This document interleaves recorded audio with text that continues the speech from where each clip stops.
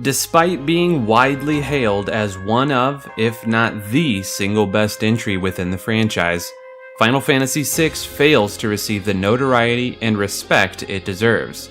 With an unmatchable charm and vibrancy, lifetimes of replayability, and a story and cast that deeply resonates with people almost 30 years later. Let's examine what makes this game so beloved and timeless. This is the ultimate Final Fantasy VI Iceberg.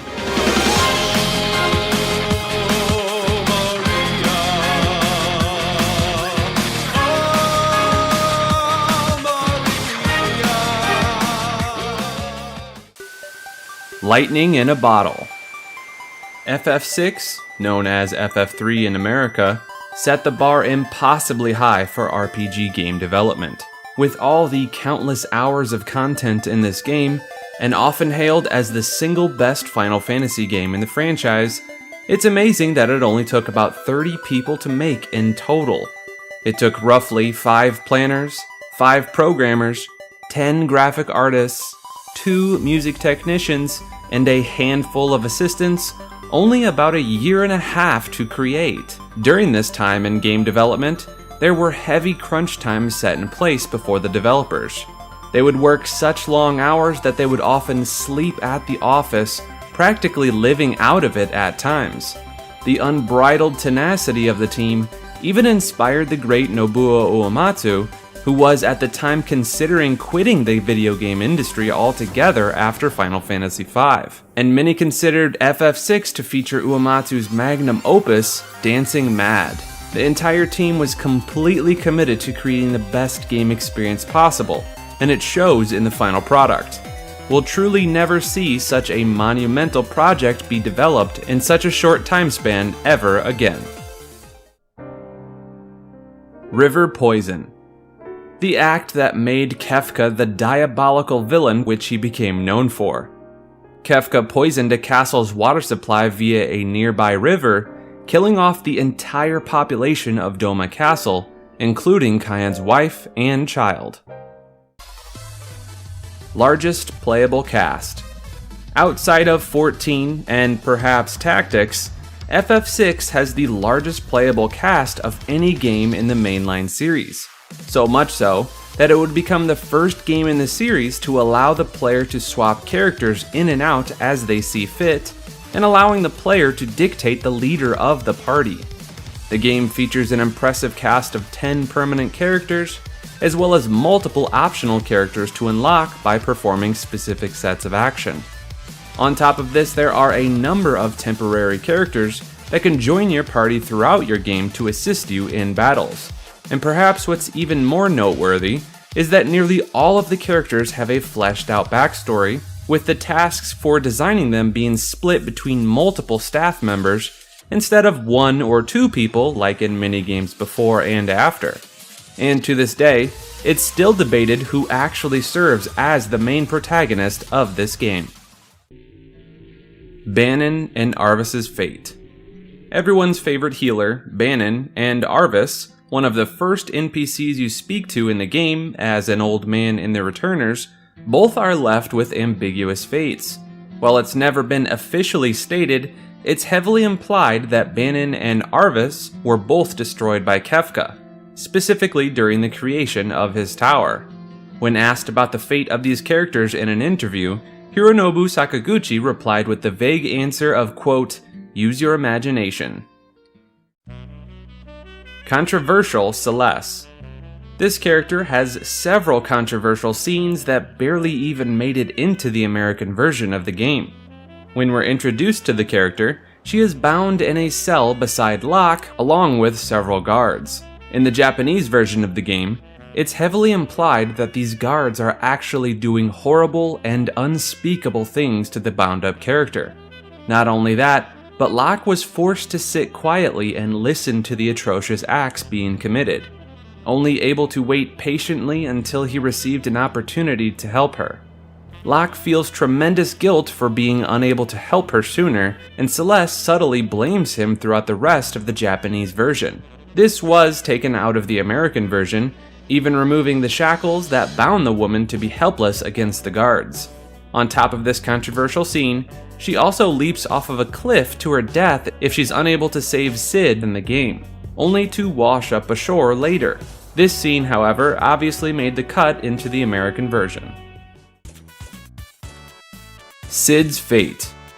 This incredibly important reoccurring character, Cid, has a fate that is left up to the player. Yoshinori Kitase, the programmer of the character, has stated that his original intent for Cid was to die in any scenario, but eventually he would change his mind and allow the player the ability to save him after he falls ill. By catching and feeding him only the fastest fish, Celes can actually save Cid, but there are no hints throughout the game to suggest that this is the case. So most people will unfortunately see the brilliant scientist perish. Sabin Train Suplex. During the Phantom Train boss fight with Sabin and Kyan, Sabin is able to perform his move Suplex. This is odd as most large enemies throughout the game are immune to this attack, but the enormous train is somehow susceptible to it. The ridiculous concept would go on to meme status through the years, becoming a fan favorite for many players, especially at speedrun events like Awesome Games Done Quick.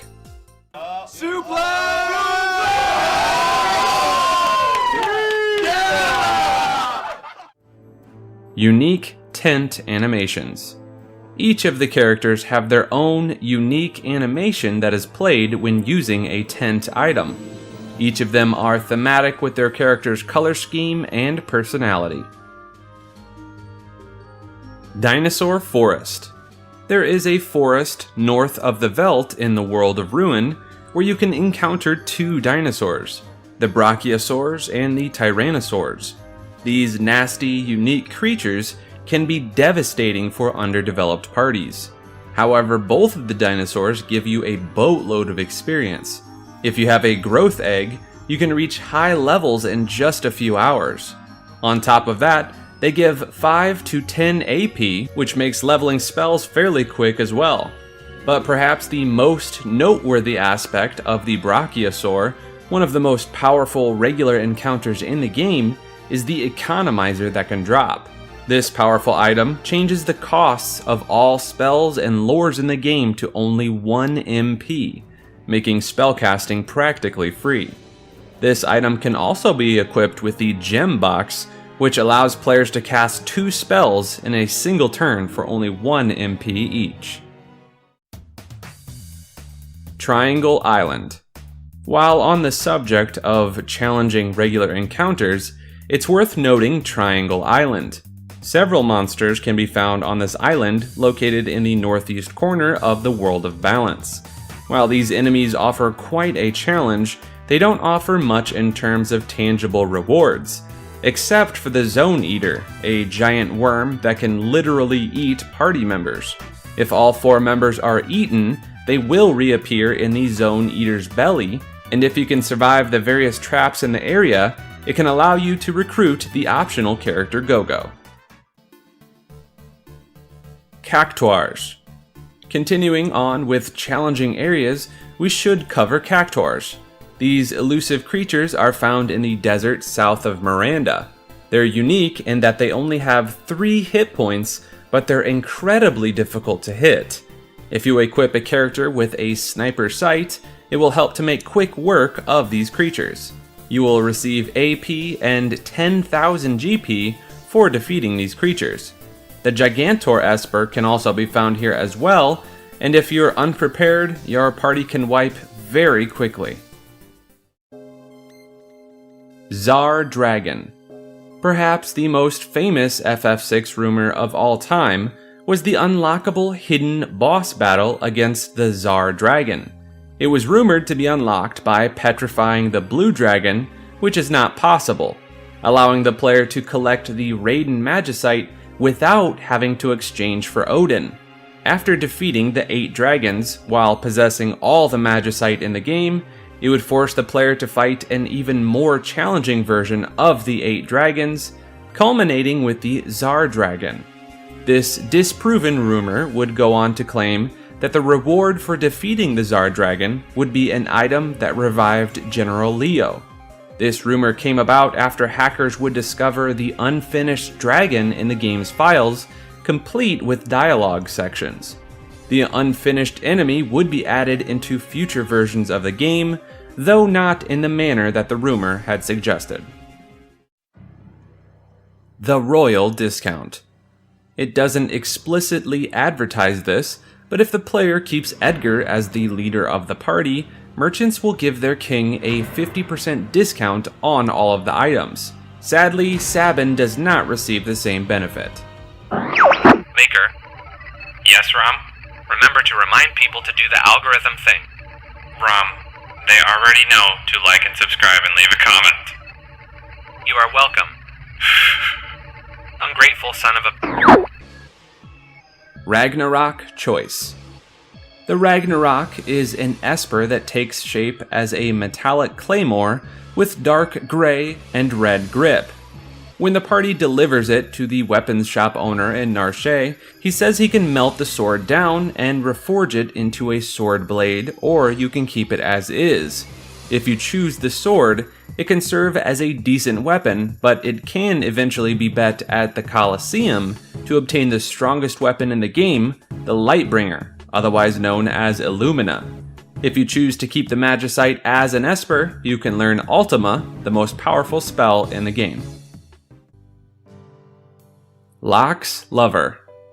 After Locke's father died, he was forced to become a petty thief to survive, and most people generally treated him as such. However, one woman actually treated him well and seemed to be understanding of his chosen path. Her name was Rachel. Her father refused to let her daughter see Locke. In an attempt to prove himself worthy, Locke took Rachel along a mission to find a great treasure. However, an incident occurred on their journey. Rachel sacrificed herself to save Locke from falling down a chasm, but Locke leapt down the chasm after her anyway.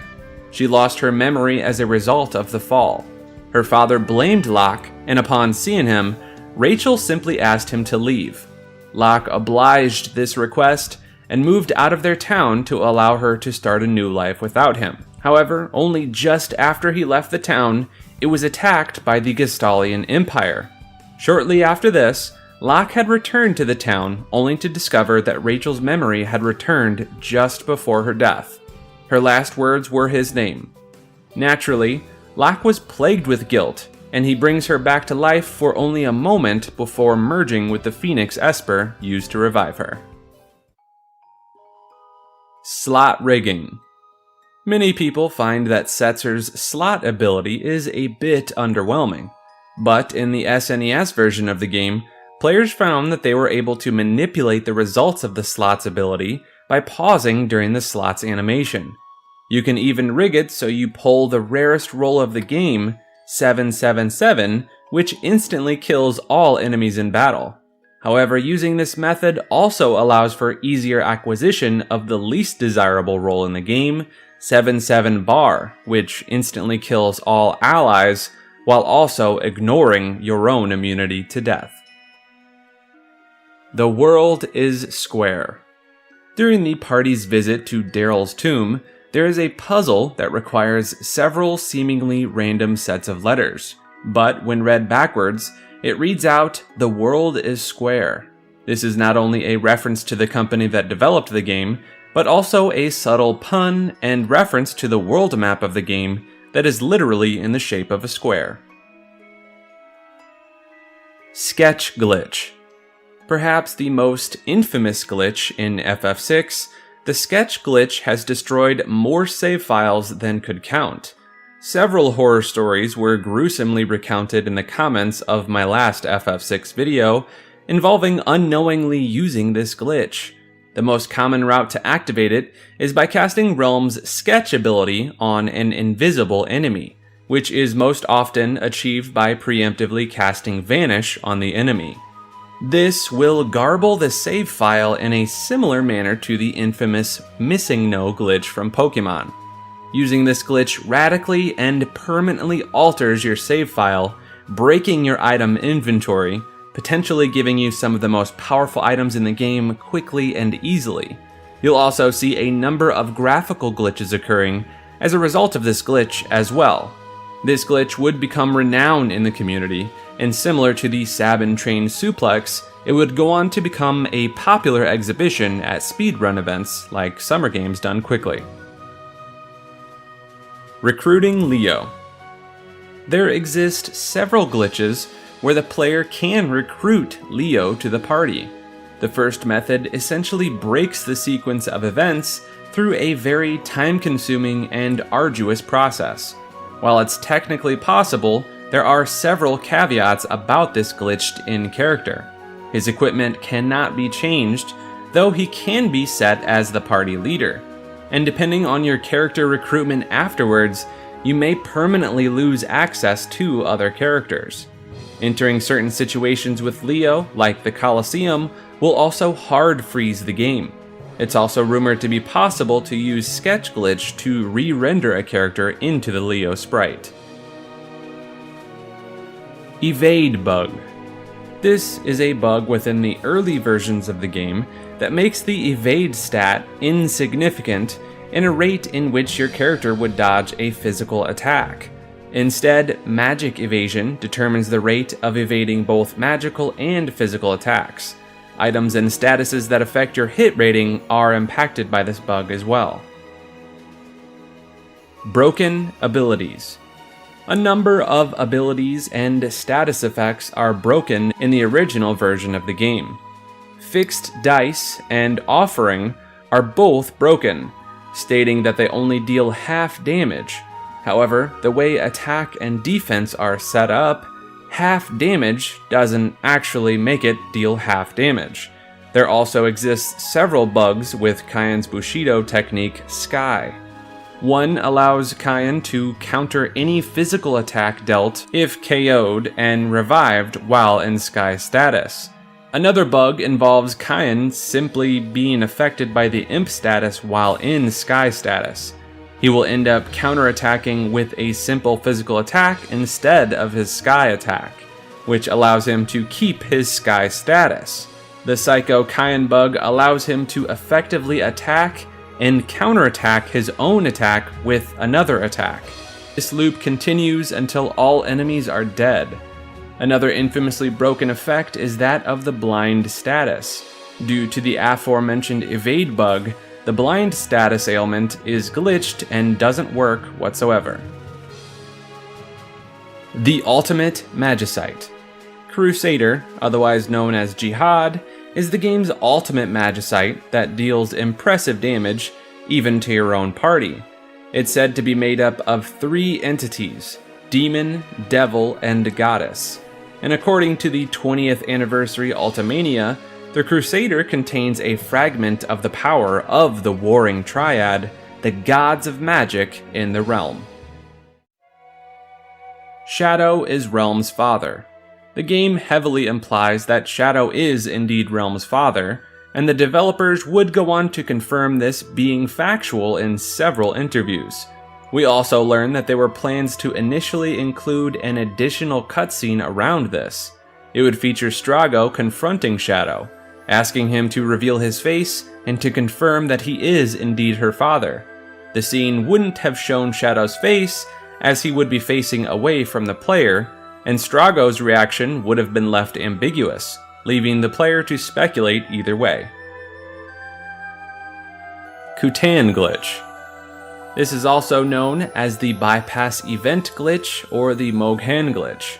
It takes place during Locke's scenario in South Figaro. There is an NPC soldier that prevents Locke from leaving town. To perform this glitch, the player should wait until the soldier moves on a bottom tile down towards Locke. If you time your movement to open the menu window at the same time, you will appear on the same block as the soldier, allowing you to bypass some parts of the game, forcing Locke to go through Figaro Castle solo. This has some side effects as well, most notably replacing Celes with the Moghan Moogle throughout the rest of your game. South Figaro Hidden Bridge.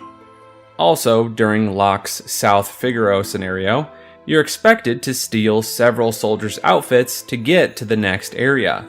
Players were able to discover what appears to be a completely forgotten travel path, eliminating the need to steal the outfits. Unused bosses. There were several named creatures that never made it into the final game. One was the Colossus, another was this alternate Umaro, and of course this includes the previously mentioned Tsar Dragon. Better chest loot. There exist several chests throughout the game that, if left alone during their initial access to an area, you can return at later points in the game. When accessing these chests at later points, you will actually receive better loot than if you were to acquire them during your first visit. Some of these chests can be found in the Cave of Figaro, in the town of South Figaro, and the Magitech factory. This same technique was also used in Chrono Trigger, which, if you haven't seen my video on the series, be sure to check it out after this. Unobtainable rages. There exist 4 slots in Gao's rage command list that are unable to be acquired. Siegfried is supposed to be a stronger version of the enemy fought in the Colosseum. Typhon, otherwise known as Chupin, is Ultro's friend from the Colosseum. Since Colosseum enemies are unable to be found on the Veldt, it's impossible to acquire either of these two. The Death Warden, otherwise known as Aloe Ver, is the skeleton guarding the Tiger Fangs in the Veldt Cave. The ability is said to make Gao undead, weak to fire, and with the special move of Quake. It's unable to be acquired due to a programming mistake, but was fixed in the Game Boy Advance port. The Tonberries, otherwise known as Pugs, would use a powerful physical attack called Knife, but due to the way the command was set up, the final command on the list is unable to be used. Rescuing Shadow. If you wait until the last 5 seconds before jumping to the airship from the floating continent, you can give Shadow enough time to catch up and join you for the final escape. This is entirely optional, however, and Shadow can be left behind, removing the ability to play him in that save file. Chocobo Visual Glitch. In the original game, if you walk in a particular manner of the top section of the Chocobo sprite, your character will appear through the Chocobo. Vanish Doom Bug. This bug was only featured in the early versions of the game, utilizing the vulnerability to magic attacks that enemies acquire when invisible. Players could cast Vanish on enemies followed by the death spell to instantly one-shot them. By doing this, you override the enemy's death immunity, allowing you to kill even bosses, although this would sometimes cause glitches within the game. Capture Glitch. This happens when you use the Mug command with Locke. Certain items in the game have adverse consequences when using the command. For instance, Ultima Weapon will only deal normal damage, cannot ignore defense, and counts as a short sword. Another example would be the hit rating from dice not functioning as it normally should, making it near impossible to connect with an enemy. There are other issues with the capture glitch as well, like the Relic Master's Scroll or any attempt to steal multiple items within a single turn.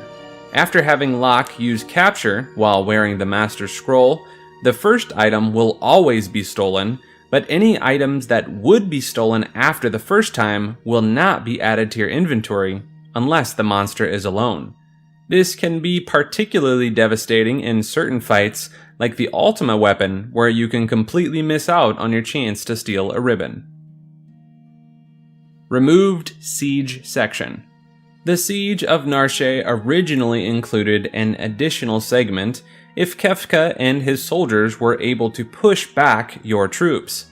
The removed section included sprites of the Esper being pursued, a Moogle, Kefka and his soldiers. However, the scene was never completed and was removed from the final game, instead making it a game over when Kefka's soldiers reach Banon. Odin and Raiden. In the ancient castle, you witness Odin becoming a magicite that you are able to acquire. Upon examination, you will find out that you will receive +1 speed after each level up, which is great because it's the only Esper that gives a speed bonus upon leveling up.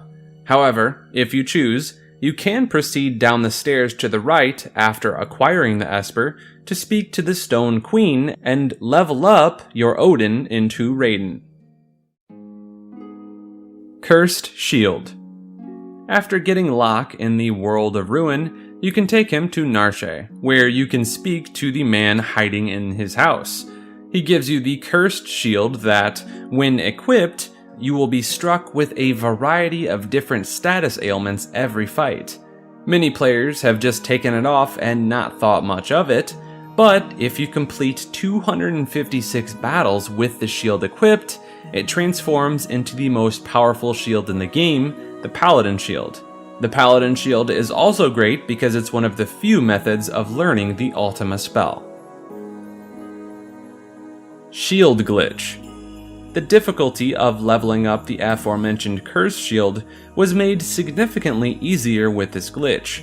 If you equip the shield in battle instead of before the battle, the character will not gain the negative status ailments of the Cursed Shield, but will instead gain immunity to the negative status effects, making you completely immune to Doom, Silence, Berserk, Confusion, and Sap.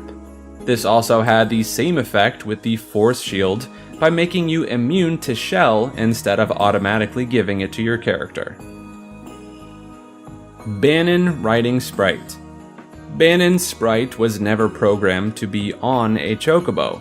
If you manage to control him and ride one, it will display these weird graphics. One Sprite even looks like a golden terramorph. Desperation attacks. These are also called near-death special skills, or hidden blitz, as the achievement suggests in the mobile and Steam versions of the game. They are character-specific, unique attacks, serving as the precursor to the limit break mechanic that would become popular in FF7 and beyond. Characters below 1/8 of their maximum HP after the first 20 seconds of the battle can enter critical status. The character then has a 1 in 16 chance of performing their character-specific desperation attack. All except Umaro and Gao, who do not have this ability. Desperation attacks are unblockable and ignore defense, and it's unable to occur if characters have Confuse, Image, Vanish, or Zombie statuses. Rippler Bug. This is a bug that would eventually be fixed in the 2014 version. The Lore Rippler's effect is exchanging the statuses between the caster and the target of the spell. Its original intention is to limit the statuses exchanged to standard effects like Zombie, Sleep, Reflect, Haste, etc., but it actually exchanged all statuses, including effects that aren't necessarily castable or even named. This includes Magitech, Petrify, KO, Dance, Rage, Frozen, Trance, Chanting, and Hidden. It even affects critical status, which allows you to perform desperation attacks without meeting the HP qualifications. It can also do some major harm in that the Interceptor Guard status from Shadow's pet can be transferred to an enemy, permanently losing access to the pet. On top of that, there is another bug with the Rippler in that it always hits even when it claims to miss. PS1 Port Cinematics. When Final Fantasy was released for the PS1 in '99, it included ports for Final Fantasy V and VI. Along with the game came several additions, including several CGI cutscenes and a bonus menu that included a cinematics theater, concept art, bestiary, and more. Star Wars references. There exist a number of Star Wars references within FF6. The first you encounter is Biggs and Wedge who are two characters from Episode 4. Another direct reference is when Kefka throws the Emperor off the floating continent, which is reminiscent of Vader tossing the Emperor in Episode 6. There's also a reference to the Millennium Falcon from Setzer talking about the airship, and Celes using a Princess Leia line in a similar situation. Denying Banon. Banon will ask Terra if she wishes to join the Returners. If she rejects his offer 3 times, you will receive the Genji Glove. This is a very early opportunity to receive a very beneficial item. Umaro in World of Balance. Umaro is able to be unlocked after accessing the World of Ruin, as part of a cliff collapses to reveal an opening in the Yeti's cave. But the Yeti can actually be seen briefly peeking out a hole in Narshe, looking out over the town. When people approach the hole, he will retreat away and hide. Cut Kefka fights. When you fight against Kefka in this scenario, it's programmed in a way that makes Kefka a playable character on your party, but has the players fight against them in this way. There are multiple encounters that use this method of fighting against enemies, but there are 3 sets of data set up this way for Kefka that are not used in the final game. This suggests that there may have been additional fights that were scrapped along the way. Shadow's Past. Through a series of dreams experienced throughout the game, we learn that Shadow was originally known as Clyde. Clyde and his partner Baram worked as a pair of train robbers over 10 years ago. They got exceedingly good at their craft and eventually took on the name the Shadow Bandits. On one job, Baram was injured while in hot pursuit by the authorities. Baram begged Shadow to end his life so he isn't caught, but Shadow could not do it and instead fled the scene, leaving Baram behind. Shadow forged a life in Thamasa where he married a woman and fathered a child who we would come to find out is Realm. However, before long, he feared the authorities would discover who he was, and he eventually fled from town and his family. He took the family dog with him, and the two become the mercenary pair known as Shadow and Interceptor that we encounter through the game. River Leveling Trick. By setting your cursor to memory in the settings during the river rafting section with Banon, you can choose the path that goes up after the save point. From here, have Edgar use his crossbow and Banon heal. There are no mana or resource costs for a full party heal and a full enemy attack. Players would often set up various methods of automating the loop on the river for easy, free leveling. Moogle Update. Although the Moogle race had been featured in games prior to FF6, this was the first game that allowed the player to play as one. Not only that, but we also receive a design update for the race, becoming taller and leaner with a new eye design, as well as the addition of the pom-pom. This iconic little decoration would become a staple in many future iterations of the Moogle, and has since become a staple within the FF franchise. Drowning Characters. This takes place near the solitary island house in the World of Ruin on the beach. If you set Umaro or Kayan as the party leaders, their sprites will appear underwater as opposed to the other characters who are above water. This only happens with these 2 characters. Censorship and Ted Woolsey. Not surprisingly, there were several censorships that occurred during the import to the SNES from Japan. Several notable changes include the spell Holy being renamed Pearl, the summon Jihad renamed to Crusader, Hell's Rider was changed to Rider, and many of the more revealing sprites were censored, covering up skin and suggestive clothing. Ted Woolsey, the one responsible for localizing a number of great early RPGs, was tasked with the translating of this game and bringing it to the West. Of course, his work needed to fit within the censorship boundaries set forth by the West. FF6's script would be modified over the years throughout the re-releases, and many argue to an even drier tone than before. But a team of fans have meticulously gone through the original script and coding for the original censored script by Woolsey and brought forth a more accurate depiction of what would have been scripted without the censorship requirements. They have released their own ROM version of the game with this Ted Woolsey script, and it has received mostly positive praise. Changing themes and backgrounds.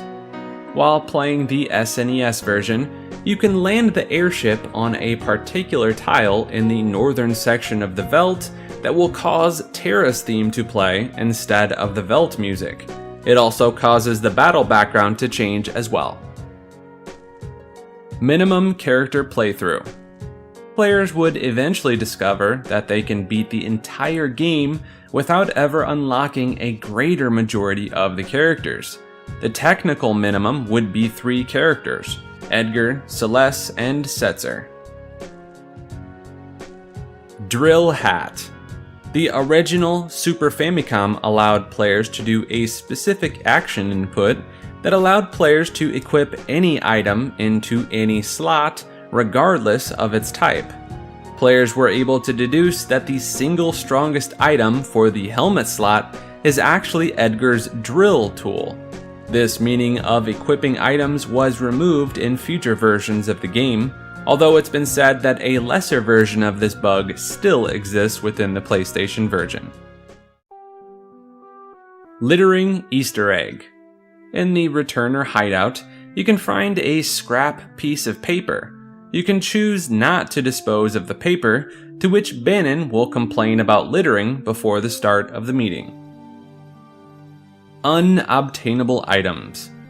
Fans have found throughout the game there are several inaccessible items. They come as a result of having a chest or item one tile too far away to access by hand. Locke's legendary treasure. The Japanese script had much more dialogue during Locke's quest to save Rachel. It contained a lot of dialogue about a, quote, legendary treasure that possessed the ability to revive people. They removed this terminology in the English script, making the acquisition of the Phoenix seemingly much less important. Wind God Gao. With a specific equipment combination for Gao, he can achieve unrivaled amounts of power. Using the relic Merit Award allows Gao to use equipment he cannot normally equip. This allows you to equip the Tempest, a katana for Kayan that randomly casts Wind Slash when attacking. Gao also equips the Master Scroll relic, otherwise known as Offering, which causes the user's attack command to attack 4 times in a row against random enemies. And finally, when Gao uses the Cat Scratch enemy ability, it acts as a stronger version of the normal attack. This attack deals significant damage over 4 attacks, with each of the attacks having a 50% chance of casting Wind Slash. Empty Party Glitch. There is a method of ending your playthrough with 0 characters available. After Terra flies off, you can form a team of only Gao, and then you would hire Shadow to your team. Take them to the Veldt, where Gao will leap an enemy. From here, take the Serpent Trench to Nikia, and the ferry to South Figaro. Then return to Narshe, and Shadow will abruptly leave the party. With both Shadow and Gao unavailable, the game cannot proceed, ending your playthrough altogether. Setzer's Bandana. When Setzer initially joins the party on the SNES, he is originally wearing the bandana upon his arrival. However, because it is said that he dislikes Locke, he refuses to wear the same headgear. If you take off his bandana, you're unable to equip it ever again due to this reason. Airship Glitch. If you have an early save file in the World of Balance, you can play the game up until you reach the floating continent. From there, you can leave the continent, then immediately re-enter. If you then die in the floating continent, you will return to your last save point before you reach the floating continent. But when you return to your save file, the game glitches out and you will receive access to the airship despite not having it yet. This allows you to sequence break entire sections of the game, and it allows you to do such things as permanently replace characters with temporary characters like Ghosts, General Leo, or Banon, but players have found a number of different game-breaking options that are available by having early access to the airship. Door Menu Glitch. On the SNES, certain doors throughout the game have strange interactions when you stand in their doorway and open the menu screen. Some of them even allow you to temporarily walk through objects around the door. Magitech Armor Bug.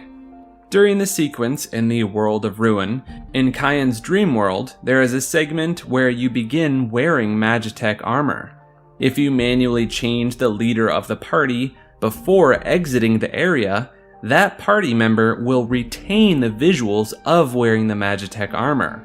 If done right, you can place the visual bug on each of the 14 characters. Siegfried Imposter Cut Quest. There are moments where Siegfried warns the party of an imposter. Most people believe that the Siegfried fought on the Phantom Train is the imposter, and the Siegfried at the Colosseum is the true character. In the early versions of the game, there was planned to be a segment where Gogo would impersonate the player's party members during their recruitment quest, and this was removed before the release of the final game. Setzer Airship Repair Scene. There is an optional scene where Sid and Setzer are seen repairing the airship.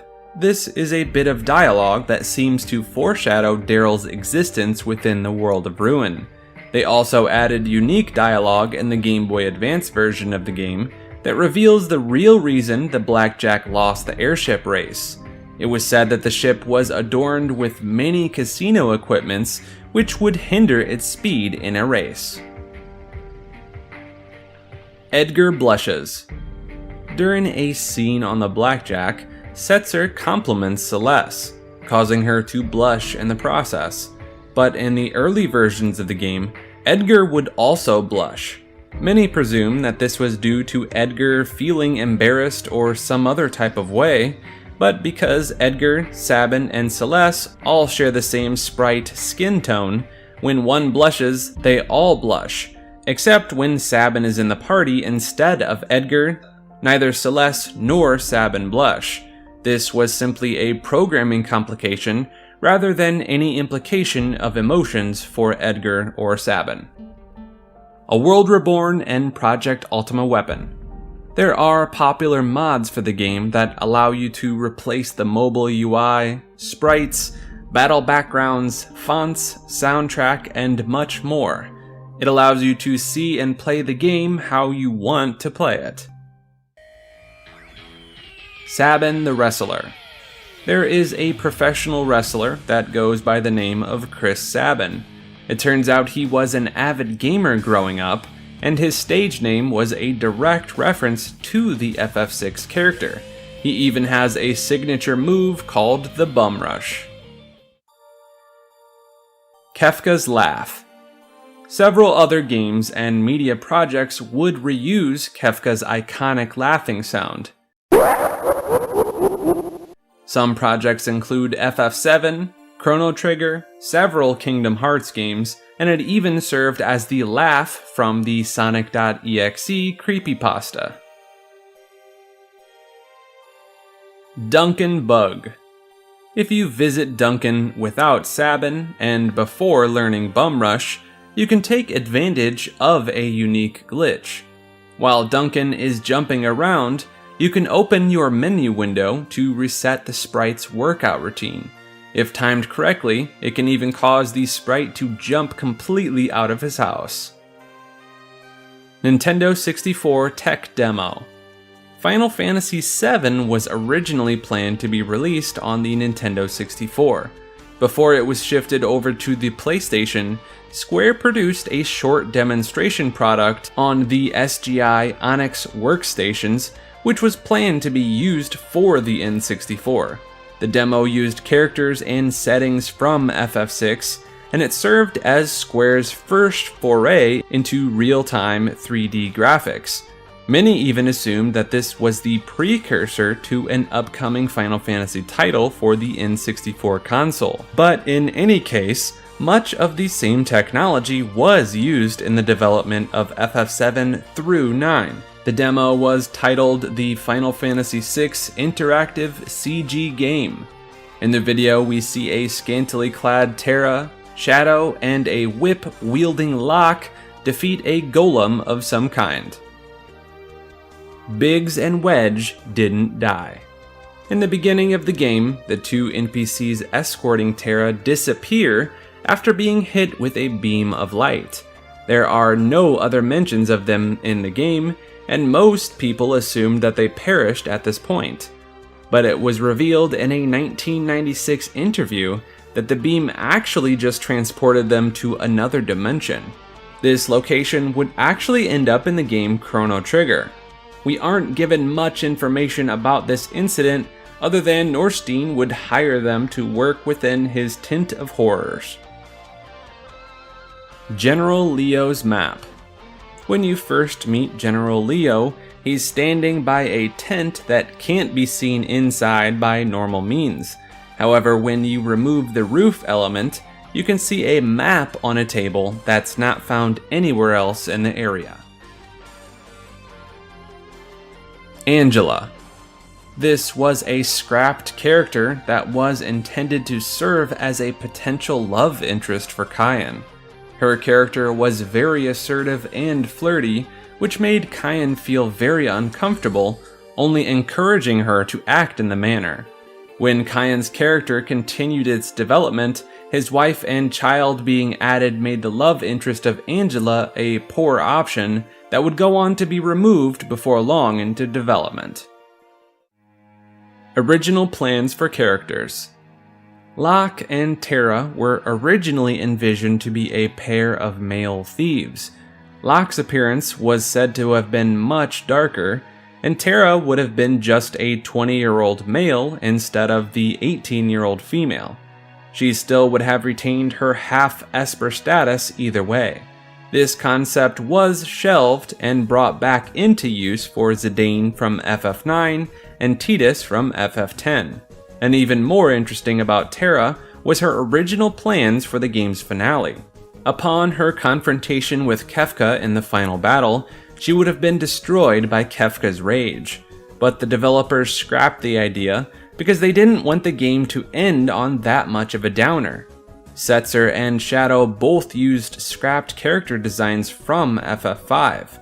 Celes was originally going to be a spy who questions her end goal after she meets the party and becomes more attached to them. This angle would actually go on to be utilized in FF7 through Cut Shi's character. Umaro was originally meant to be found as a random battle on the overworld of the World of Balance. Players even found game files showing a battle script for Umaro in this manner. But since Gao would eventually take the role of a party member that's recruited through a random encounter, they scrapped the idea. And while Sabin and Edgar didn't change much throughout the development, we would learn in an interview that Sabin was actually petrified of squirrels after being bitten by one as a child. We would also see the character designer of the two Figaro brothers use them as inspiration for two characters from Xenogears, who also use the Figaro brothers' middle names, Roni and Renee. The two brothers were also planned to have a much darker scenario. During the scenario where you save people from the burning building in Zen, if you fail, you will just face a game over. But the original plan was to have Sabin get trapped in the collapsing building. If the player brought Edgar here, there would have been a heart-wrenching scene of Edgar desperately digging through the rubble to find his brother, to which he would either never find him or find his lifeless, limp body. Figaro no Kekkon, Tales from Desert. While on the subject of the Figaro brothers, their character designer also created a non-canon doujinshi about the upbringing and family life of the two brothers, and what it was like growing up in royalty and watching their father get poisoned by the Empire. The book's name translates to The Marriage of Figaro, which is a homage to the famous opera of the same name by Wolfgang Mozart. 90s myths and rumors. There was a plethora of misinformation and myths that ran rampant in the 90s. There was a rumored set of lasers for the airship that would allow you to destroy the Cult of Kefka Tower. There was a myth that said you could buy the imp, Chocobo, and miniature airship at the auction house. There was a myth that you could get the Esper Yura from the well in Thamasa after the events in the floating continent. There was a myth that you could catch the Siegfried imposter on the Phantom Train and get a relic out of it. There were rumors that you could revive Cid, Elaine, and Owain through various means. And nearly all of the temporary characters were rumored to be unlockable through obscene circumstances. Although we would eventually find that there are methods of glitching these characters into the game, but most people argue that there exist no methods in a legitimate playthrough of the game. Either way, Square paid homage to some of these rumors through the Game Boy Advance version of the game. Secret of Evermore cameo. This other Squaresoft game featured a gladiator scene at a coliseum. When examining closely into the crowd, you can see several FF6 party members: Locke, Mog, Realm, Strago, Terra, and Umaro. FF6 is a play. FF6 was written in a perfect 5-act Shakespearean tragedy format.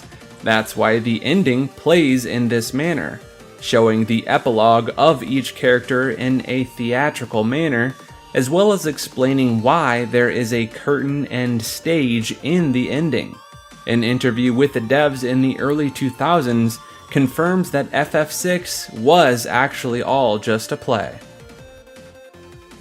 Permanently missable content. With just how much was jam-packed into this game, it's no surprise that Final Fantasy VI became notorious for content that could be completely skipped accidentally, sometimes permanently losing access to them through the rest of the playthrough. There exist a number of abilities, cutscenes, items, and more that have certain time frames or criteria that must be met in order to access.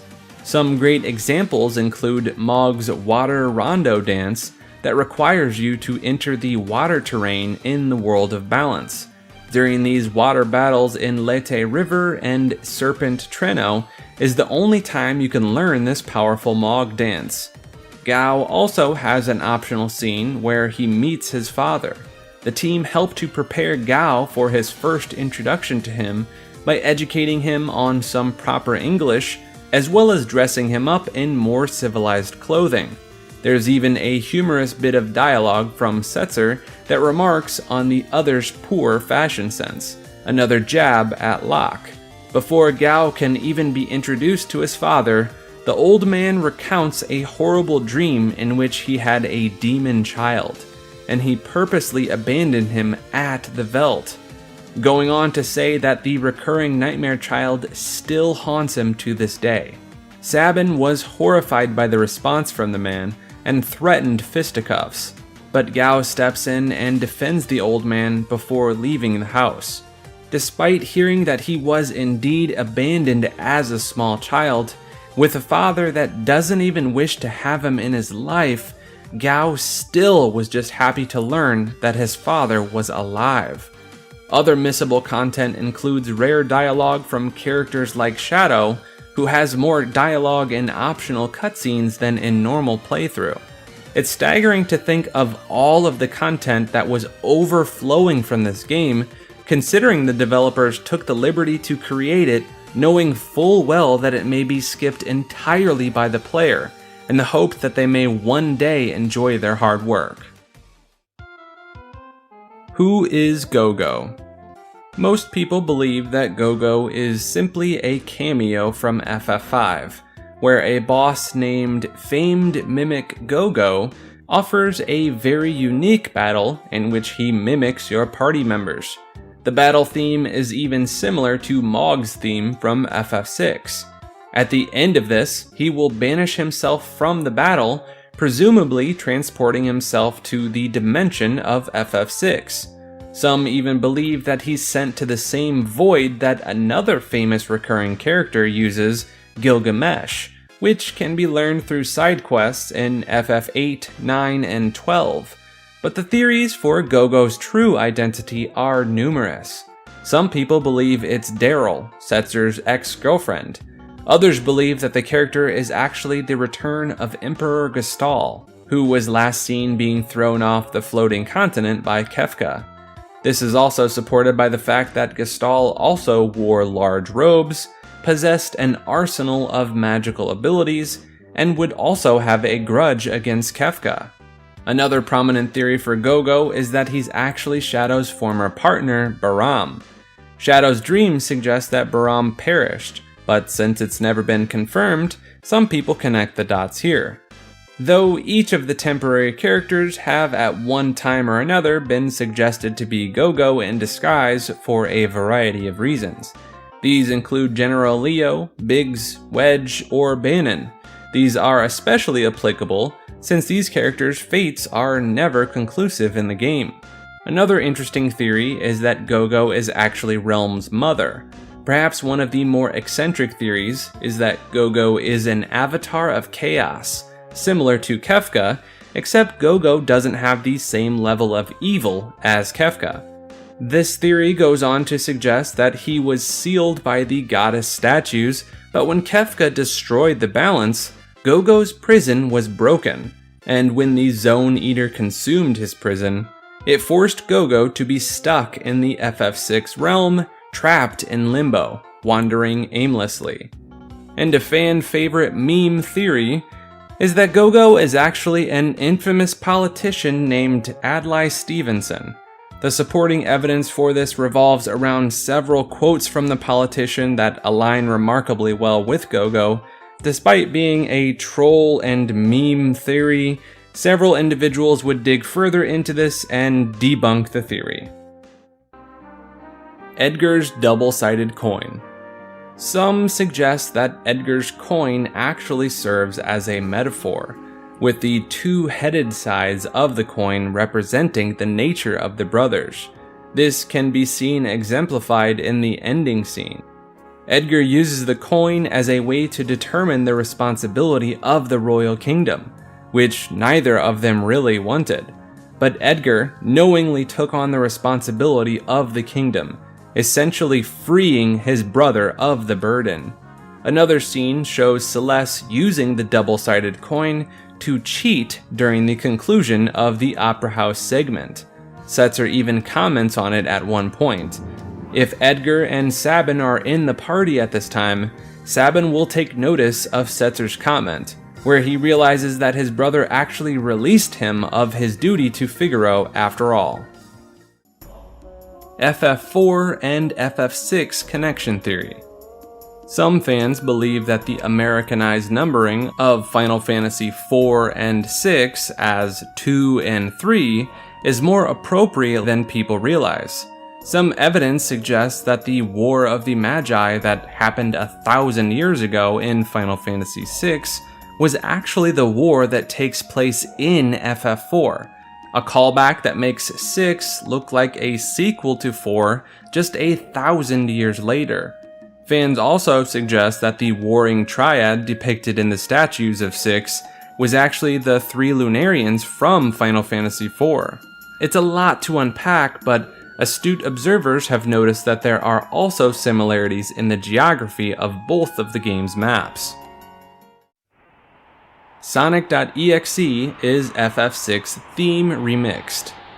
While we know for certain that this media uses the Kefka laugh from FF6, some also theorize that the Sonic.exe creepypasta is simply the World of Ruin theme remixed.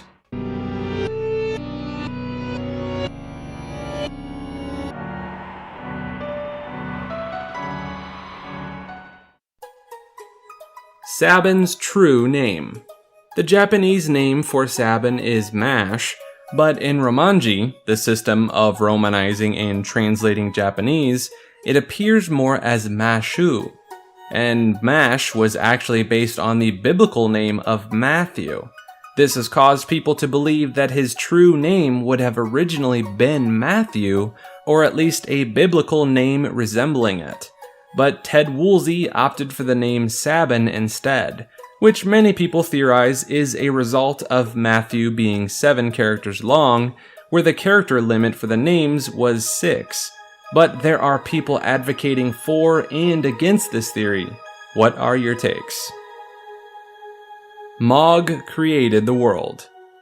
This is in reference to the North American promotional materials for their release of Final Fantasy VI, officially known as FF3 in the West.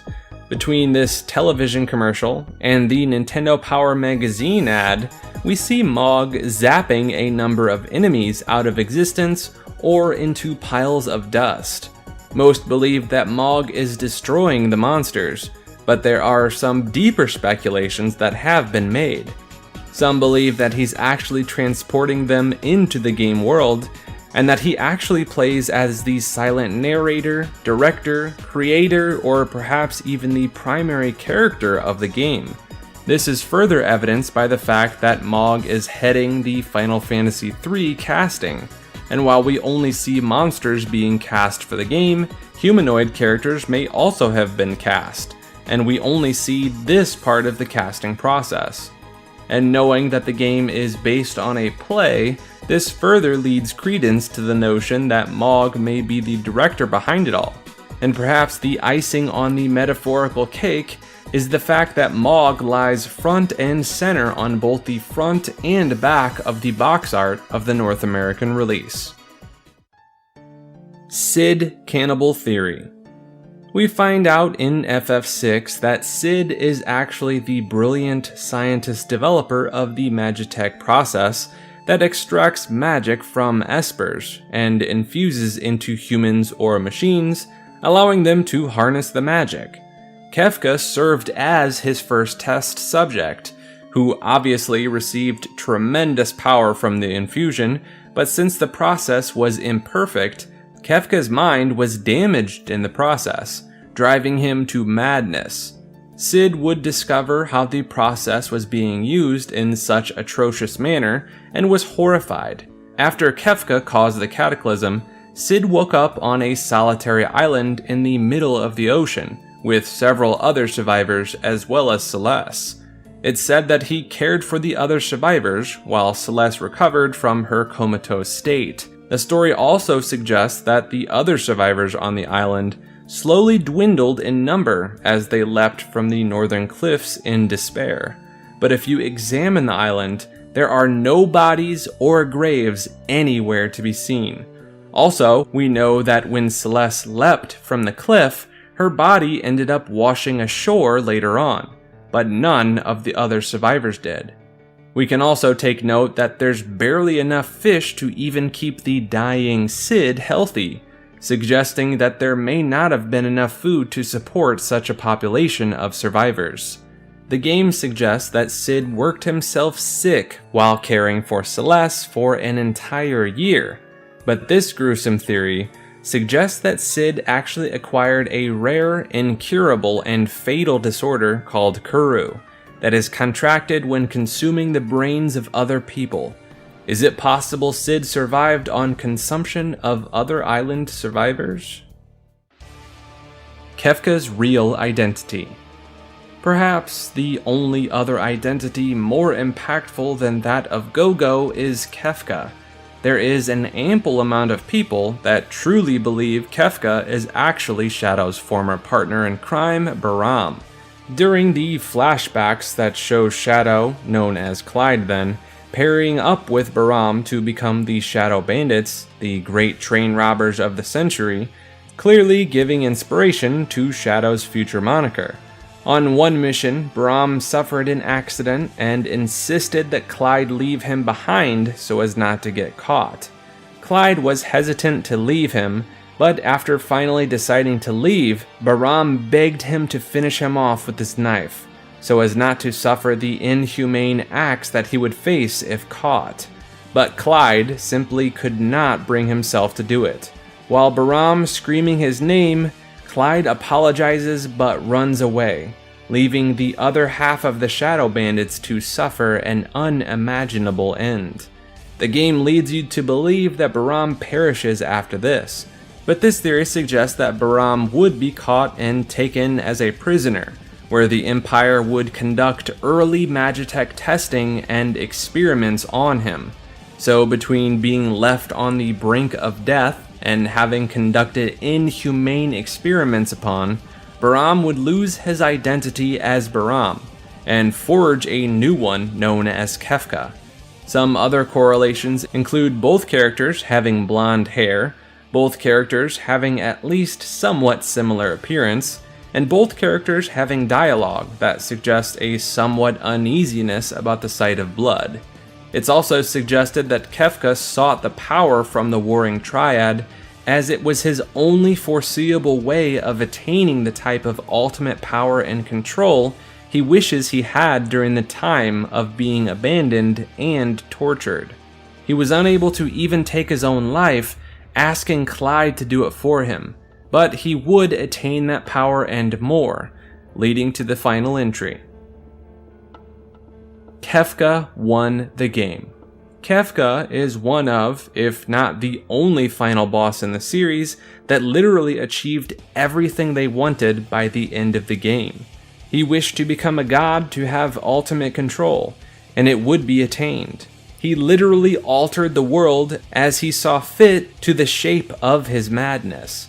But after he would attain everything he wanted, nihilism would set in, and his life lost every sense of meaning. Kefka simply had nothing left to attain. All of his wishes were granted. When he finally achieved his goal of ultimate satisfaction through chaos and destruction, he had nothing left to pursue, finding meaninglessness everywhere he looked, and he chose to die at the hands of the player. Perhaps the most well-known RPG of all time, the game that put the PlayStation console on the map and forever changed the landscape of role-playing games. A story featuring one of the most notorious character losses in history, some of the most influential game music of all time, and a villain that ranks among the most popular within all of gaming. This is the ultimate Final Fantasy VII Iceberg.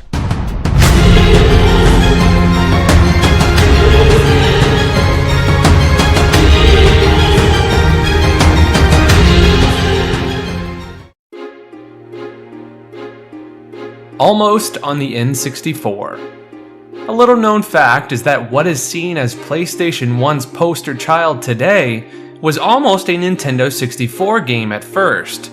According to reports, Square Enix knew that the next generation of consoles they would have to develop would be for either the Nintendo 64 or the PlayStation 1. Initially, the experimentation began with the N64, and according to Yasunori Kitase and Tetsuya Nomura, they never developed the game for the console, and instead tried to test the hardware at first. During these testings, they used the Behemoth as a test, and it was a 2000 polygon model. Once the character was animated, the frame rate was a bit too low, and that was when the team realized that it would not be able to realize their vision properly on the Nintendo 64's hardware. Thus, all of the work that went into testing on that console was scrapped, and the true development began for the PlayStation 1. There is some debate about what other factors contributed to this, but sources are a bit complicated. But one important thing to note that does seem to have some backing is that the game would have required far too many cartridges to fit on the device, which became another problem that made the discs on the PlayStation 1 seem like a far better option. Compilation of Final Fantasy VII. FF7, like other numbered entries within the series, is set in its own continuity and represents a larger universe that is much more than just a single game.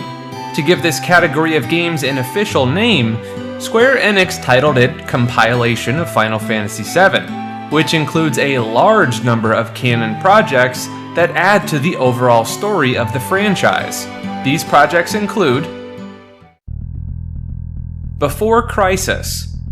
The first part of the compilation is, of course, Final Fantasy VII, the main video game itself, in 1997. Then we had a 2004 mobile game exclusively released in Japan called Before Crisis, which serves as a prequel to the first game and takes place exactly 6 years before the grander story begins, focusing on the adventures of a group of covert operatives called Turks, who work for the Shinra Electric Power Company and fight the rebel group Avalanche. It was the first major Final Fantasy game for mobile devices and featured both single-player and multiplayer gameplay. Fortunately, fans did manage to translate it over the years, and it is now available on PC for those who are interested. Maiden Who Travels the Planet. In 2015, we had a novella written by Benny Matsuyama of the studio Bent Stuff that was published in the Final Fantasy VII Ultimania Omega magazine. Originally called Hashi o Meguru Otome, it is commonly known under the translated name The Maiden Who Travels the Planet by the fans of the series. It is about the events that occur within the lifestream from Aerith Gainsborough's point of view since the time of her death and up to the ending of Final Fantasy VII.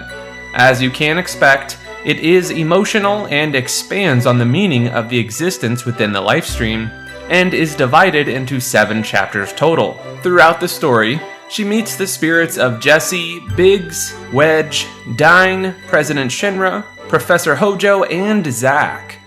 Though it was originally in Japanese, fans have also translated this into English over time. Advent Children. Also in 2005, FF7 Advent Children was released, which is a fully CGI movie that takes place 2 years after the events of the original game and deals with a trio of characters that kidnap children, while an unexplained disease affects Cloud Strife, who must then rescue the children while battling his own mortality. Many characters, such as Tifa and Sephiroth, make an appearance in the movie as well, and it contains many references to the game itself. The action sequences, graphics, and character designs of the movie are praised by the fanbase, but unfortunately many consider the movie's pacing and storytelling to be less than favorable. And critics also complained that it relies too heavily on people playing the game and might be incoherent otherwise. Nonetheless, it does have a fan base that enjoys it, and as a response to the criticism, an updated version of the movie, called FF7 Advent Children Complete, was released as well, which added 26 minutes of new and expanded scenes, and some of the CGI work in the movie was improved as well, which was praised by fans. Advent Tie-ins.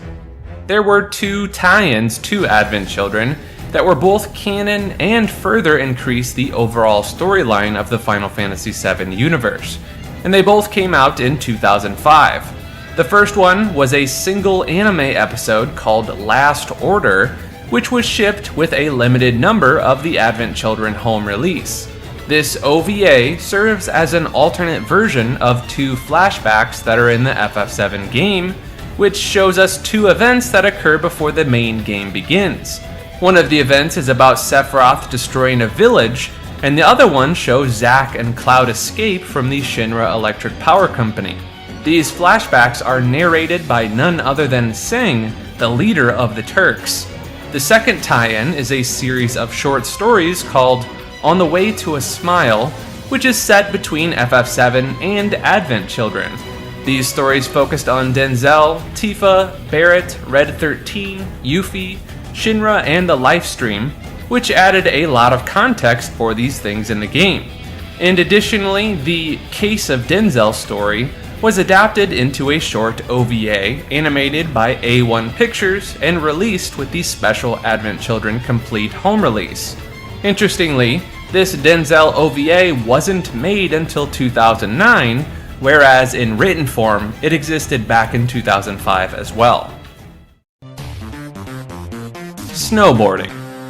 Still in 2005, we have Snowboarding, which is a mobile game that is a remake of the popular snowboarding minigame near the Icicle Inn, and lets players control Cloud Strife as he snowboards down tracks, dodges obstacles, does tricks off ramps, and collects balloons. The Chocobo theme plays in the background as Strife proceeds down the levels. Dirge of Cerberus. Finally, in 2006, we had a proper PlayStation 2 game called Dirge of Cerberus Final Fantasy VII. This game takes place 3 years after the original FF7 game and focuses on the character of Vincent Valentine, who is targeted by Deepground, a mysterious organization that wishes to resurrect a creature called Omega who can destroy the planet. It was the first shooting game in the series and was built around a third-person camera, which was very different to what the original Final Fantasy franchise normally had. It received mixed reviews, as many praised its story, but not everyone liked its gameplay and overall atmosphere, which feels somewhat different to what everyone had expected. Nonetheless, it's considered a decent part of the canon. DOS Lost Episode. In the same year, we also have a game called FF7 Dirge of Cerberus Lost Episode, which contains a missing chapter in the story of the PS2 game, in which Vincent Valentine searches the Shinra mansion in hopes of finding answers to some of the questions that plague his life. Released on mobile, the game featured 3D graphics and the same third-person shooter gameplay that the PS2 version has. For a mobile game at the time, it certainly felt revolutionary to many. Crisis Core. In 2007, Square Enix released FF7 Crisis Core, which is a prequel to the first game and focuses on Zack Fair, who is a young member of the organization Soldier and an important character for the overall story of the compilation of FF7, which every fan already knows. The story takes place mainly throughout the war between the megacorporation Shinra and the people of Wutai, and eventually goes into the events of Nibelheim. Eventually, it ends right before the beginning of FF7, bringing the entire thing full circle. The game was originally meant to be a PSP port of the mobile game spin-off Before Crisis, but unfortunately Square ended up deciding to make a new game altogether. The game received an amazing reception and sold incredibly well too, making up a total of 3 million lifetime sales. It's such a beloved game that it made people dislike The Last Order for being contradictory, and it is being remade in 2 different forms, which we'll get into later on down in the iceberg. The Kids Are Alright. In 2011, we have a side story related to the Turk group called The Kids Are Alright, which was released in the form of a novel. It takes place shortly after the events of FF7 Advent Children, which means it takes place after the game. It follows a character of Evan Townsend, who is a private detective that lives in Edge and interacts with the Turks as well as other employees of the Shinra Electric Power Co. In the end, it leads to the confrontation with Kadaj. Interestingly, the book includes several references to the rock band The Who, and the book name is a reference to the 7th track on their debut album, My Generation. G-Bike. You'd expect spin-offs to such an old game to come to a halt, since the franchise has gone through so many other mainline numbered entries, but it's undeniable that FF7 is almost like a separate franchise in itself. And thus, in 2014, we have the mobile game G-Bike. Though discontinued now, it was a free-to-play game that was a mixture of racing and RPG elements. Players controlled Cloud, who battled enemies while on a motorcycle, using weapons and magic. with other FF7 players helping him along the way. Interestingly, the game did not really have much of a story, but the producer said that you can consider it as something that took place within the events of the original game. The reception of FF fans towards the game was mixed, and many were particularly angry at Square for releasing such spin-offs rather than working on the FF7 remake that was at the time in limbo. Past stories. In 2020, we have a short story that was included in the FF7 Remake World Preview called Picturing the Past. Though this is a companion to the remake, it is still considered a decent story by fans of the original game because it adds extra story to the lore, especially around Aerith. It's about an unnamed military trooper from Shinra who knew Aerith as a child, and he begins an investigation into the events of the past that the reader experiences from his perspective. And this was then expanded in 2021 with A Trace of Two Pasts, which was a Japan-only novel featuring Tifa and Aerith, and was translated by fans online. Similarly, it's about the remake, but it's still liked by fans of the original too, since it's not exactly contradictory, and focuses on the lives of those two characters. The First Soldier. At this point in time, any main or spin-off FF7 projects are generally related to the remake timeline. However, we do have an exception in the form of FF7 The First Soldier, which is a free-to-play battle royale multiplayer game released on smartphones, and it does not carry the remake title specifically, though you can consider it a companion to both continuities. It's a prequel to FF7 and takes place 18 years before the events of the main game, long before Soldier was established as a powerful group. Though it was released on November 17, 2021, it's ending its services next year on 11 January of 2023, which is very fast, but not surprising since the Battle Royale craze died fast, and only a few games like PUBG and Fortnite are still considered relevant. Game in one project due to its massive scale. Crisis Core Reunion. As a tie-in to the FF7 remake, we have Crisis Core FF7 Reunion, which is a remake of the PSP game that served as a prequel to the original game.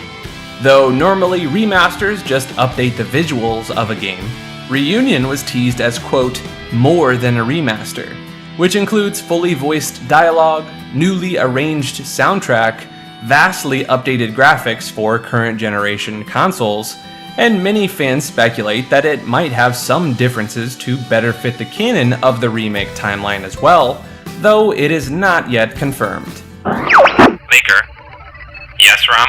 Remember to remind people to do the algorithm thing. Rom, they already know to like and subscribe and leave a comment. You are welcome. Ungrateful son of a... FF7 Ever Crisis. The remake is one of the most discussed games of this generation, and while many like it, some people have a problem with it for not having the same storyline as the original game. And of course, it does not cover the entire compilation of FF7 either, as it had too many projects.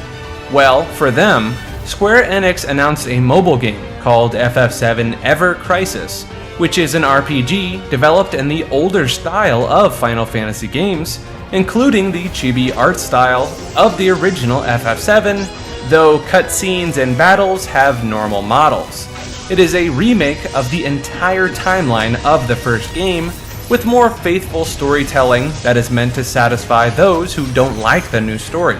All canon titles, such as Before Crisis, Crisis Core, Dirge of Cerberus, Advent Children, and Final Fantasy itself are included in this game as story chapters that can be freely played.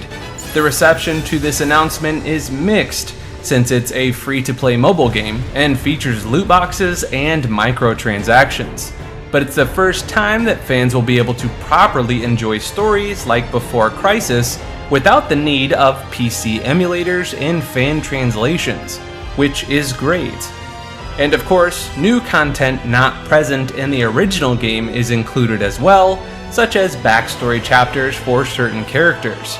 This alternate remake is currently in closed beta for this year, and further release-related information is not yet known. Aeris or Aerith name debate.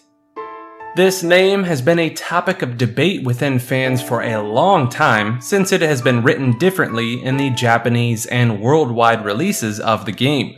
Originally, her Japanese name was written as Arisu because the T and H noise is missing in the Japanese language, and thus the name was appropriately written in a different way. This was mistranslated in the first English release because the localization was done by a person in Square Enix US branch, Michael Baskett, who was working under tough constraints and lacked communication with the development staff, which led to many errors. Eventually, her name was fixed back to Aerith in Kingdom Hearts, Crisis Core, Advent Children, and the FF7 remake. And interestingly, if you do a skip in FF7, which adds Aerith automatically to your party, she simply gets the Aerith name straight away. So it seems to have been pre-programmed somewhere, but did not end up in the proper release until later. Secret Zack Flashback. In Disc 3 of the original FF7, after Cloud recovers, the player can go to the Shinra Mansion to experience a flashback that shows Cloud's last moments with Zack after they escape Nibelheim. This is often missed by many players because there is no reason or indication for players to go back to that mansion, so those who visited were surprised with a heartfelt flashback, while those who had no idea that they should go back completely missed this footage, which was very common. A boost for PS3 sales. It's no surprise that a video game can boost the sales of a gaming console, which is usually seen with console exclusives like God of War or the old Halo games. However, FF7 is popular to the point that the release of the movie boosted the sales of the console, which is in part because of the demo as well. What essentially happened was that although the PS3 was performing decently after its release, it received a massive boost of up to 57,000 unit sales within the week of the release of FF7 Advent Children Complete. Since the movie came out in the Blu-ray format, it was generally a better deal to buy a PS3 to get a free Blu-ray player as compared to just buying it separately. And the movie did have bundles with the console as well, which helped a specific model sell extra well. When you compare this to the week before the movie's release, the PS3 was selling only 17,000. Additionally, a number of 800 people who purchased the Blu-ray of the movie and the PS3 bundle were able to see a special screening of the movie in the Sony building in Tokyo. And last but not least, the final incentive for this to happen was that a demo for FF13 was included in the disc. With all of these factors combined, the franchise was a great source of success for the PS3. Ehrgeiz, God Bless the Ring.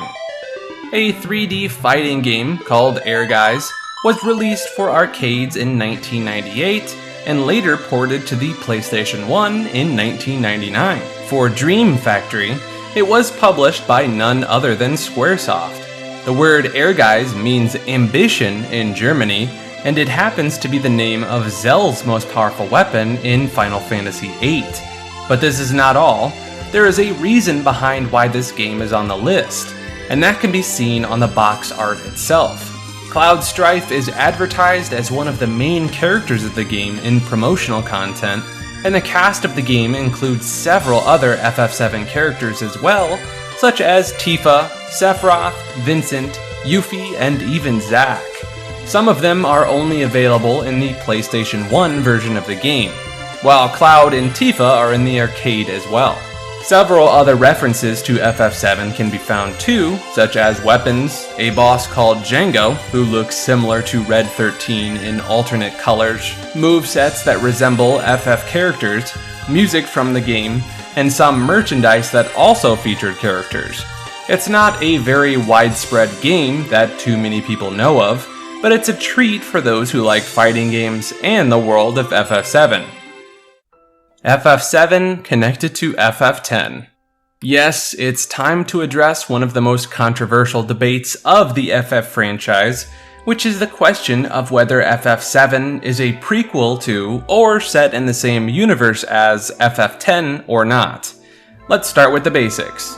In FF10-2, there is an Al-Bhed character called Shinra, who is a young inventor with a unique appearance in which he wears a complete outfit with a mask on top of it.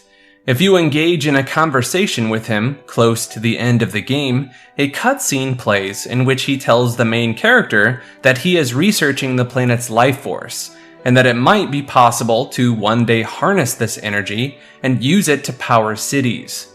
Though it's an exciting concept, he warns that it would take generations for this to be possible.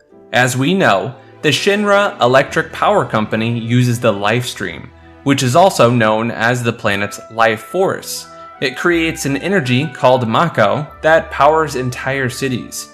So not only do we have the same name for Shinra and the company, there is the fact that the young boy from FF10-2 is working on the same concept as well.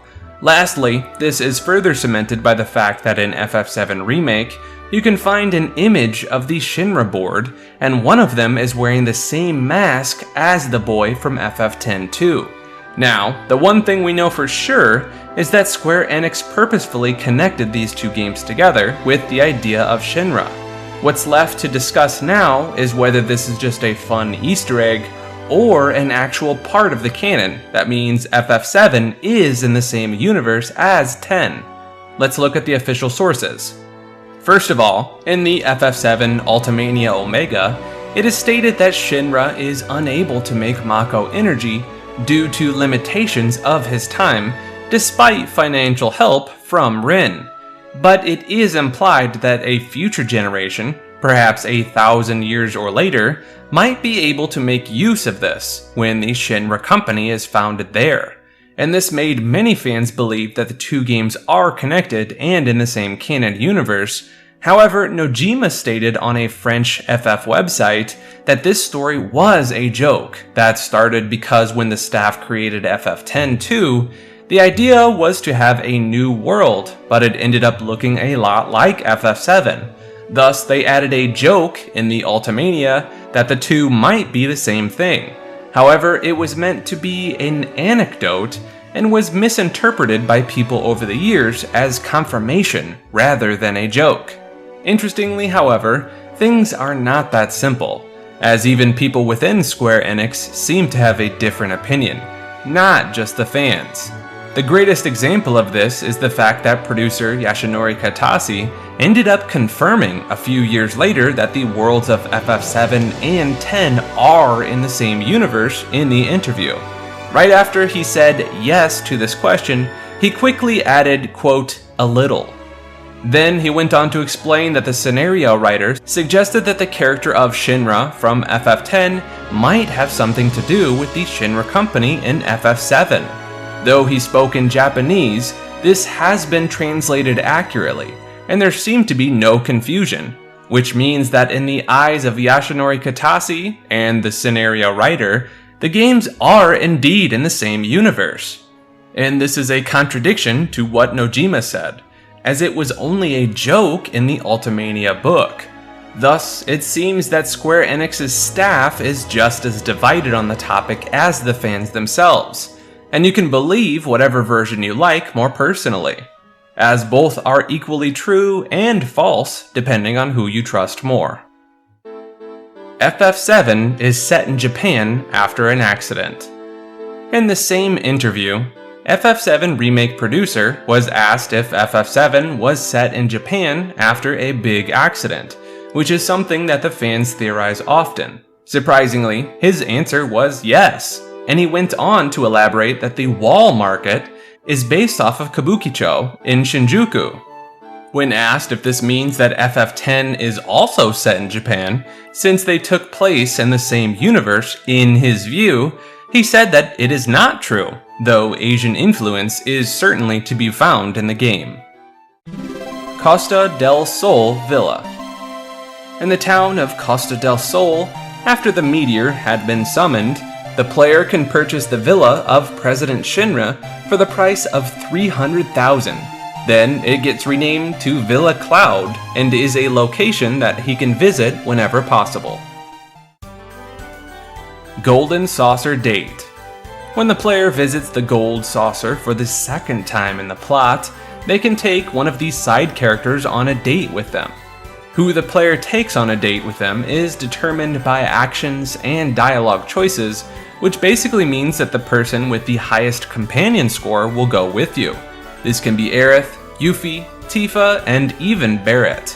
Most players go on a date with Aerith because she is the easiest option due to the fact that the player naturally has higher points with her. And the hardest option is Barret, since it takes a lot of effort to have such high points on him. On the PS4 version of the game, if you successfully go on a date with Barret, you unlock the Best Bromance trophy. Aerith's Apparition. At the Sector 5 Slums Church, the player can encounter Aerith's ghost as a one-time event that is both seen as a glitch and as something that was implemented but without completion by the fans. This activates after the player defeats Genova Life, but you can't go to Midgar yet. So the only normal time to see this is after Cloud has been saved from Mideel. For some reason, this event never occurs if the player talks to the innkeeper during the calm flashback, and it's unknown why this happens. When you do encounter the ghost, whether you walk towards it or leave the room, Aerith disappears. And if you unlock dialogue assigned to the NPC by using a save point in the left area of the church, they say things like, quote, "That woman just disappeared right there around the old church. I waited a long time, but she never came out again." This dialogue makes it feel less like a glitch and more like a scrapped idea that got left in the programming, though it could be referring to the time Aerith escaped the church through the roof. Lucky Sevens. All Lucky Sevens is an Easter egg in FF7 that occurs when a unit's HP is exactly 7777. This causes an in-game message to appear that says, "All Lucky Sevens," and the character's name flashes in the character menu as well. What happens then is that the lucky character will barrage its enemies with attacks, with each of the 64 hits dealing 7777 damage, and after that, any subsequent attack will still hit for that much damage until the character's HP changes. If the HP did not change and the battles end, the HP of the character drops to 1 automatically, so that this Easter egg cannot be reused infinitely. Even though it's an official Easter egg, it can cause a few problems, such as poison status giving 7777 damage and causing an immediate death, as well as the fact that Vincent's limit break behaves oddly. A few graphical glitches can happen, and some bosses have so much health that you'll eventually run out of the status. Rude avoids Tifa. When the character of Rude is finally in a fight against your party, he will not attack Tifa, and avoids her even though he attacks everyone else. The only case in which he might still attack her is if she's the only party member still alive. To further cement this, in a cutscene in the FF7 remake, Rude purposefully steers the helicopter away from her when Reno is trying to shoot at Cloud and Tifa on the Sector 7 pillar. When Reno asks for an explanation, Rude makes a funny excuse saying his hand slipped. And furthermore, in the remake, he deals very minimal damage to both Aerith and Tifa and tries to incapacitate them mildly. This is, of course, because he has a crush on Tifa, which he admits to in a conversation with Reno, saying he likes her in the original game. Losing at Fort Condor. If the player moves to prevent enemies from reaching the shed at the top in the Fort Condor strategic minigame, they have to fight CMD.Grandhorn as a boss fight. If the player loses the boss fight, they do not get a game over. Instead, they get ejected from the fort and lose a lot of huge materia. And then they are unable to return to play the minigame again, as the rope that can be used to climb back up is missing. Vincent and Yuffie in the final cutscene. For some reason, which might simply be time constraints, Vincent and Yuffie are nowhere to be seen in the final CGI cutscene of the game, even if they are part of your in-game party. Fortunately, this was explained in the opening cutscene for Dirge of Cerberus, explaining this by showing that both of the characters were in Midgar, and were helping the civilians in the area evacuate while the fight with Sephiroth was taking place and causing damage to the environment. Red Submarine. A bit later into the game's story, when on the search for huge materia, your party will be transported in a red submarine, which gets into an underwater boss fight. If your submarine is destroyed, you will be rescued by Mr. Dolphin and washed up on the shore. Fortunately, you can still get another red submarine by going to the Junin submarine dock and taking an entryway, which was previously guarded by a dog. There are several complications that can occur if you get the same color again, as it becomes very difficult to get the other ones, especially Bahamut Zero. Kefka's Laugh. If the player goes over to the spooky ghost hotel in the Golden Saucer and talks to the jack-o'-lantern in one of the rooms, you can hear a slowed down version of Kefka's Laugh from Final Fantasy VI. The FF7 version is, of course, somewhat creepy and not like a simple clown laugh in the previous game.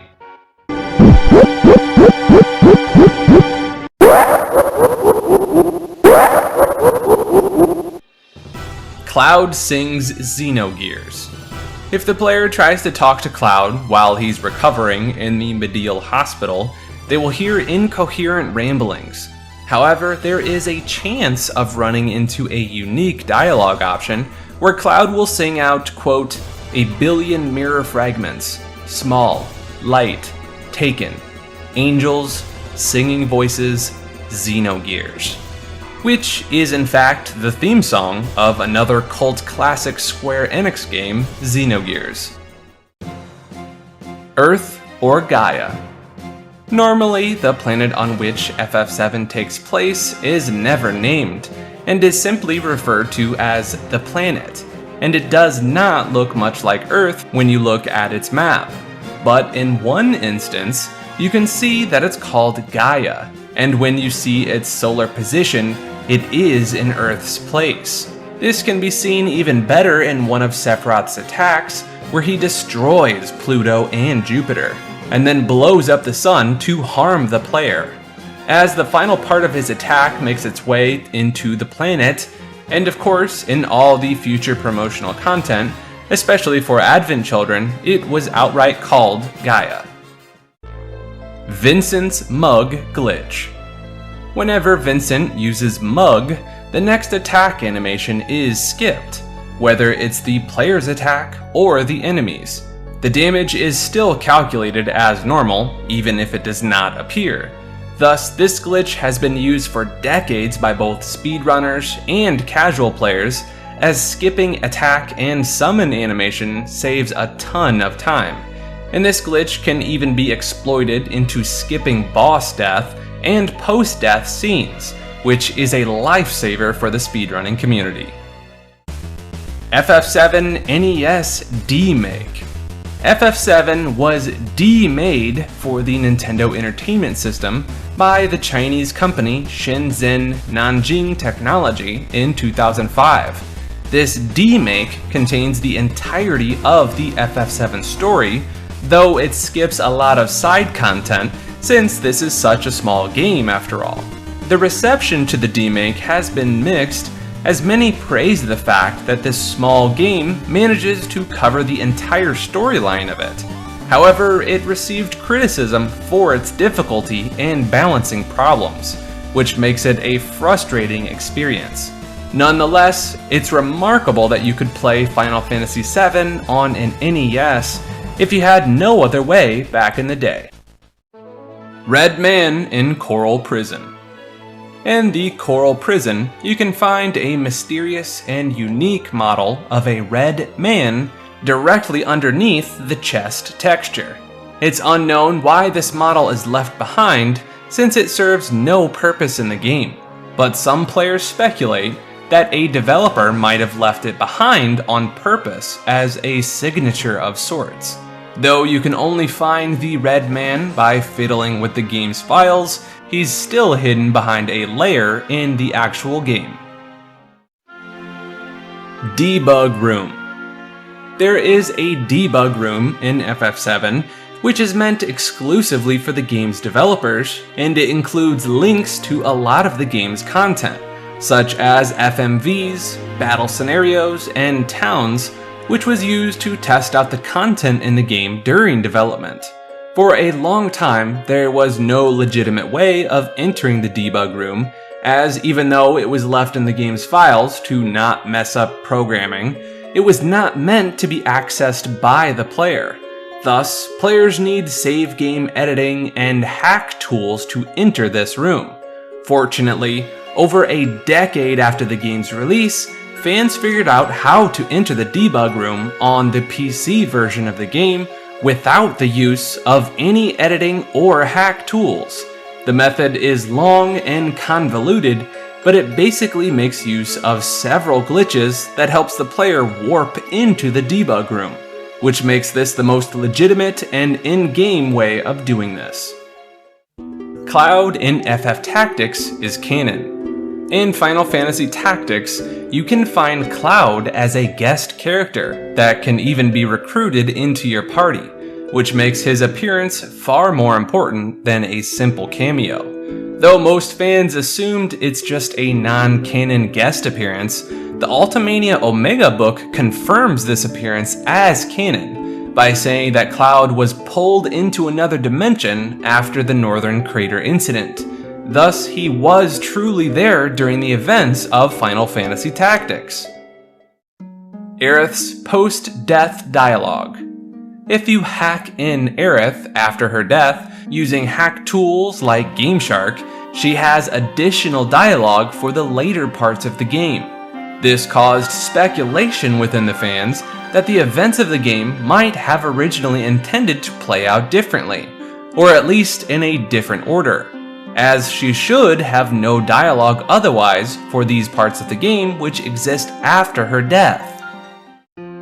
Tifa's orthopedic underwear. While the party is being told the events of Nibelheim through Cloud's flashback, the player can enter Tifa's house, and then the player can enter her room, as Tifa asks them if they did that. If you answer yes, you will see that she's not home, and you're free to go around her house. If you interact with her wardrobe, you will get an item called the orthopedic underwear. When Tifa hears Cloud recall finding her underwear, she scolds the player for joking about this situation. Red 13 clones. During the early stages of FF7's development, there were plans to include an expanded storyline for Red 13 by introducing two clones of his called Cobalt 14 and Indigo 15.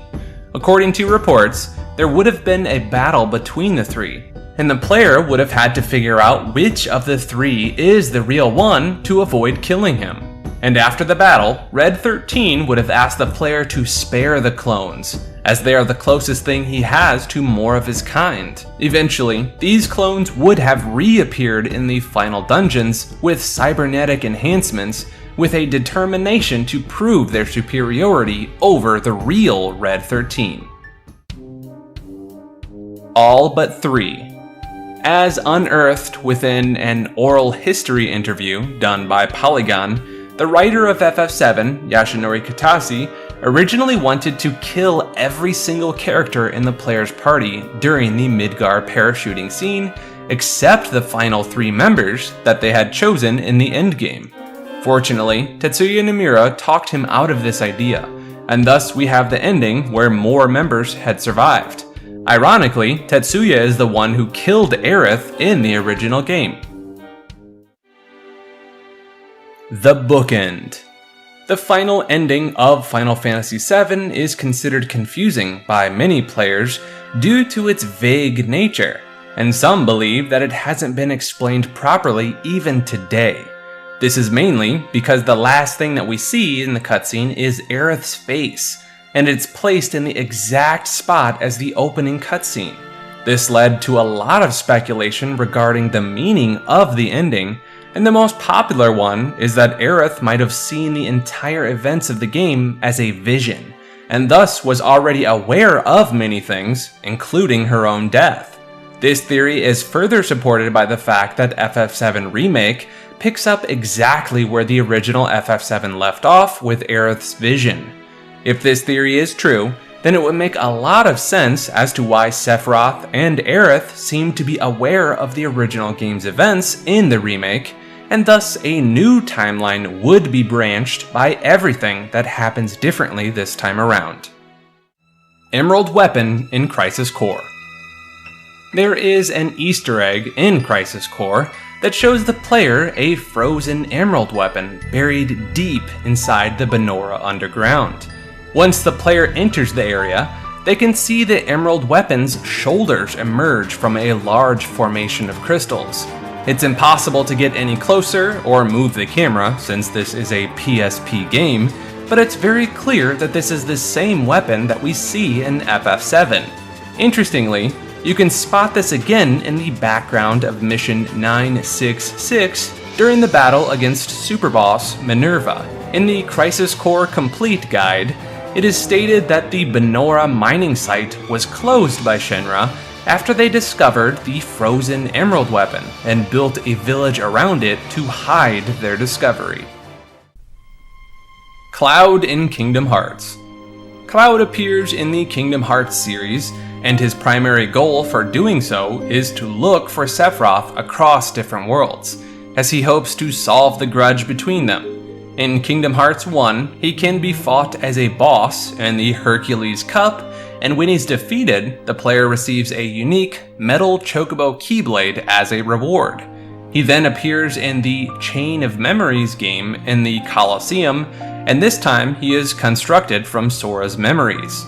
Then finally, he appears in Kingdom Hearts 2 wearing his Advent Children outfit, and this time he is seeking to defeat his darkness, which is embodied by Sephiroth. Eventually, he finds Sephiroth, and the two engage in a battle that ends with them disappearing once Tifa gives Cloud her light to empower him, even though Sephiroth insists that darkness suits Cloud better.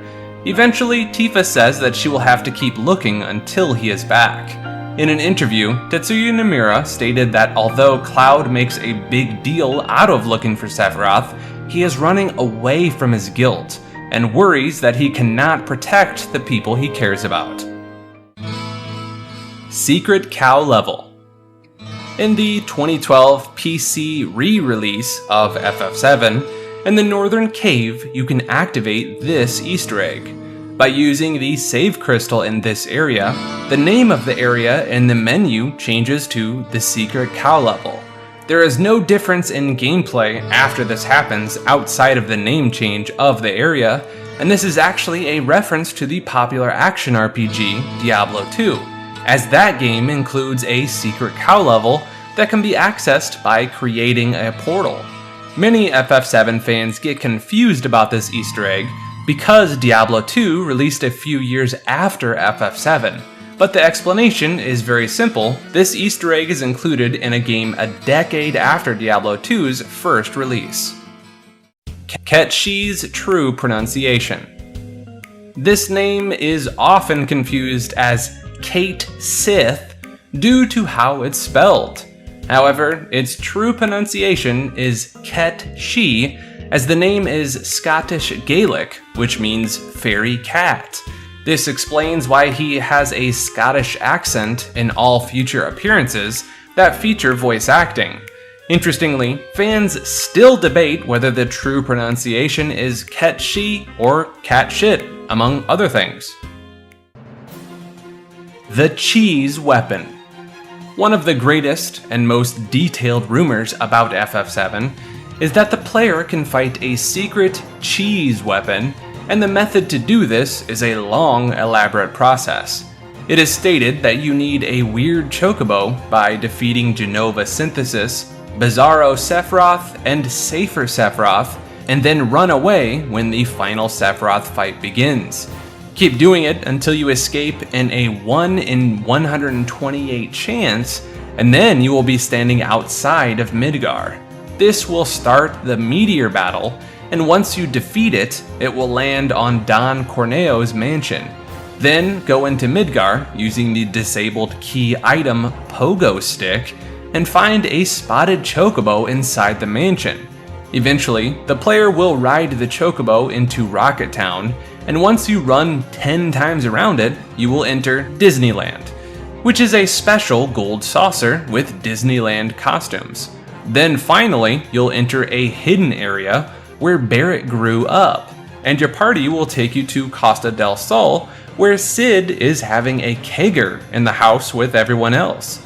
Then there's a fourth hidden option, and if you select it, you will fly to the moon, and within 10 seconds you will encounter the cheese weapon. There are even detailed stats for this weapon, which claim that some of his attacks cause over 8,000 damage, and that its HP is 2 billion. Final Fantasy VII is no stranger to rumors, but the ridiculously detailed nature of this one makes it hilarious, and even says that the cheese weapon will summon 4 Cheezosaurus Rexes within the fight. Bringing Aerith back. The most commonly popular rumor of FF7 is bringing Aerith back. Ever since the game was released, fans had been speculating that there is a secret way of bringing her back to life, and since information was much more difficult to come across, at the time the internet was filled with believable rumors that claimed if you follow specific methods, Aerith can be brought back to life for a secret ending, which included things like buying a rose when meeting Aerith for the first time in the game, among many other steps. Once players followed these rumors step by step and realized that none of them work, the people spreading the rumors added a new step that claimed this can only be achieved in the Japanese version of the game, and then it was removed from the international release to make up for time constraints. Fortunately, these rumors were laid to rest once Nomura told the UK publication Edge that, quote, "None of these rumors are true, and even though the world expected us to bring Aerith back to life, we did not. We had decided this from the beginning and did not want to include the cliches of undoing meaningful deaths." He even insisted that if the game was remade, she will die again. Although this might not be entirely true, as the remake timeline implies that she could live. Furthermore, producer Sakaguchi stated that he allowed Aerith to die as an expression of grief as his mother died during the production of Final Fantasy III. He wanted to craft a story that showed that even if someone passes on, they are not gone altogether. Thus, with the concept of the livestream, we can see that she still exists in some way, and the cast keeps going forward to save the world while coping with the loss, which in turn is similar to how Sakaguchi felt regarding his mother's death. It shows us how much people love Aerith, and that they truly wanted to try everything possible in hopes of bringing her back, which is similar to how grief works with real loss as well. Lincoln Continental. The song Lincoln Continental by rapper Danny Brown directly samples the main theme of Final Fantasy VII, which can be easily spotted by any fan of the game in the background of his singing. I'm the president, I'm the mayor, ho. That bitch my first lady, I tell her where to go. The Dirge of Cerberus cliffhanger. In Dirge of Cerberus, players can unlock a secret ending by collecting all the G files, which are hidden throughout the game. This ending shows the body of Weiss lying on a flooded cavern, which sends out a shockwave that awakens Genesis. Genesis then approaches the body of Weiss and tells him, quote, "This is not the time for slumber. We have much to do." He then picks up his body and flies away with it.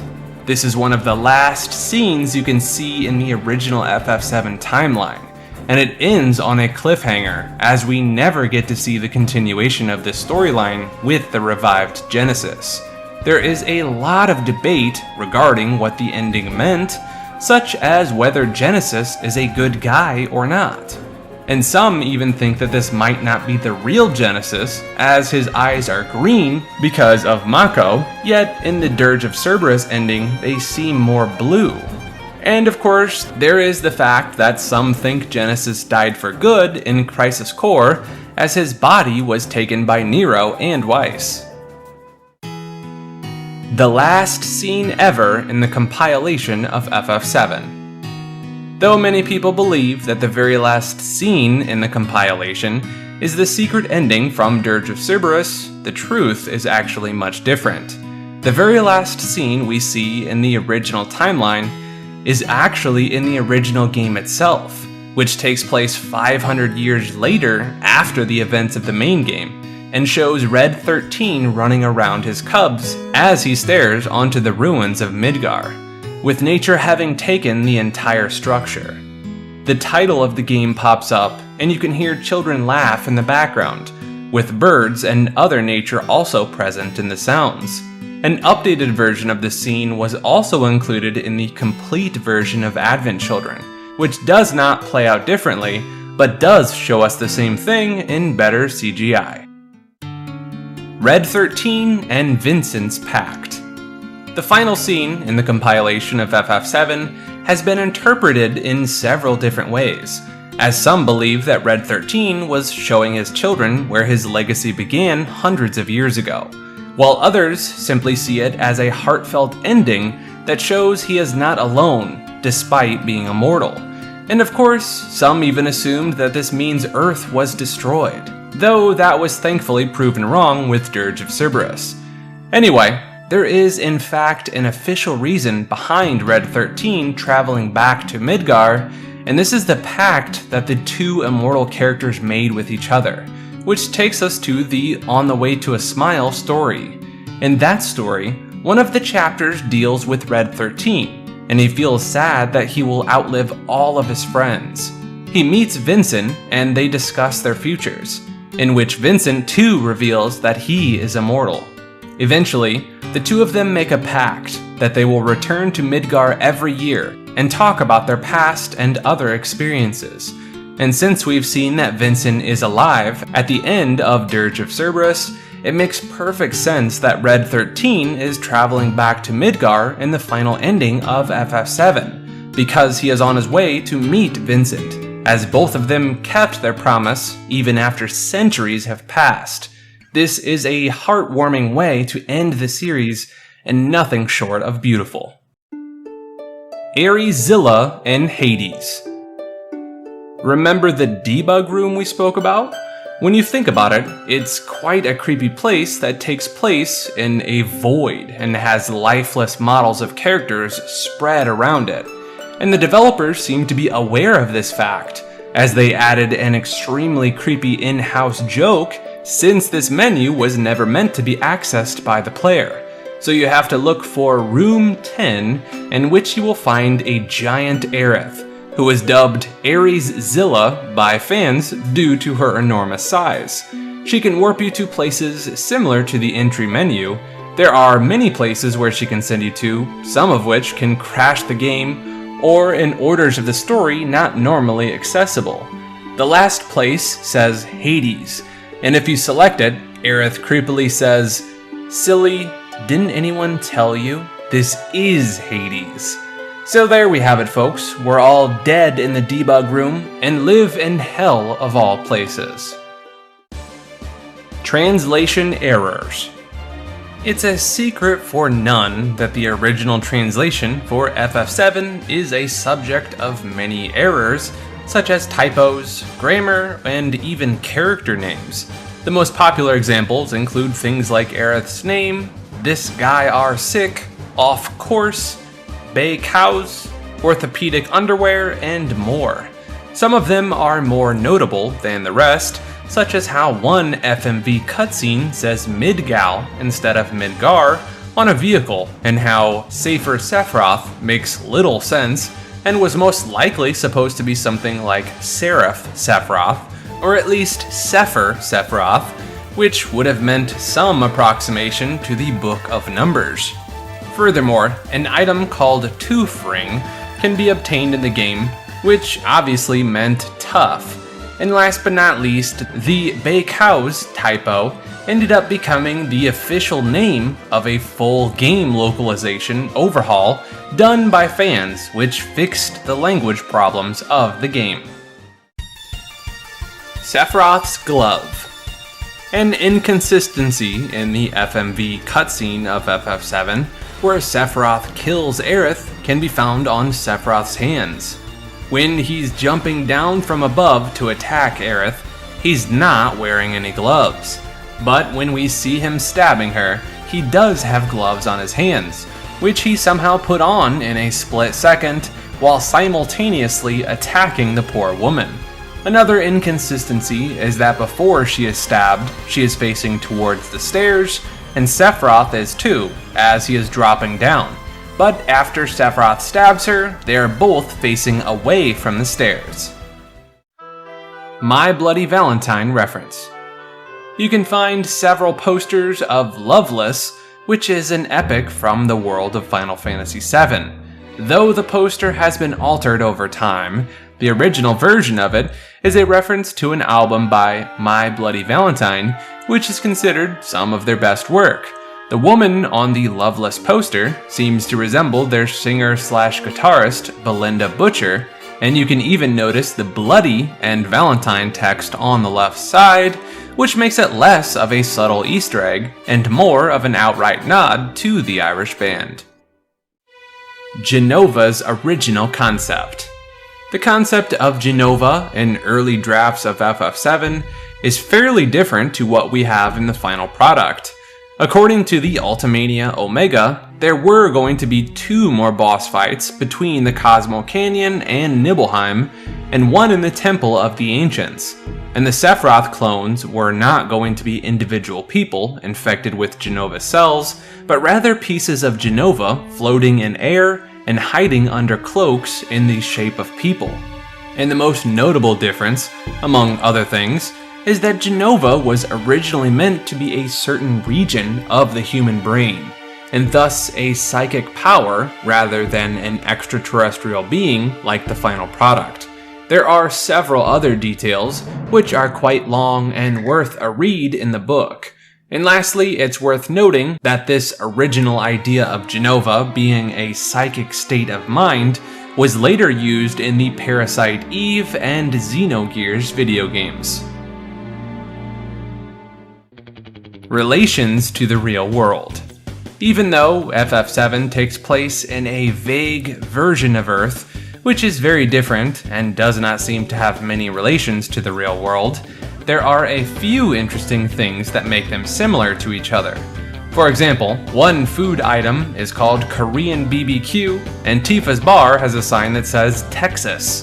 This is pretty much a small oversight rather than something that confirms that world as ours. Silver Chocobo rumor.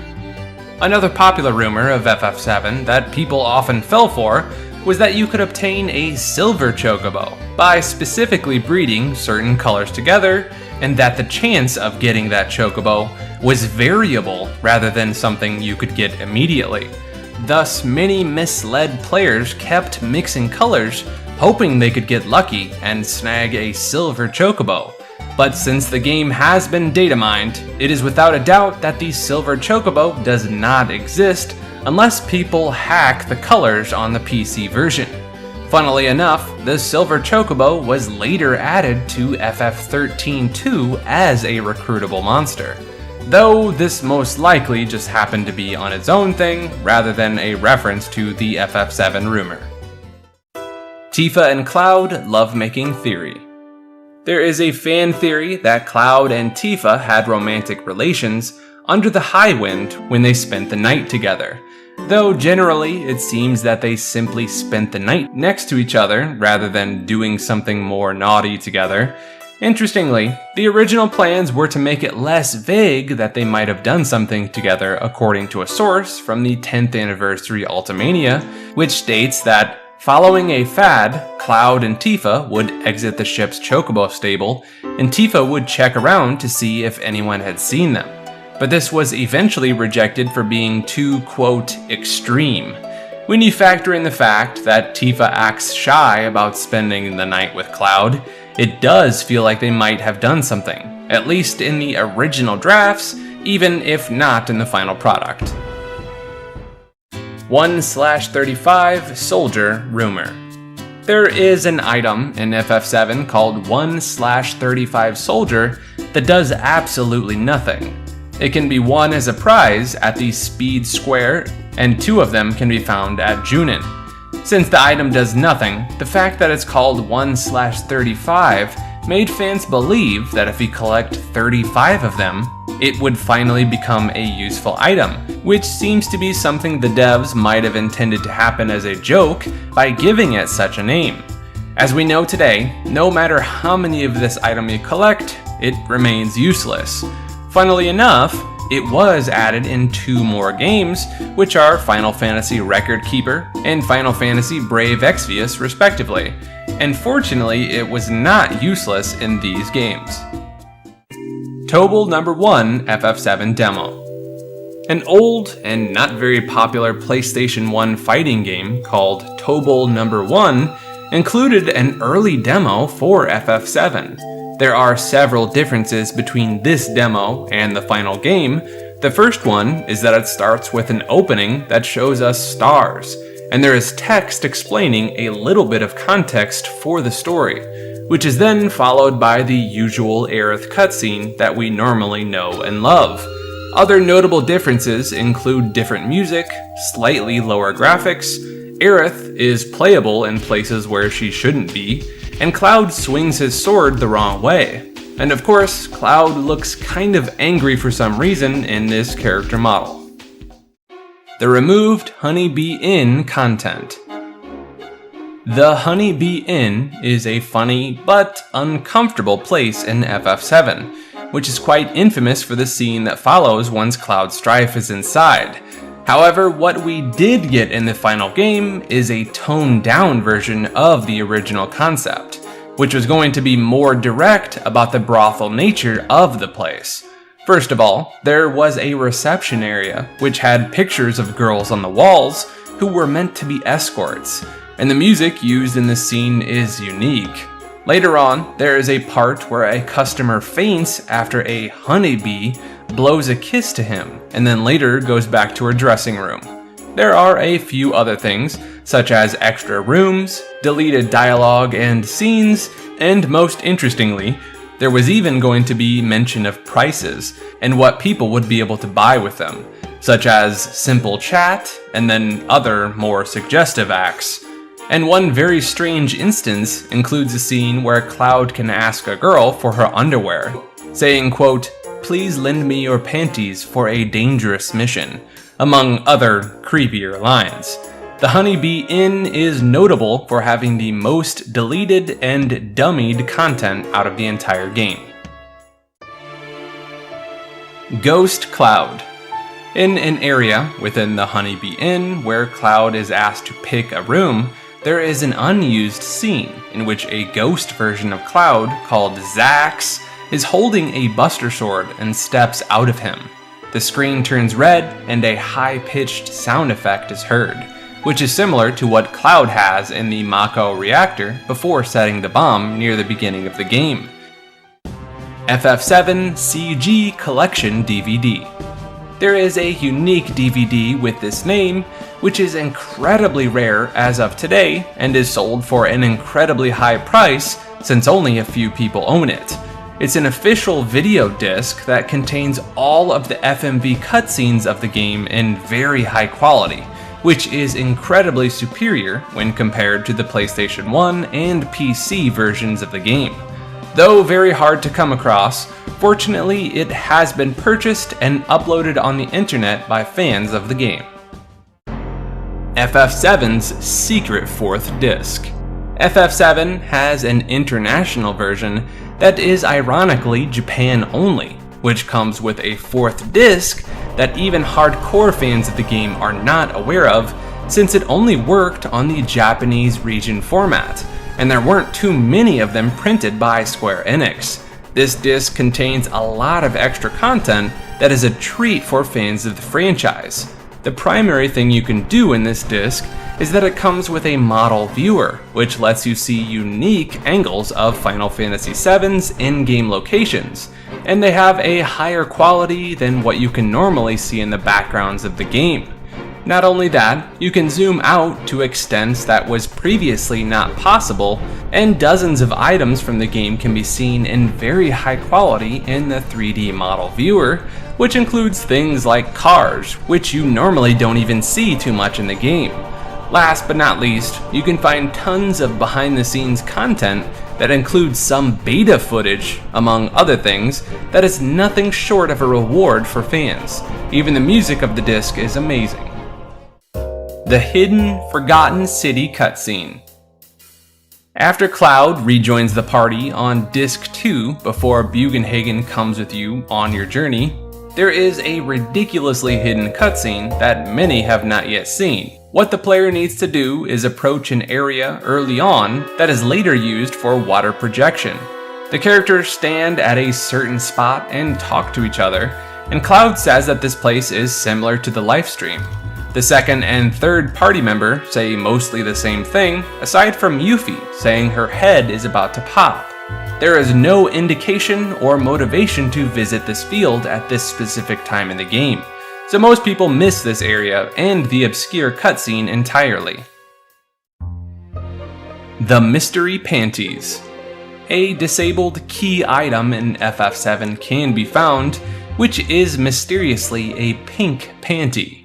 Fans have speculated what it could belong to until it was finally confirmed by fans to be related to an event in the Honeybee Inn.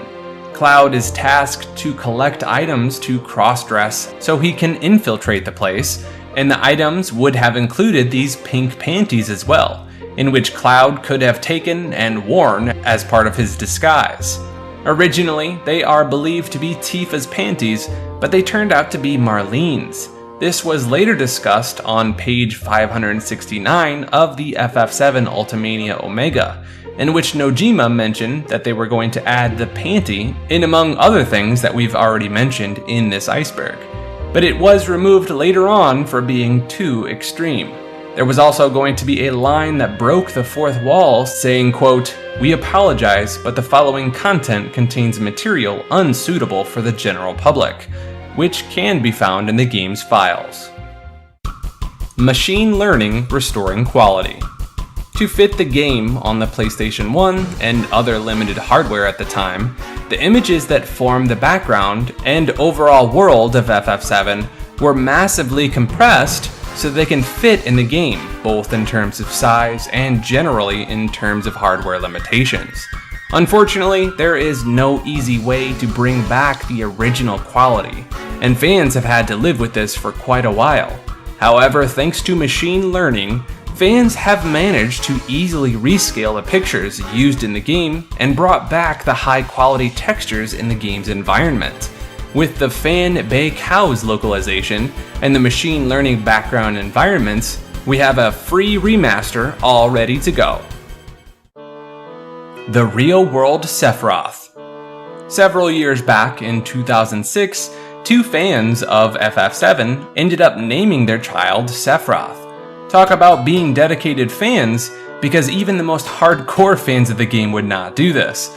The reactions from the fan base to this are mixed, as some think it's great, but many others think that this will cause the child to get bullied and it is a bad idea. Whether the name was ever changed, or if the child was bullied or not, we do not know. But what we do know is, for a very long time, the real world had a Sephiroth as well. The Final Fantasy VII House. When you go into the darkest depths of the internet, you can learn how horrible some fans of a game can be. but nothing comes close to the story, where a young woman ended up forming a cult house out of Final Fantasy VII. By gathering a bunch of superfans of the game, what happened was, a woman created a FF7 house who attracted a bunch of gamers, and initially it was just about role-playing characters from the video games, mainly FF7. It started out as something that many believed as a joke, but ended up going darker, as it turned out that the woman actually believed that she was the fictional character, who had been subject of a reincarnation, and that other people in the house are similar as well, such as spirits, reincarnated people, or fictional characters. Apparently, this led to several other houses as well, turning them into a cult, which locked the participants away from the rest of the world. And it took one member a lot of effort to escape, which finally brought this story to the outside world. The details are a lot, and much of it is about abuse, manipulation, and being forced to live in very disgusting environments, full of rancid smells and terrible hygiene. And the strangest piece of information is that their leader tried to forcefully ship people together, because they truly believed that they were certain fictional characters. The inaccessible black materia model. At a shop in Icicle Inn, there are a bunch of stairs behind the counter that the player cannot access in a normal playthrough. However, if you hack into the game to get past the counter, you can find an enlarged black materia model at the top of the stairs. This model has no purpose in the game or the scene itself, and the object is named as goods in the scene data. It is speculated that it was meant to be a representation for the shop's wares and was never fully implemented into the game. The Hell House Theory. The Hell House enemy in FF7 is an obscure concept, to say the least. It looks like a normal house at first, and then turns into a creepy creature with 3 arms and 4 legs. Fans have tried to understand what this house is supposed to represent over time, but have had very little luck figuring it out. The most common theory is that Shinra might have created this house to prey on the homeless population of the slums, so that the house would eat them, and then Shinra would use the victims for experiments. Eventually the house pretends to be normal so that no one notices what's truly going on. The Ancient's Cave. There is a mysterious cave that can be found on the path towards the ancient capital. It is hidden partly by the shadows of a cliff, and you can notice it thanks to images that have been uploaded by fans on the internet. There is a vine and a pathway leading to the cave, but surprisingly, there is no way to enter this cave in any way. People don't know what this cave would have featured, but some speculations refer to a scrapped resurrection area for Aerith, or some items like a hidden weapon for Cloud that may have been disabled later. And lastly, some fans believe it may have led to a scrapped mini-quest. The original Junin gas chamber. Gas chambers are never a good idea, and when Tifa is thrown into one at one point in FF7, it's very fortunate that she escapes before she is tortured inside of it by the antagonists. However, one interesting thing to note is that the gas chamber room in Junin was originally going to be far more creepier than it is in the final game, which would have implied that it is used for a lot more torture than you'd expect. In the final game, however, it's more of a simpler, small room with one chair that is hardly even stained. The Falling Soldier. In the scene when Tifa is escaping Scarlet and her soldiers by sliding off of a large building, one of 3 soldiers on the right side simply falls off the building and is never seen or heard from again.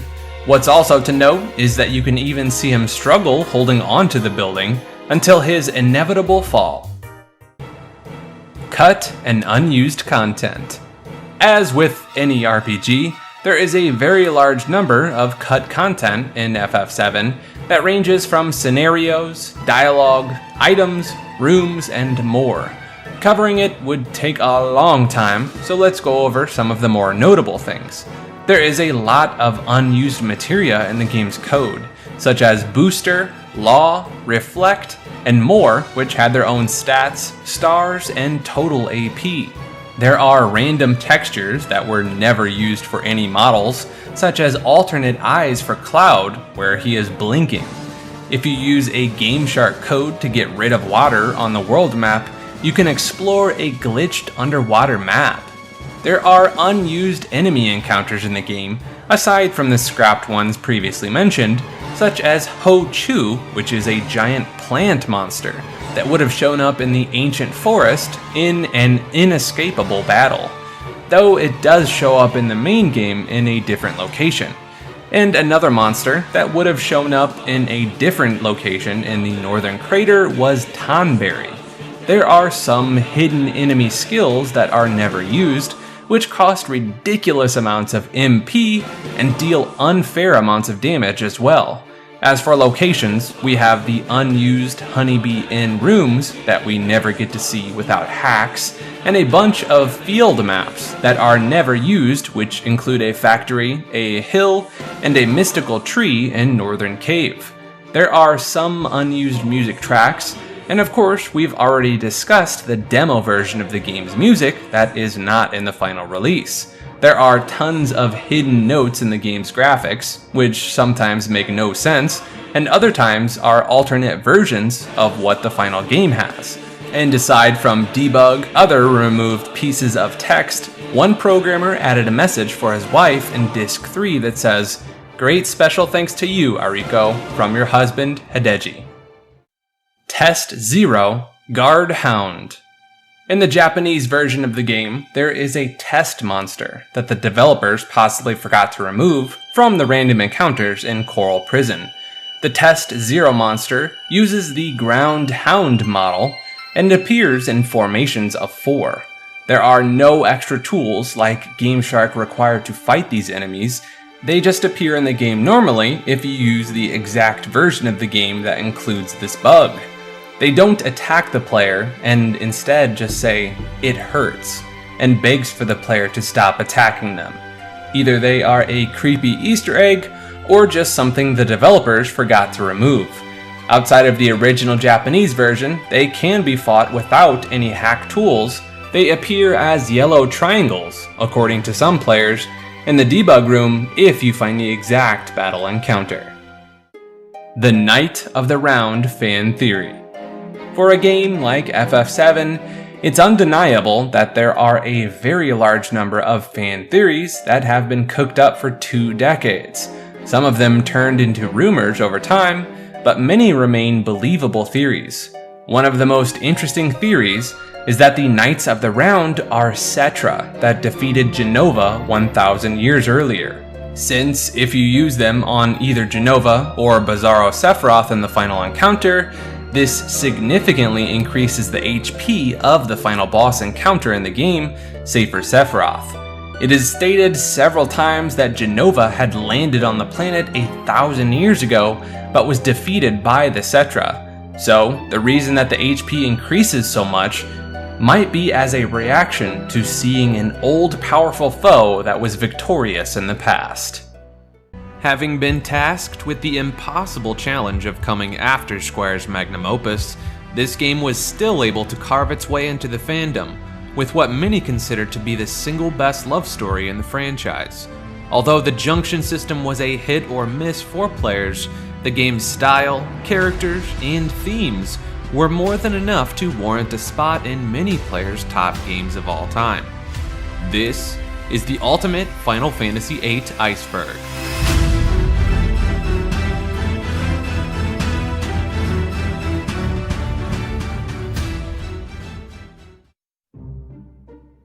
Scaling enemies.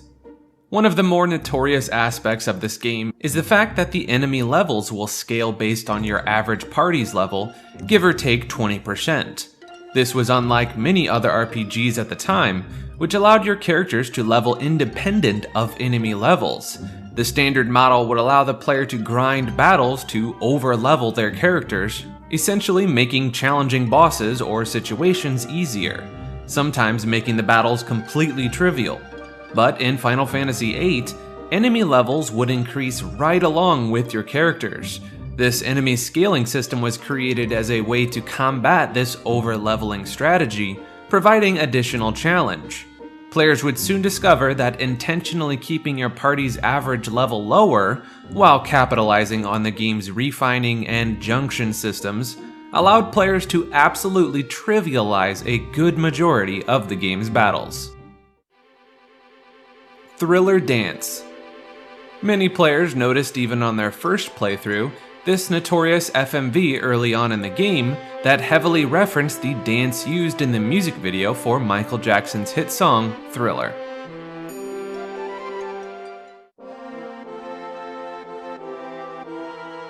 Realistic characters. FF8 was the first game in the series to feature realistically proportioned characters. This means that the characters in the game were designed to look more like real people rather than the exaggerated or stylized designs of previous games in the series. This change was implemented in order to make the characters more relatable and to create a more realistic and immersive world. As a result, the characters in FF8 are more detailed, with more defined muscles and facial features, and having more lifelike animations and movements.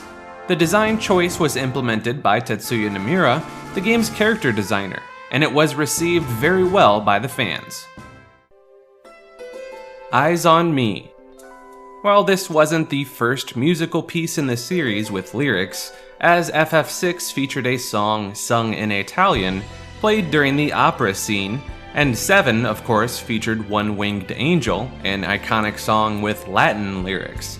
But FF8's Eyes on Me was the first song with vocals that was featured prominently within the game. It was written and performed by Chinese singer Fei Wong. This song was included in the game's soundtrack, and it was used in the game's ending credits. The song became a hit in Japan and Asia, and it was well received by the fans as well as the critics. The song is a pop ballad with lyrics that reflect on the themes of love, relationships, and memories. It was written specifically for the game, and its melody and lyrics were carefully chosen to reflect the game's story. The song was also released as a single, and it was commercially successful. It was the first game's theme song to win an award, and it reached the top of the charts in Hong Kong, Taiwan, and Japan. Fei Wong's performance of the song was praised for its emotion and power, and her voice was considered to be a perfect fit for the game's theme. The song is still remembered by the fans as one of the most iconic and memorable songs in the Final Fantasy series, and it is often considered one of the best game's theme songs of all time. The origins of Seed. The origins of Seed within this game are quite convoluted, and the entire game is essentially a time loop, which is evident due to many reasons. First of all, Edea knew that Squall was going to defeat a sorceress one day, and it wasn't just a random belief. This happened as one day, a man told Edea that a sorceress would threaten the fabric of reality, and that she had to be stopped. He told her that she and her husband needed to create a place called the Garden, and the sole purpose of this place should be to train students from their youth and into their adulthood to defeat the sorceress. Edea recognizes this man as one of the children in her care, who is none other than Squall, and knew that things would lead to this day eventually. She did what was instructed, and Squall would eventually grow up. He is then specifically assigned to the mission of destroying the sorceress, and the length of the game plays out exactly as we know with Squall and his party's journey. Eventually, when reality is being distorted during the pursuit of Ultimecia, who is the sorceress that they were all warned about, time compression sends Squall straight into the past by a mistake. There, he finds a younger Edea, and he urges her to take precautions about the threat of the future, which brings us back to the beginning of the time loop.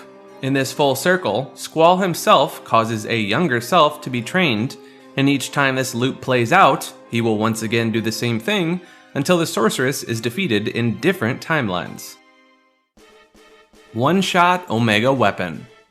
If you manipulate things in a specific order, by the time you get to fight the Omega weapon, Selphie's final limit break, known as the End, can instantly defeat this powerful boss. Even if you use this as the first move in the fight, Selphie one-shots the giant boss straight away. Though this is most commonly used in the original PlayStation version of the game, some fans have proven that it works on the PC port as well. According to viewers, the End limit break can be cheesed on the PS1 by opening the lid of the console, as the character and enemy ATB stalls from being unable to read the data, which allows the player to scroll in the game at their leisure to find the End from the random list and use it easily. Do make sure to close the lid once the spell is cast though, and this also works on the final boss as well if you use it at any point before Ultimisha's final form. Once hit, you will see her continuously change forms before dying. The Great Hein.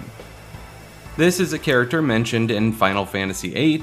He is attributed with creating people and being the first sorceress in the game's lore. Despite his assumed power, it is up to debate whether he is divinity or just a person. As a mark of respect, a sorceress can be referred to as a Hein's descendant, due to how big his legend is.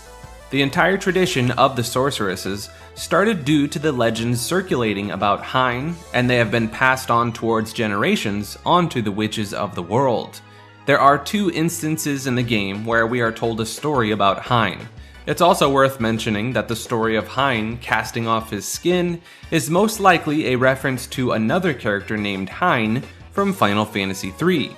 This is a skeleton who happens to be a magician, and both these Hein and Hein characters are spelled the same in Japanese. Some fans use this as evidence to connect both games to the same continuity, though it's not a theory that is widely accepted. And one last thing to note is that Hein is mentioned as both a he and she throughout different translations and characters in FF8, so it's hard to decide which one is the accurate pronoun. However, it could be fair to assume that perhaps the character might be androgynous. Leviathan Exploit. Leviathan in Final Fantasy VIII has a unique glitch which instantly defeats the enemy. Whenever Leviathan hits a target, it is pushed backwards.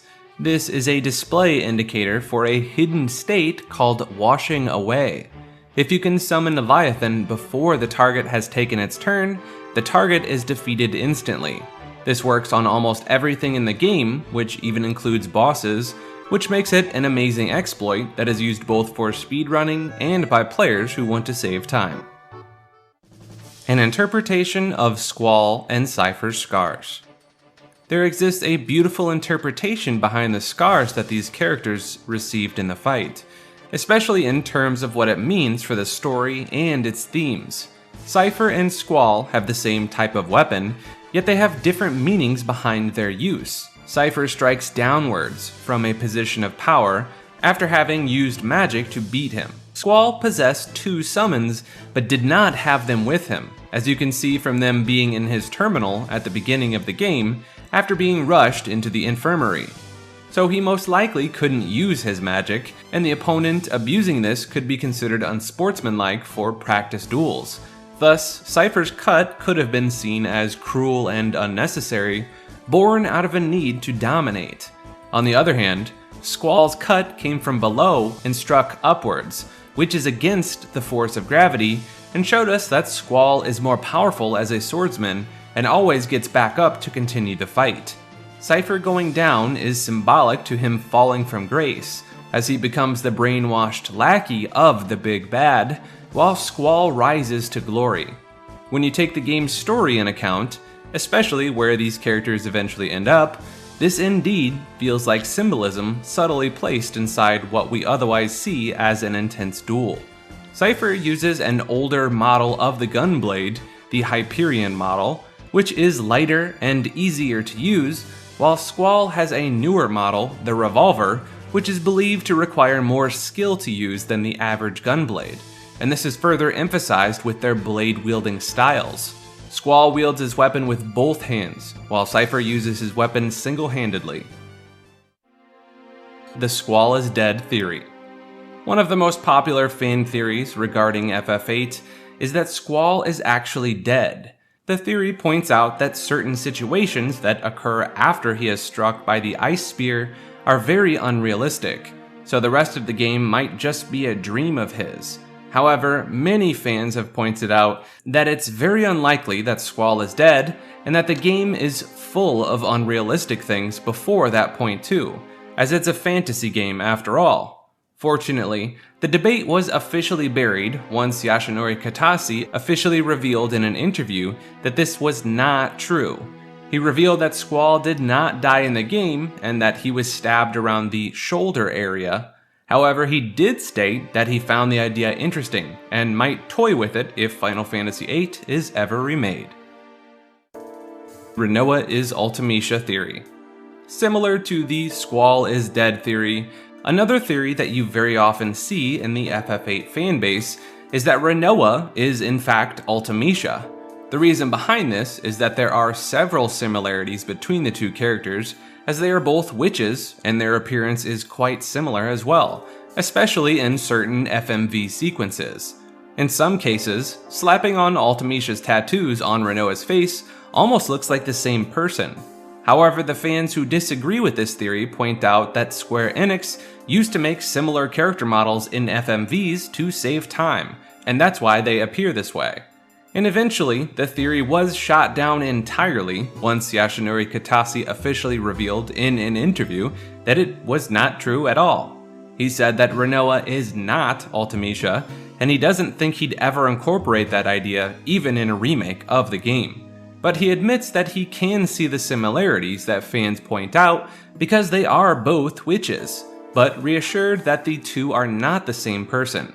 Interestingly, unlike the Squall is dead theory, which a majority of the fans seem to have accepted as false, many still claim that Rinoa is Ultimecia against Kitase's statements. In particular, there is a very long Japanese video that details many similarities and time loops which hint on them being the same person, which includes a particular finger point that both Rinoa and Ultimecia do. It also pointed out that the FF8 logo may have even included a hint to this connection. Examining the logo, particularly Rinoa's fingers over Squall's shoulder, it almost seems to be claw-like, similar to Ultimecia's fingers. Though this is most likely due to fingers being notoriously difficult to draw. At the end of the day, well-written stories are open to interpretation, so it's very much fair for people to have their own opinions, and people are allowed to have their own headcanon. The Queen of Cards. Let's talk about some of the best side quests in the game. There is a side quest in the game called the Queen of Cards, which can be entered the first time you enter Balam. This quest allows you to get some very good cards in the game, such as the Doom Train and Chubby Chocobo cards. Every time you beat her, she shows up in a different location and lets you know she would be there. And funnily enough, even if you lose your cards, you can get them back by challenging her soon afterwards. Squall's different personality. Squall's personality is a bit different in the Japanese and English versions of the game. The difference is not that massive, but the key difference can be narrowed down to the fact that in the Japanese version, he's a bit more direct, while the English version has a more broody vibe to him. Hilariously, this is most evident in the game's iconic "whatever" catchphrase, which has been a subject of jokes within the fanbase for a long time. There are a total of 15 or more instances of the character saying "whatever" in the English version of the game, but in the Japanese version, these lines are different. For example, in one scene, Squall's teacher makes an inappropriate joke to which he says "whatever." In the Japanese version, however, he says, "I can't believe this teacher," to point out that it's odd for a teacher to be acting this way. In a different scene, Rinoa scolds Squall for not being a team player.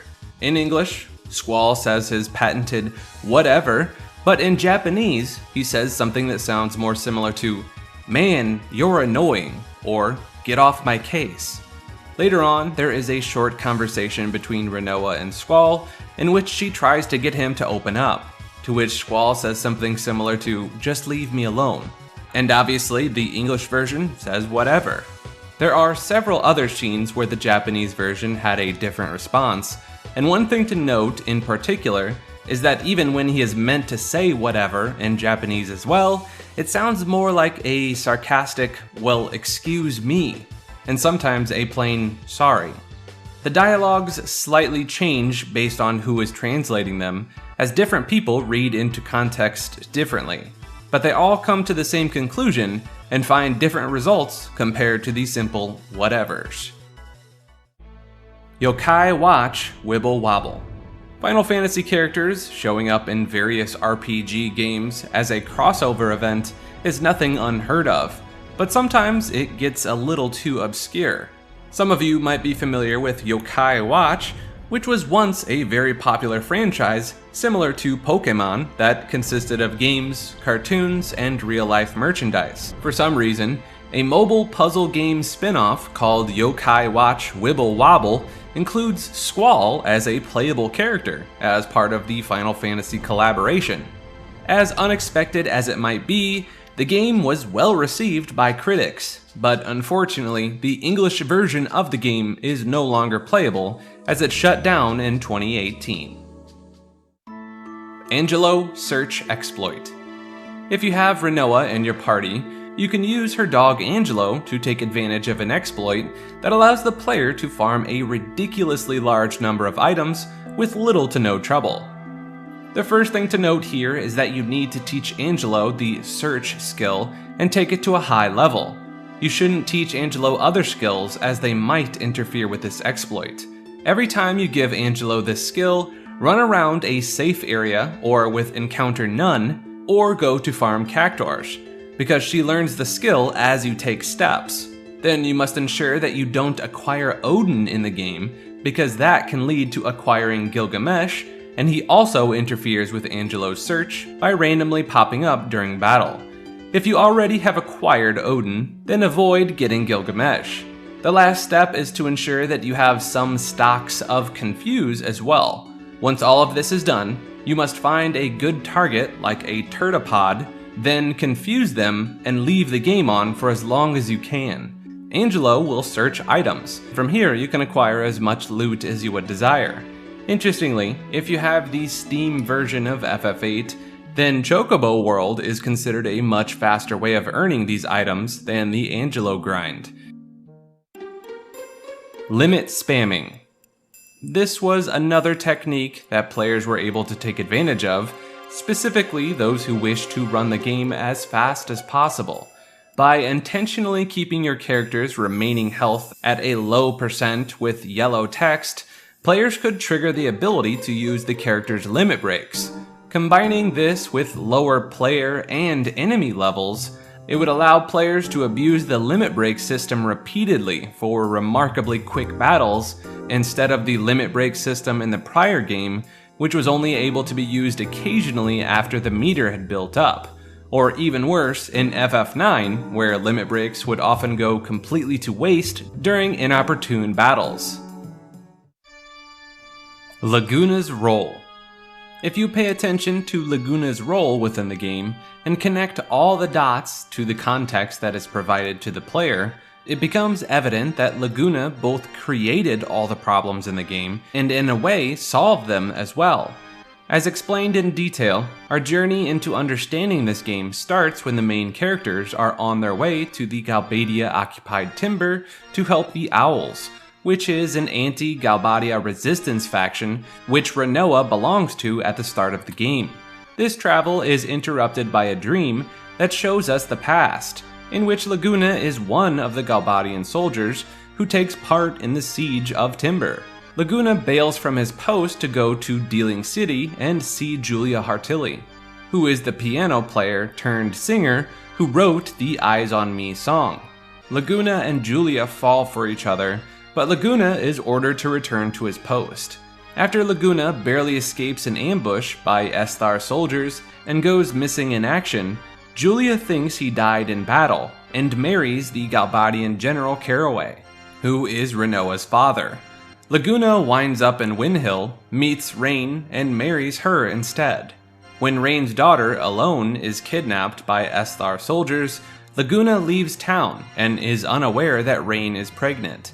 Eventually, Laguna tries to get into the hedgehog state of Esther by any means necessary, and he starts to work for the Timber Maniacs, which is the revolutionary anti-Galbadia magazine that inspires the Timber Owls. And by extension, the Owls inspire Rinoa. And then, Rinoa is associated by Squall, and the whole thing comes full circle. When you see everything put together, Laguna played a pivotal role in the cause of Timber's problems, and then the solution to them as well. It can be amazing to see how in-depth this story of FF8 is, with all its symbolism and details that make everything come together. Especially when you think about the fact that Laguna and Julia could never be together, yet so many years later, their children found each other, and their love succeeded in a different generation. The FF8 Murderer.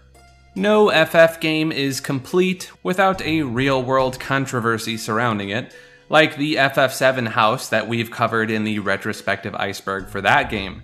In FF8, we have the Katana Killer, who was a teenager from Spain called Jose Rabadan. He took both of his parents' and his sister's lives with a katana in the year 2000, and was immediately arrested afterwards. Though within Spain, he was just known as the killer with a katana, but this piece of news was used very differently in the rest of the world. The media didn't want to waste a second and rushed into conclusions that this real-life murder was inspired by FF8 because he was, quote, addicted to the game, and that he was, quote, imitating his hero Squall, as he thinks he had to take someone close to him within the game who happened to be Rinoa. What they didn't know at the time is that despite the fact that he styled his hair like Squall and tried to imitate him in other ways, Jose had not even finished the game and hadn't even gotten to the part of the game where that event occurs. Thus, the entire speculation about him trying to be like Squall was proven false, and this just ended up being a usual case of fear-mongering for certain publications that used to try to prove that video games are evil. Eventually, the teenager was sentenced to 8 years in jail, and he has since been given the nickname of the Katana Killer. Squall's true design inspiration. Japanese rock artist and actor Gakt Kumui is known within the Final Fantasy community for his songs Redemption and Longing, which are the theme songs of Dirge of Cerberus. He is also the voice actor of Genesis Rhapsodos in Crisis Core, and played this role in live-action format in front of a green screen for Dirge of Cerberus. And the appearance of Genesis in Crisis Core is also based on Gakt as well, which is easy to see. However, Gakt claimed on a television program that Squall from FF8 is modeled after him and referred to him as Gakt No. 2, but Tetsuya Nomura himself contradicted this, saying that he based a lot of Squall's appearance on the late actor River Phoenix. Thus, whether what Gakt said is true or not, more inspiration was taken from River than him. Another interesting thing to note is that many popular images of River have him in longer hair, which could explain why Squall's hair is longer in Kingdom Hearts as well. Metaphor for the grieving process. In another fan theory, it suggested that the game's story is actually a metaphor for the grieving process. According to this theory, Squall's character is seen as going through the 5 stages of grief, which are denial, anger, bargaining, depression, and acceptance. The theory proposes that Squall's initial denial of his feelings and avoidance of his past represents the first stage of denial. His anger and frustration with his circumstances and the people around him represent the second stage of anger. His attempts to change his fate and make a deal with fate could be seen as bargaining. His depression and feeling of isolation could be seen as the depression stage. And finally, his acceptance of his past and his role in the world could be seen as the final stage of acceptance. This theory suggests that the game's story is not only about a war between nations, but also an inner journey of self-discovery, healing, and acceptance. Celes' love interest. During Celes' love quest, a secret meter is present in order to obtain additional moves for his limit break. To fill this meter, players must collect various issues of Combat King magazine. While most of the magazines can easily be obtained throughout the game, some players choose to buy them at the Esthar bookstore. However, for some players who want a more adventurous approach, obtaining Combat King Issue 3 involves undertaking a quest that revolves around Celes' budding relationship with a secret admirer known as Library Girl with Pigtails. The interesting thing about this quest is that the amount of dialogue received at the end is based on this secret meter, which measures how interested players are in the two characters getting together. To achieve the best result, the players must visit the library 8 specific times throughout the game, with the first visit taking place at the start of the game and the final visit taking place after the Battle of the Gardens. Additionally, players must have visited the library over 50 times before the quest ends to show how much they care. This will result in a score of 5 out of 5, and the cutscene between Celes and the library girl with pigtails at the Balam Hotel will have no missing dialogue. The real Rinoa. It's been said that this character was inspired by someone that Nomura actually personally knew. While there aren't any hard confirmations of this, the rumor states that Nomura was inspired by a female co-worker who conveniently enough had a dog that would also go on to serve as Rinoa's dog Angelo's inspiration. This had been found on several fan sites throughout the years, and is also said to be the primary reason as to why Rinoa starts with about 10% higher base stats than any other playable character, and this gap increases to around 20% by level 100. World Map Globe Resemblance. The game's world map is designed to resemble a globe, with different locations being placed in roughly the same positions as they would be on the Earth. This means that the game's world map is not a traditional top-down view, but instead it is represented as a three-dimensional globe. This allows players to get a sense of the game's world as a whole, and to see how the different locations are related to each other in terms of geography.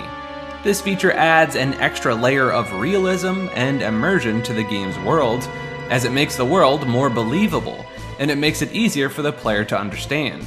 This design choice was made to enhance the player's experiences, and it was well received by the fans and the critics. The game's 3D representation of the world map is considered as one of the game's unique features, and it helped to set the game apart from other games in the series. The Pocket Station. FF8 is one of the few games to contain Pocket Station features. If you owned one, you could download a mini RPG called Chocobo World to the Pocket Station device, and this allowed players to collect items and power up certain Guardian forces. Although the game was localized, the Pocket Station itself was not released outside of Japan, so the minigame became inaccessible to most people who could not import a Pocket Station. Oddly, the American release of the game does come with an entire section on Chocobo World inside the manual, but the text begins with a note that Chocobo World requires the Pocket Station personal game unit, and that it may not be available outside of Japan. Fortunately, both the Steam re-release of the game and the 2013 re-release of the 2000 PC version include this feature. Regional gameplay changes. FF8 has a few differences between the different versions of the game. In the Japanese version, the player has to defeat Ifrit and return to the entrance before time runs out at the Fire Cavern. However, in the English versions, the player just needs to defeat Ifrit to stop the timer. Some GFs can be re-obtained in Ultimecia Castle if the player missed an item, but this is not possible in the Japanese version. Between different versions, Torama, Iron Giant, El Noil, and Behemoth have different HP formulas as well. In the original Japanese version, the boss Zero-Zero's organs were red, but it was changed to blue for the localized versions to make them feel less realistic. The Ultimisha's Castle Armory has red blood on the wall in the Japanese version, but the localized versions made them green. And lastly, Selfie's Nunchaku and any references to it were renamed to Shinobu in the European versions due to their laws at the time. Any references to ninjas and their weaponry were banned, and this is why the Teenage Mutant Ninja Turtles were the Teenage Mutant Hero Turtles. And Shinobu means Master Priest according to translations. Zell equals Tifa. Zell is one of the most commonly used party members in FF8, and he happens to be an incredibly strong character as well. Interestingly, he has several moves that are reminiscent of Tifa's limit breaks from FF7. These moves include Dolphin Blow, Punch Rush, Meteor Strike, and My Final Heaven. Save the Queen. This is Quistis's most powerful whip. The weapon is mentioned in the August issue of the Weapons Monthly magazine and is stated to be the most powerful whip in the world. Interestingly, this phrase is a reference to God Save the Queen, which is a common phrase in England. Unfortunately, some European countries renamed the whip to Gold Snake, which makes sense since countries are more familiar with its connection to England. FF8 is not the only game with this reference, as FF3, 6, 9, 10, and many more mainline and spin-off games include this phrase in some form. Interestingly, Squall's ultimate weapon, Lionheart, is also an allusion to the moniker of a celebrated king of England, Richard I, who was known for his bravery and conquest during the Third Crusade. Air Guys.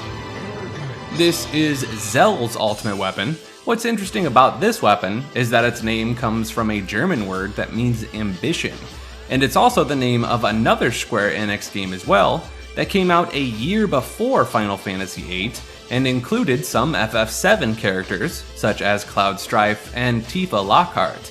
This tradition continued, and some spin-off games in the future would include a weapon called Air Guys. Squall's threat to Rinoa. In a scene where Rinoa takes Squall to a concert and tries to get him to open up, she ends up making fun of his habit to place his hand towards his face whenever he is thinking. Once Squall notices that, he raises his hand in an intimidating manner, which many fans have interpreted as Squall threatening her. This is further supported by the fact that she immediately rolls backwards as if in defense. Then she gets up, laughs, and says sorry. However, just moments after, she pushes him down from where he is sitting, which is something that people seem to ignore. Thus, it's not actual violence, and they are just playful with each other, since Rinoa is free to push him around as well. Anyway, the scene ends with Rinoa telling Squall that his friends just want him to trust them, and open up a little bit more. Unfortunately, he just talks to himself about his reason for not opening up instead of just telling her the truth. Mirrors. When examining the character of Cypher, you'll notice that almost everything about him mirrors Squall. His scar, his player card, his weapon, his victory poses, and even the fact that he used to date Rinoa before she falls in love with Squall. Ultimately, one of them rises and the other one falls from grace. Memory loss. Using a GF in the game causes memory loss, because every time you junction one of them, it resides specifically in the part of your brain that contains long-term memory. And this is why characters don't seem to remember growing up with each other properly. This is why Irving's memory is intact, because he didn't rely on using GFs before joining your team. And when Cypher leaves the garden, he stops using the GF, and thus when you fight him for the second to last time, he remembers everything about their childhoods together. This is because he had to rely on chi-based attacks once he was kicked out of the garden. The famous anagram. Vithos lusec vikos vinosec.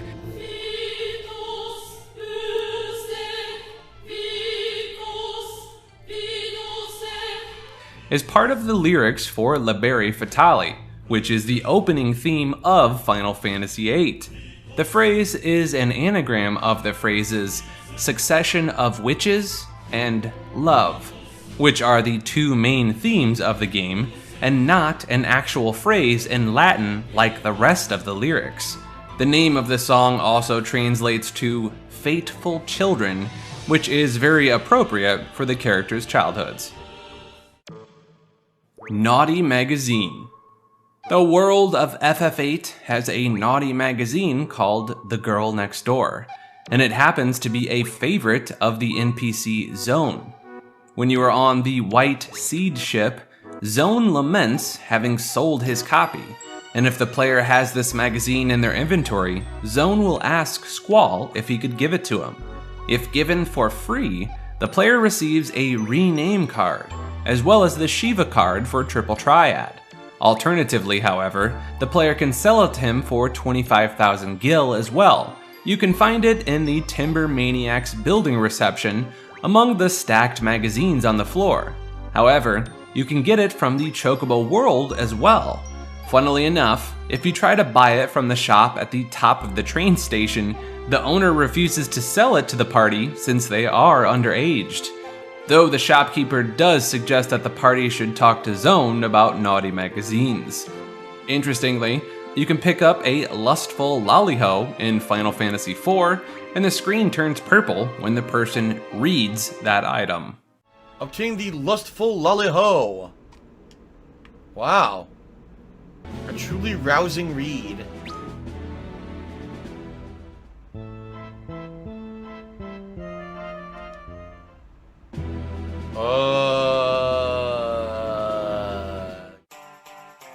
Infinite Gil.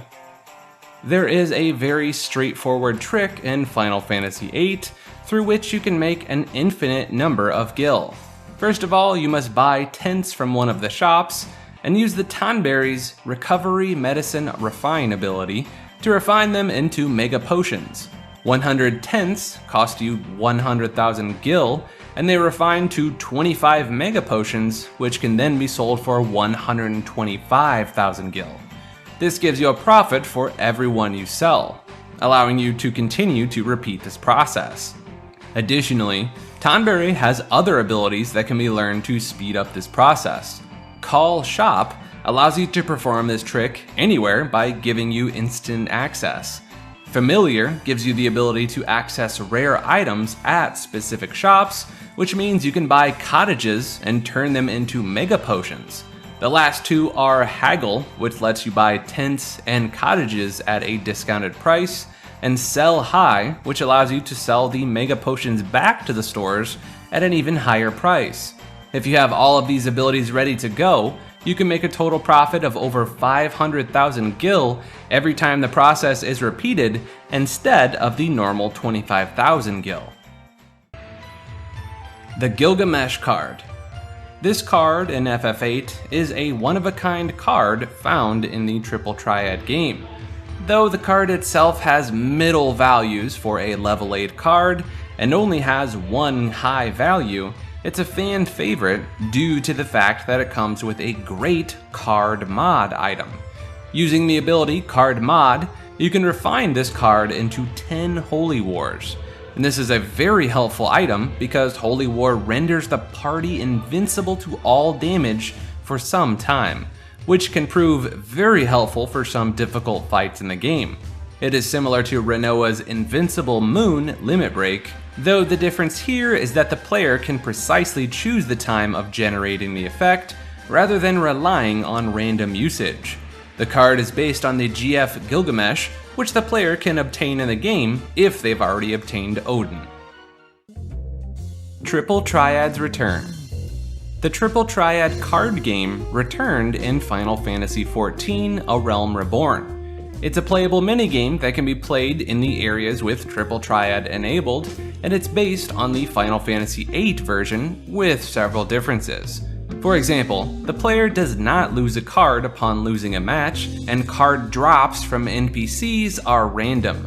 Additionally, there is another version of Triple Triad in the Final Fantasy Portal app on smartphones, which lets you battle against characters from the first 14 entries in the Final Fantasy series. The player gets the ability to create new cards as well, but it's not a very customizable feature.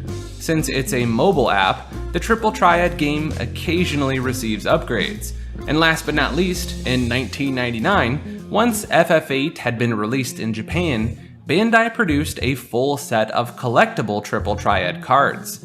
These physical cards included 110 cards in total, as seen in the game, with 72 additional artwork cards and a collector's edition playing mat. FF8 in the Olympics. An FF8 song, specifically Liberi Fatali, was played during a performance at the Athens 2004 Olympics. The athletes that used the soundtrack for their performance ended up winning a bronze medal. Flavored bread and hot dogs. In the localized version of FF8, the character of Zell is comically obsessed with eating hot dogs, which are his favorite food.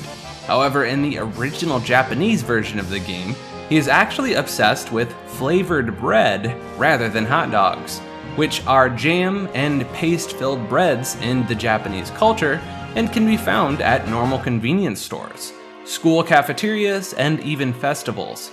If you wait around for the scenes shown in the credits of the game, you will see Zell hilariously stuffing his mouth with flavored bread rather than hot dogs in the English version of the game. A second chance. The characters of Fujin and Raijin were initially designed to appear in Final Fantasy VII. However, the inclusion of the characters of Turks made the developers feel that the presence of Fujin and Raijin was unnecessary. Eventually, they were finally given life in FF8 since the story had room for them to exist. Since then, they have appeared as cameos and playable characters in spin-off games, which includes icons for the memory card in Pocket Station as well. Crisis Level. This is a hidden mechanic in FF8 that determines how often a character's limit break will appear, as well as their damage outputs and additional statuses. The crisis level is invisible to the player, but it's actively used in the game's coding to determine limit break outcomes. Crisis level increases when a character's HP is in critical status, which means that their current HP should be below 25% of their max. However, Cypher is an exception to this, as he only requires less than 84% of his max HP. There are 4 levels of crisis level, and aside from HP, various other statuses factor in determining it as well.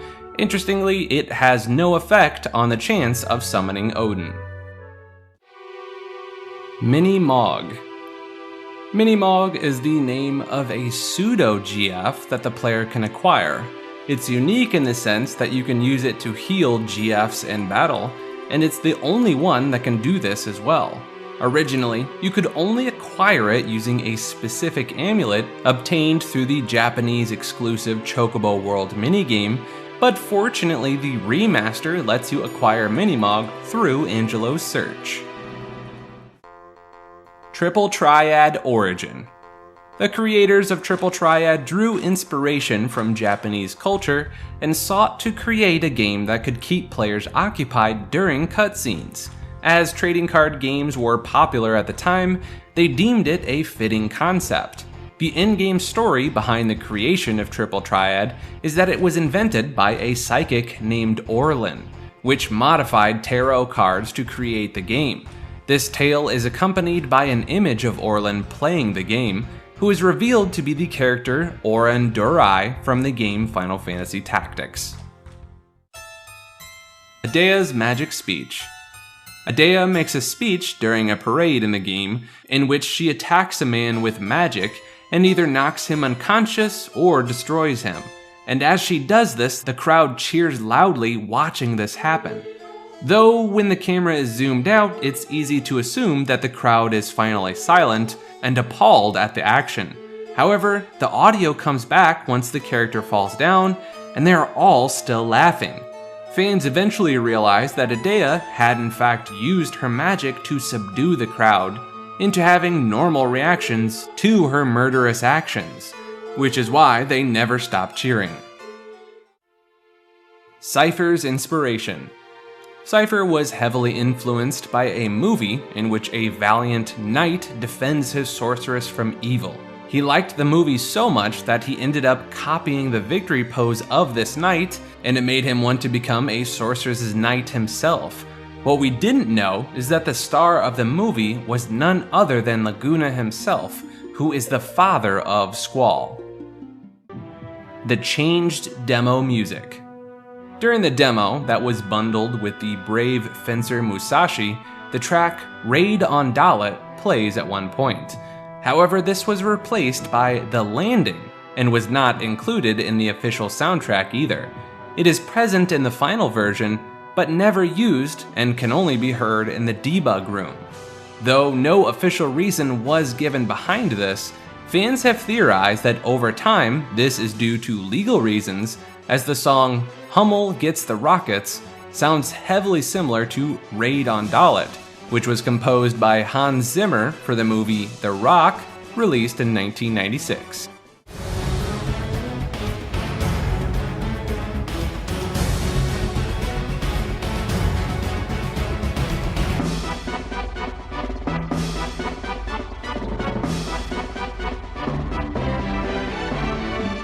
Other music that is different includes variations of Don't Be Afraid,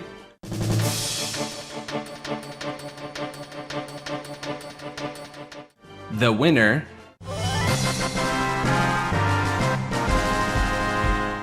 The Loser,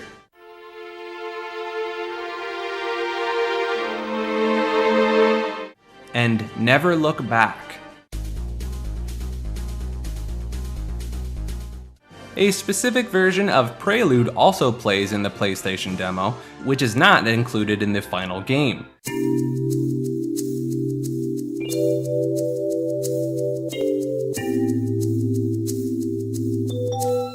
And last but not least, copies of Parasite Eve came with a bonus disc that included a trailer of FF8 with some demo footage, which featured a different battle UI and an unused track called Visions of Dalit.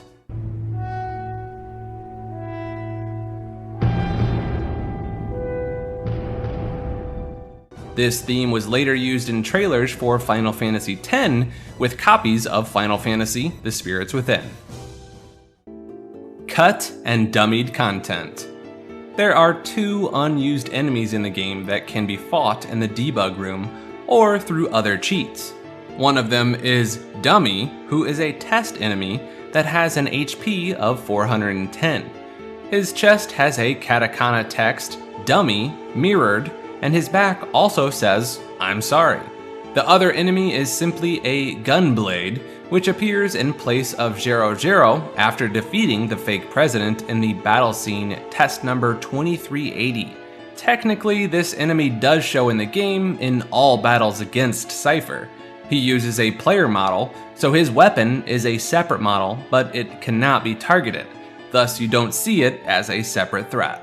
There are tons of hidden text and drawings in the game, and these include things like smiley cloud face, a cow, a star, a man in an ancient Egyptian pose, a dinosaur, and some pieces of text like, quote, my spirit dried up. We have unused images as well, which show random drawings, text, and a grid of hex numbers. Then we have unused areas, which include some debug stuff, a bizarre scene in the training center, which crashes the game if you press most of the buttons on the gamepad, a rocky outcrop that is included in the demo for a battle, but not in the final game, and some alternate angles to certain rooms, such as Esthar's presidential palace. The Tired Translator. In the Italian PAL version of FF8, you can find a dummy enemy inside the debug room just like the other versions of the game. However, this time he comes with a scan message that is a note from the translator himself. It reads, quote, this translation is killing me. It's almost 2 in the morning. I am sleepy. I'm sleepy. Ultimecia was a man. The game's villain, Ultimecia, was originally planned to be a man. In the final version of the game, Ultimecia is a powerful sorceress who is the main antagonist of the story. However, in early versions of the game's development, Ultimecia was a male character. It is not clear why the decision was made to change Ultimecia's gender, but it was speculated that it may have been done to make the character more unique, or give the game a more balanced cast of characters. Ultimecia's character design was also changed accordingly, and her appearance as a woman with long hair, a flowing dress, and a powerful presence was well received by the fans. Her role in the game is also very important and detailed, as she is the main antagonist of the game and the final boss, and her motives and goals are revealed throughout the game's story. FF7 Leftovers. While Chrono Trigger was being finalized, the story and characters for Final Fantasy VII were being plotted out. Initially, the plan was to include a witch named Adea within the story of FF7, but before Chrono Trigger was even shipped, they deemed the witch's presence as unnecessary, and it even felt a bit too bloated. As a result, they shelved the Wicked Witch until the following entry within the series. Fujin and Raijin were also initially planned on being included within FF7, but as we stated, their appearance was too similar to the Turks. My Date with the Vampire 2. A Chinese TV series called My Date with the Vampire 2 uses the La Berry Fatale song a few times throughout its episodes.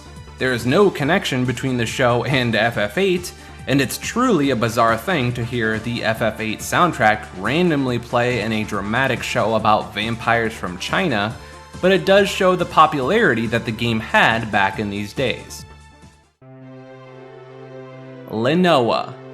The French version of FF8 has a misspelling of Renoa as Lenoa, which loosely translates to late.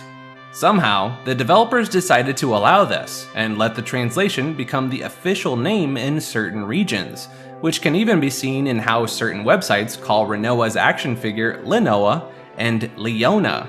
And many YouTube videos also use that name, as that's what they know her as. The Mystery of Opal Lake. If you go to a specific part of the game's map, you will find the Opal Lake. Once there, you will get the option to throw a rock into the water and to hum something. If you keep humming, you'll finally begin talking to a black shadow that asks you to find his friend Mr. Monkey. There will be a lot of traveling for this quest, so it's a good idea to do it after you have the Ragnarok.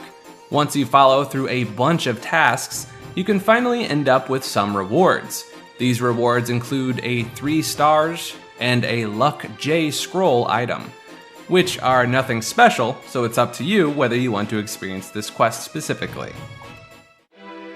The UFO and Poo Poo. There is a side quest of FF8 that leads you to a UFO, which is flown by an adorable little alien called Poo Poo. This alien can be encountered in 4 different areas, which are Mandy Beach, Heath Peninsula, Wind Hill Bluffs, and Kashkabal Desert. You only get a brief glimpse of the UFO every time, but once you complete these 4 encounters, you can then attack it in the forest. Once you destroy the UFO, you can find Poo Poo himself near the Balam Garden location, and you can choose to kill the creature or help him. Based on your choice, your reward will either be a Poo Poo card or an accelerator. Diminishing Sorceress. Ultimecia is said to be the most powerful sorceress of all time, especially since we know that she got her power through many generations of sorceresses. Normally, this should mean that she is powerful beyond the point of destroying or defeating in any way. However, there is a hinted concept that the power of a sorceress diminishes every time it is transferred into another. Thus, if the power is weakened as it is passed on, as assumed, it makes sense as to why Ultimecia is eventually defeatable. Cypher's second limit break. Cypher has a secondary limit break in the game, which he uses in the boss encounter at Galbadia Garden. It's called Demon Slice. It inflicts non-elemental physical damage to one target, and to no surprise, Cypher is programmed to use this attack on Squall the most out of every other party member. Furthermore, Demon Slice is also available as a level 10 Gunbreaker skill in Final Fantasy XIV. Adele's creepy messages. When Squall's party is going to the TV timber station, there is a large screen outdoors at the top of the stairs that players have passed by numerous times. There are several messages inside the screen that look like random spam characters, but upon closer inspection, you can notice creepy messages that actually have a meaning. In fact, they are repeating the same key sentences over and over. These messages read, "Bring me back there. I will never let you forget about me. I am alive here." These chilling messages are sent by the antagonist Adele, which confirms that she is alive and trying to find her way back to the world. This is phenomenal attention to detail, as canonically, most technology in the world is rendered useless after Laguna and his crew send Adele to orbit the moon. It truly adds more to the immersion behind the game's story, and even leaves room for a sequel story here, where Adele might finally come back for her revenge, which she is aggressively waiting for. The demo artifact and other beta changes. In the original PlayStation 1 demo of Final Fantasy VIII, you begin just before the first mission with Zell and Cypher as normal. You're given a brief rundown of the story thus far, which says, the Dalit Dukedom, at war with the Galbadia army, have requested Garden to dispatch Seed, the world-renowned special team Seed from Garden. The high-speed vessels in which they ride are about to land in Dalit Dukedom. Then the epic cinematic plays, which went on to entrance generations. And in the FMV, there are several minor differences compared to the full game. When the vessel finally crashes on the land, it is revealed that your third party member is Rinoa instead of Selphie, and Quistis is not present either. This is of course changed in the final game. Once you get past this point, the game is mostly the same and just has minor differences, such as how the situations and dialogues play out, since the characters are different. Rinoa doesn't seem to have any dialogue, which makes a lot of sense since she is replaced later. This is most likely just a simple replacement for demo purposes, rather than a larger change in the plot over time. Eventually, everything that had Rinoa was later changed in the final game for this sequence, and in the escape cinematic, there is a random soldier who is helping Squall escape instead of Quistis in the demo. Funnily, there is an artifact of the demo accidentally still left in the final game, as you can see just a few frames of Rinoa in the ship, even though she is not supposed to be present there.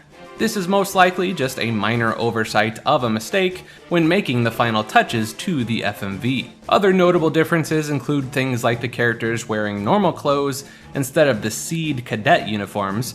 The facial structures of the characters are slightly different too, compared to the last game, and X-Atmo 92 is also called X-Atmo 82, and some of its attacks have different names as well.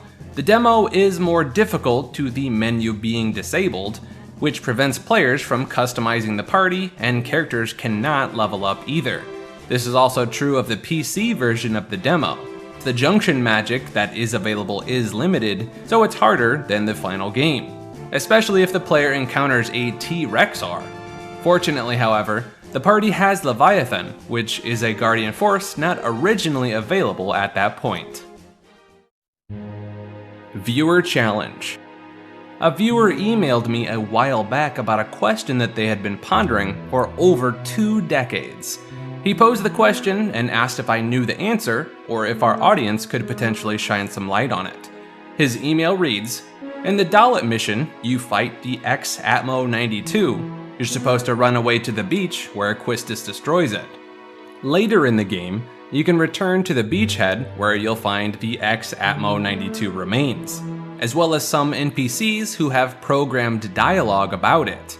However, it's known by some that you can actually defeat X-Atmo 92 before reaching the beach, and skip the Quistis cutscene entirely. So my question is, if you defeat the X-Atmo 92 and return to the beach later in the game, what will you find there?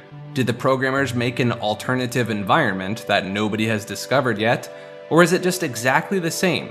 It's likely that the programmers did not create an alternate environment for this specific scenario, but I'll leave this one to you committed FF8 fans out there. What happens if you defeat this challenging boss that was never meant to be defeated, and return to the area where its metallic corpse should have been laid to rest? Let us know in the comments below. Although this game had the worst sales numbers of all three PS1 greats, it's still highly regarded among the fandom, with its triumphant return to the medieval fantasy roots, as well as some of the most beloved characters in the entire franchise. FF9 serves as a love letter to its predecessors. Let's dive deep as we patiently wait to hear more about the potential remake right over the horizon. This is the ultimate Final Fantasy IX Iceberg.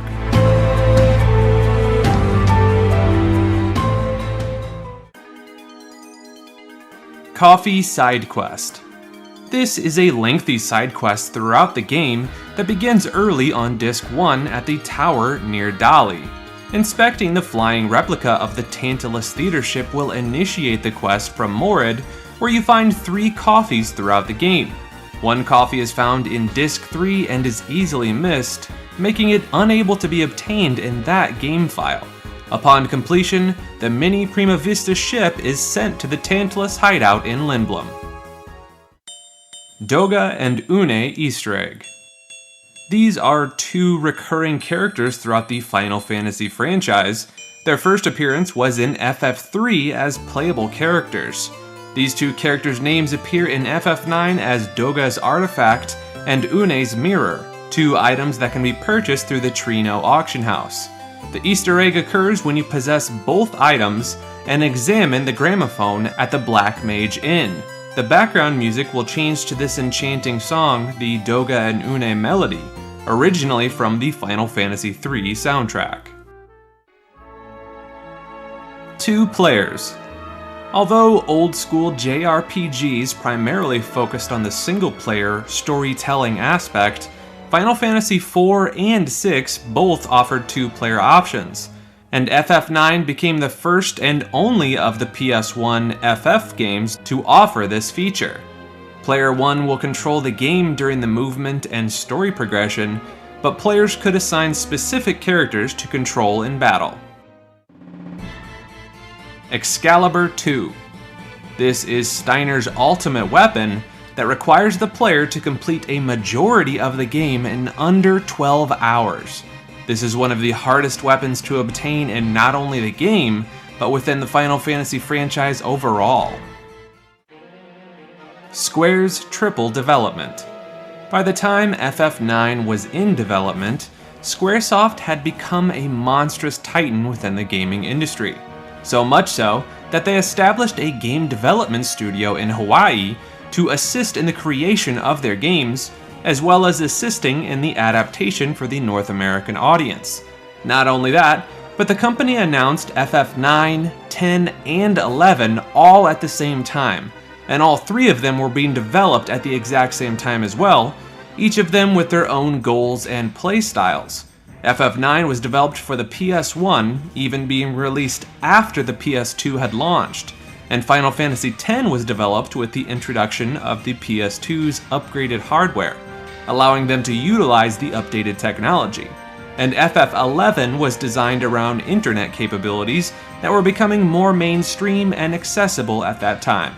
The split development of the 3 games was massively contributed to the tremendous developers that worked on each of these projects. Kuja was almost a Trino nobleman. In early concept art, Kuja was shown wearing nobleman attire, and his first appearances in the game even portrayed him as one in the crowd. It's also worth noting that in Dissidia Final Fantasy, he also has an alternate costume called Trino Nobleman. Extra ending scene. This is an alternate ending where, during the play, instead of Blank kidnapping the princess, he's shown being executed by the king. You must acquire and keep the hammer from the Stelazio coin side quest in your inventory to activate these extra hidden scenes. Ozma. This is the super boss of FF9. It appears as a sphere with multiple colors circling it. Its bottom half is darker and turns counterclockwise, spinning faster when using offensive abilities. And the top half is brighter, spinning clockwise, and moving faster when casting supportive abilities.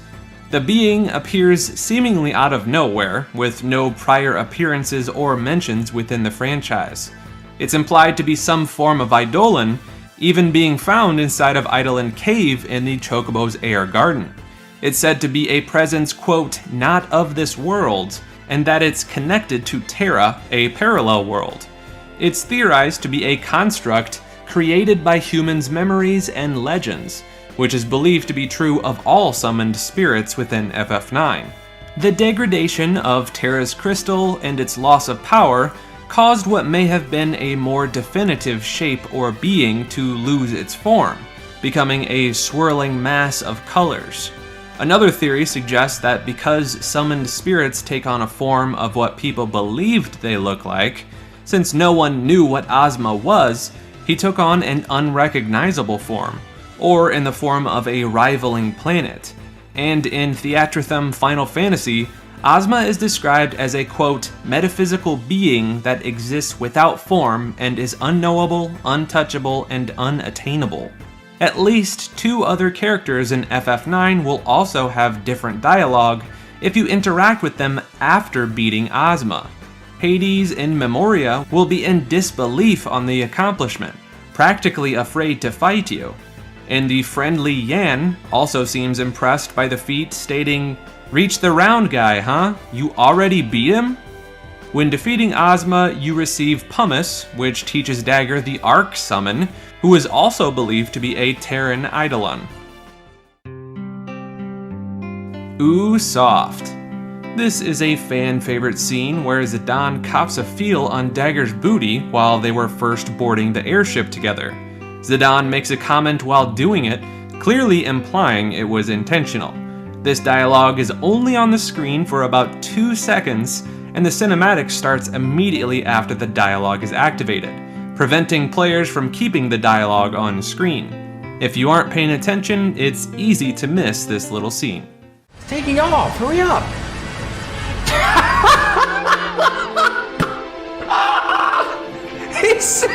Man, cop the squeeze!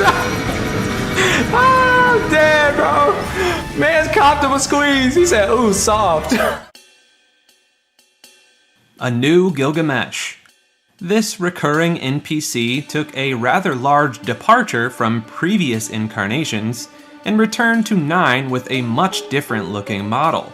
He also goes by a number of aliases in this game: Alleyway Jack, Four-Armed Man, and Brother Gil. He initially appears in Alexandria as Alleyway Jack, where he teaches Vivi how to play Tetramaster. The character later appears in Trino to steal money from Dagger, to which he buys a card. And when Zidane gains the highest possible treasure hunter rank, it is then that Alleyway Jack will reveal his true identity as Gilgamesh. He is also brothers with the character named Enkidu, who is the one that is said to leave behind the most powerful sword in the game, the Excalibur II. Maker. Yes, Rom? Remember to remind people to do the algorithm thing. Rom, they already know to like and subscribe and leave a comment. You are welcome.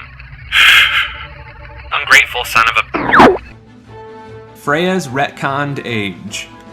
This refers to Freya's age being biffed slightly in her reported age of 21. It is sometimes said that she's been looking for Fratly for 3 years, other times it's said to be 5 years. It's believed that Freya began looking for Fratly at age 18. Their discrepancy between searching for 3 and 5 years would be the difference between age 21 or 23. Lindbolm. In the opening cinematic of the game, you can see a map of the land, including Lindblom. But when examining it, it actually reads out as Lindblom instead of Lindblum. This spelling difference can also be found in the FF9 Ultimania and several other places throughout the game. This is because this is how the name was actually spelled in the Japanese version, but the spelling change was not implemented in every appearance throughout the game. Hate leads to suffering. At the end of the game, you witness Necron speaking these words, which happen to be a popular quote from the famous Star Wars character Yoda. Fear leads to anger, anger leads to hate, hate leads to suffering. Unused Cinna graphics. The temporary side character Cinna has several graphics that were not implemented into the game.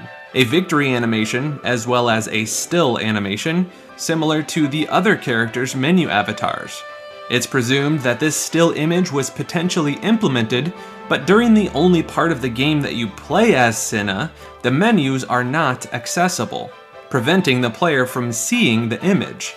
There's also theories that Cinna was originally meant to be playable throughout other parts of the game, but were taken out, making these graphics obsolete and unused. Trino Fountain. There is a fountain in Trino that allows you to toss Gil into. If you do this once, you will feel a bit happier, but if you toss 10 Gil into the fountain 13 times, you will receive a Stelazio coin. And if you do it 50 times, exit the area and return, the thief NPC will boast about all the money he found in the fountain, to which he purchased a good Tetramaster card. If you challenge him to a card battle, you can earn this card off of him as well. Nero Family Side Quest. This was a tedious optional quest where Zidane visits the Tantalus hideout 9 different times throughout the game, reporting to various Nero members and reporting that each of them are missing. The reward for completion of this quest is the very underwhelming Protect Ring. It's been commonly stated that this side quest took 13 years to be discovered, or at least documented publicly, though many people deny this, as according to many commenters, they achieved this side quest on their very first playthrough all those years ago. Eidolon Wall. This area is a prominent part of Madain Sari, where a tribe of summoners once lived. The area is said to be located where the pulse of the planet Gaia runs its most focused. It was used by the summoners who studied the workings of nature and the use of summoning magic. They were the ones that theorized that the Eidolons served as Gaia's guardians, manifested from the collected beliefs in myths and legends. The Eidolon Wall itself featured many engravings and teachings of the Eidolons. This area hosts several optional quests, most notably the source of Garnet's birth name. Through a specific set of movements and actions within Madain Sari, you can unlock the text that reveals her true name, Sarah. Other Final Fantasy references. With FF9 serving as the return to the medieval fantasy setting, and as a sort of love letter or homage to the Final Fantasy series, it's no shocker that FF9 had a number of references to other games within the franchise. One of the most notable occurs when the player interacts with the sword in the Lindblom weapon shop that resembles the Buster Sword from FF7. Zidane will say, quote, "I remember a guy with spiky hair who carried something like this," an obvious allusion to Cloud from FF7. There's also another reference to Cloud during the play at the end of the game. Marcus brings up his name directly when saying, "No cloud nor squall shall hinder us," and squall obviously being from FF8. And since FF9 was being developed at the same time as FF10, they were even able to make references to it. The Ragtime Mouse is a special creature in 9 that the party can encounter in various forests. It serves as a quiz master who poses a true or false question. While the questions themselves are all related to 9, the character itself is holding a card with Japanese text on it. This barely legible card actually translates to "Pop Quiz. FF10's theme is guts. true or false. Stutter step. The way that random encounters work is more or less as follows. The longer you walk in an area that has random encounters, the more likely that you will enter said random encounters. Players have discovered that by taking only 1 or 2 steps, by rapidly tapping a direction repeatedly instead of holding a direction, allows the player to keep that encounter rate to the lowest possible percentage. Speedrunners discovered that this allows them to avoid random encounters altogether, saving precious time avoiding loading animations and menu screens. FF9 Remake Leak. NVIDIA, one of the leaders in the hardware and software development industry, hosts a platform titled GeForce Now, which is a cloud gaming service. Crafty gamers were able to crack into their servers and find a sizable database of what appeared to be upcoming games, many of which weren't even announced yet.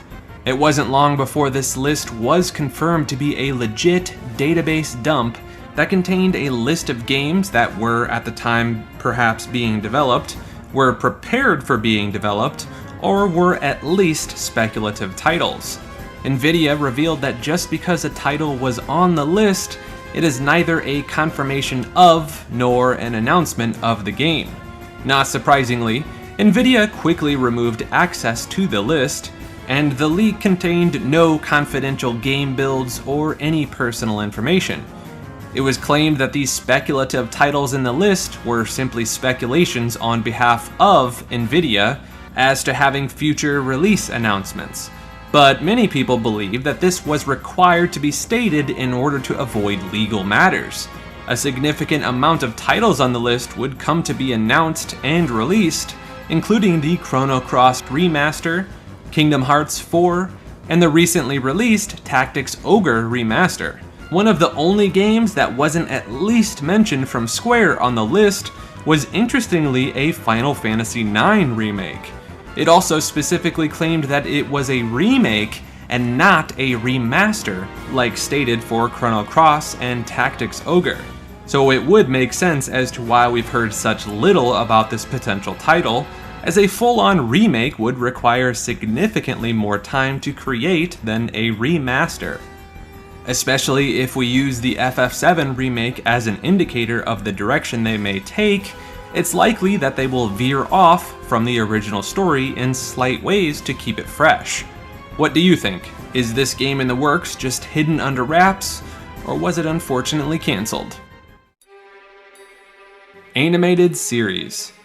It was revealed in June of 2021 that Square would be co-developing and co-producing an animated Final Fantasy IX series alongside a French studio called Cyber Group Studios.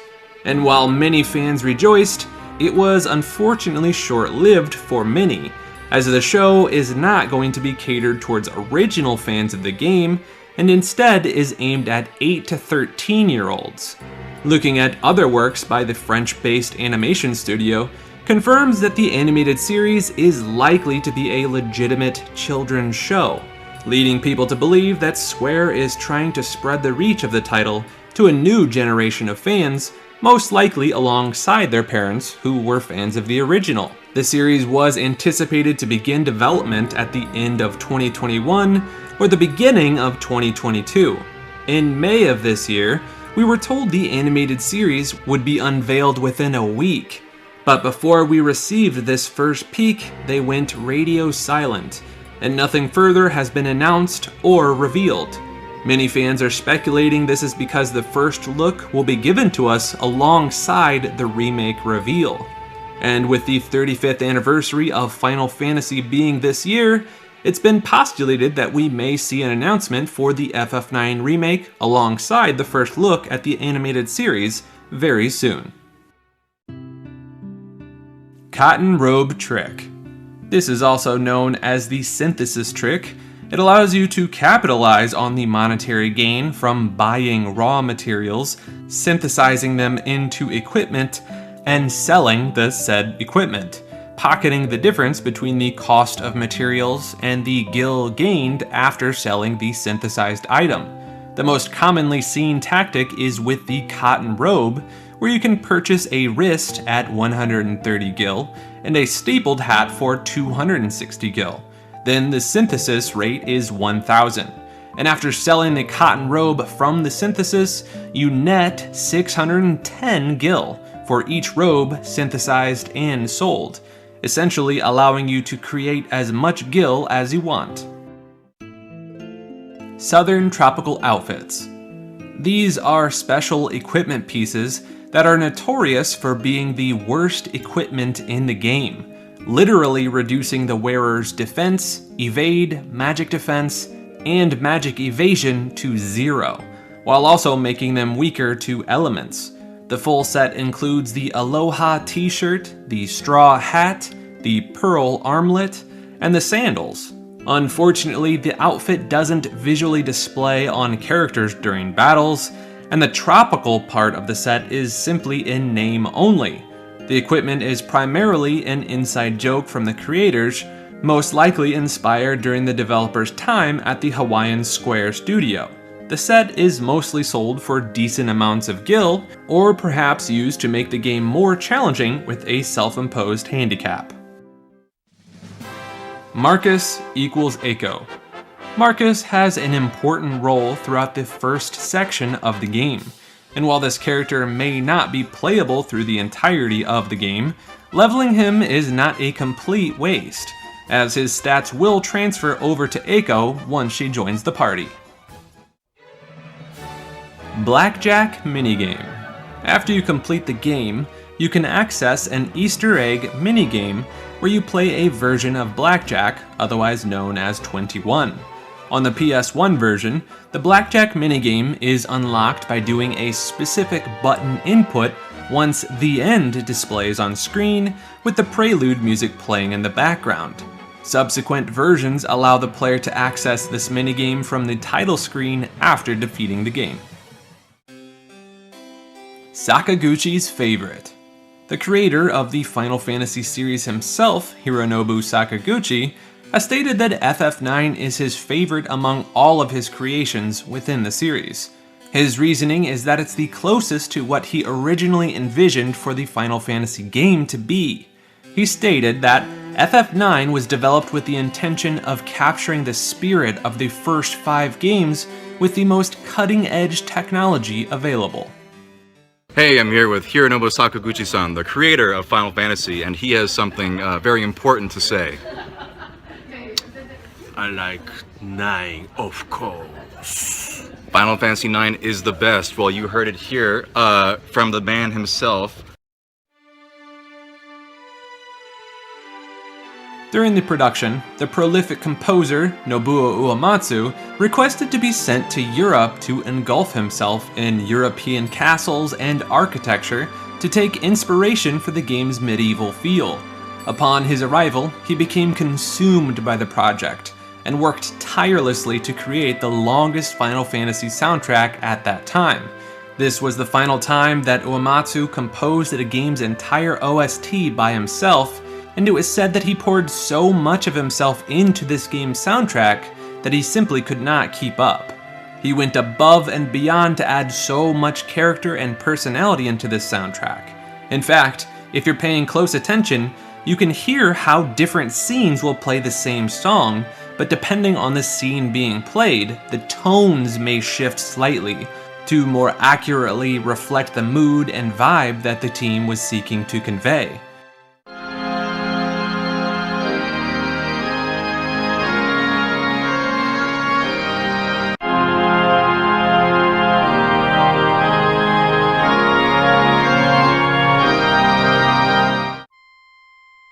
Chrono Wanted Poster.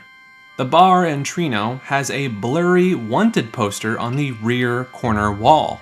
While it appears very blurry, especially on the PS1 version, it does appear to be Amarant with his wild red dreadlocks. Disc 1 Moonstone. While the Moonstone isn't exactly the best item in the game, it does come as a decent reward for one of the most satisfying minigames in FF9. During the sword fight between Zidane and Blank near the beginning of the game, you're able to score up to 100 out of 100 with the amount of people being impressed. If you're able to score a 100 by quickly and correctly performing the correct action inputs, it opens an opportunity for Steiner to speak to Queen Braun, who was quite impressed with the show. She feels generous enough to give Steiner one of the only moonstones in the game. She seems like a very nice lady. Dagger's unusable summons. At one point in the game, you play a minigame with Ramu that allows you to acquire him as a summon. Up until this point, each of your summons are completely grayed out, not allowing you to summon with Dagger. But after you unlock Ramu, you're granted the ability to begin casting your summons in battle. As there's not much dialogue about this, many players thought that this minigame unlocks the ability to summon at all. But in reality, it just unlocks Ramu as a summon. But Dagger is actually able to summon before this point in the game, she's just limited by her MP pool. Quina's pronouns. The gender of Quina was intentionally left ambiguous in the North American version, where they refer to the character as she/he. However, in the French, Spanish, and Italian versions of the game, the character is specifically referred to as a she, but in the German version, they refer to Quina as a he. While the debate rages on, the word Quina Quen is a Japanese play on words that translates to eat and cannot eat. The contradictory words do seem to line up with the intention of no specified gender, but interestingly enough, there is a Steam achievement for FF9 that requires you to form a party with Quina and 3 female characters, and the achievement is titled Femme Fatale. Battle Tent. This is the very first Final Fantasy game that experimented with different uses for the tent item, which normally was exclusively usable at the world map or save points. While FF9 allows this method of using a tent to restore HP and MP, it can also be used in battle to fully heal a target. However, it has an added side effect of having a 50% chance to inflict the target with poison, darkness, and silence. This can also be conveniently used on enemies with its chance to inflict these status abnormalities. Resident Evil 2 reference. During your time in Lindblom Castle, you can come across a fountain with an interactive trigger. Inspecting this has Zidane speak about being unable to find a place to insert the metal, but this dialogue has no relevance to the game at any point. This is because it's actually a reference to Resident Evil 2, where the protagonist uses medallions as part of a puzzle. This message is a direct reference to this puzzle. The Brady Games Guide. FF9 just so happens to have one of the single most infamous game guidebooks ever created. During this time period, the internet was not nearly as prevalent or popular as it is now, and unfortunately this guidebook was a product of its era, encouraging players to visit Square's newly created Play Online platform that was used as a way to share RPG news, sell merchandise, and offer a membership. The only problem is that they massively overplayed their hand. The guide itself only covered a portion of the game, and vague summaries of the information covering bosses, quests, and items. A greater majority of the physical guidebook was ridden with blue boxes that would state the rest of the information could be found online when visiting the Play Online website. Need more help with this boss? Go to Play Online for additional strategy. Freya can learn a new ability at this point in the game. If you're curious, check out Play Online for the details. You can pick up a couple of items before triggering the boss fight. To find out what you must do, go to Play Online. And these blue text boxes were on nearly every single page of the guidebook. Most people didn't even have the internet at that time, let alone regular access to it via your phone. But even with internet access, this was still a huge disappointment for many purchasers. It's because of this, many people have stated that this is the single worst game guidebook ever created. Vivi's Japanese quote. The personal character quotes that are shown in graphics each display one meaningful and relevant quote to each character. Each of the characters' Japanese to English translations were more or less the same, all except for Vivi. The English quotes for Vivi states, "How do you prove that you exist? Maybe we don't exist." But the Japanese translation seems to be a bit more profound, roughly translating to, "If you can't show proof that you're living, it might as well be the same as being dead."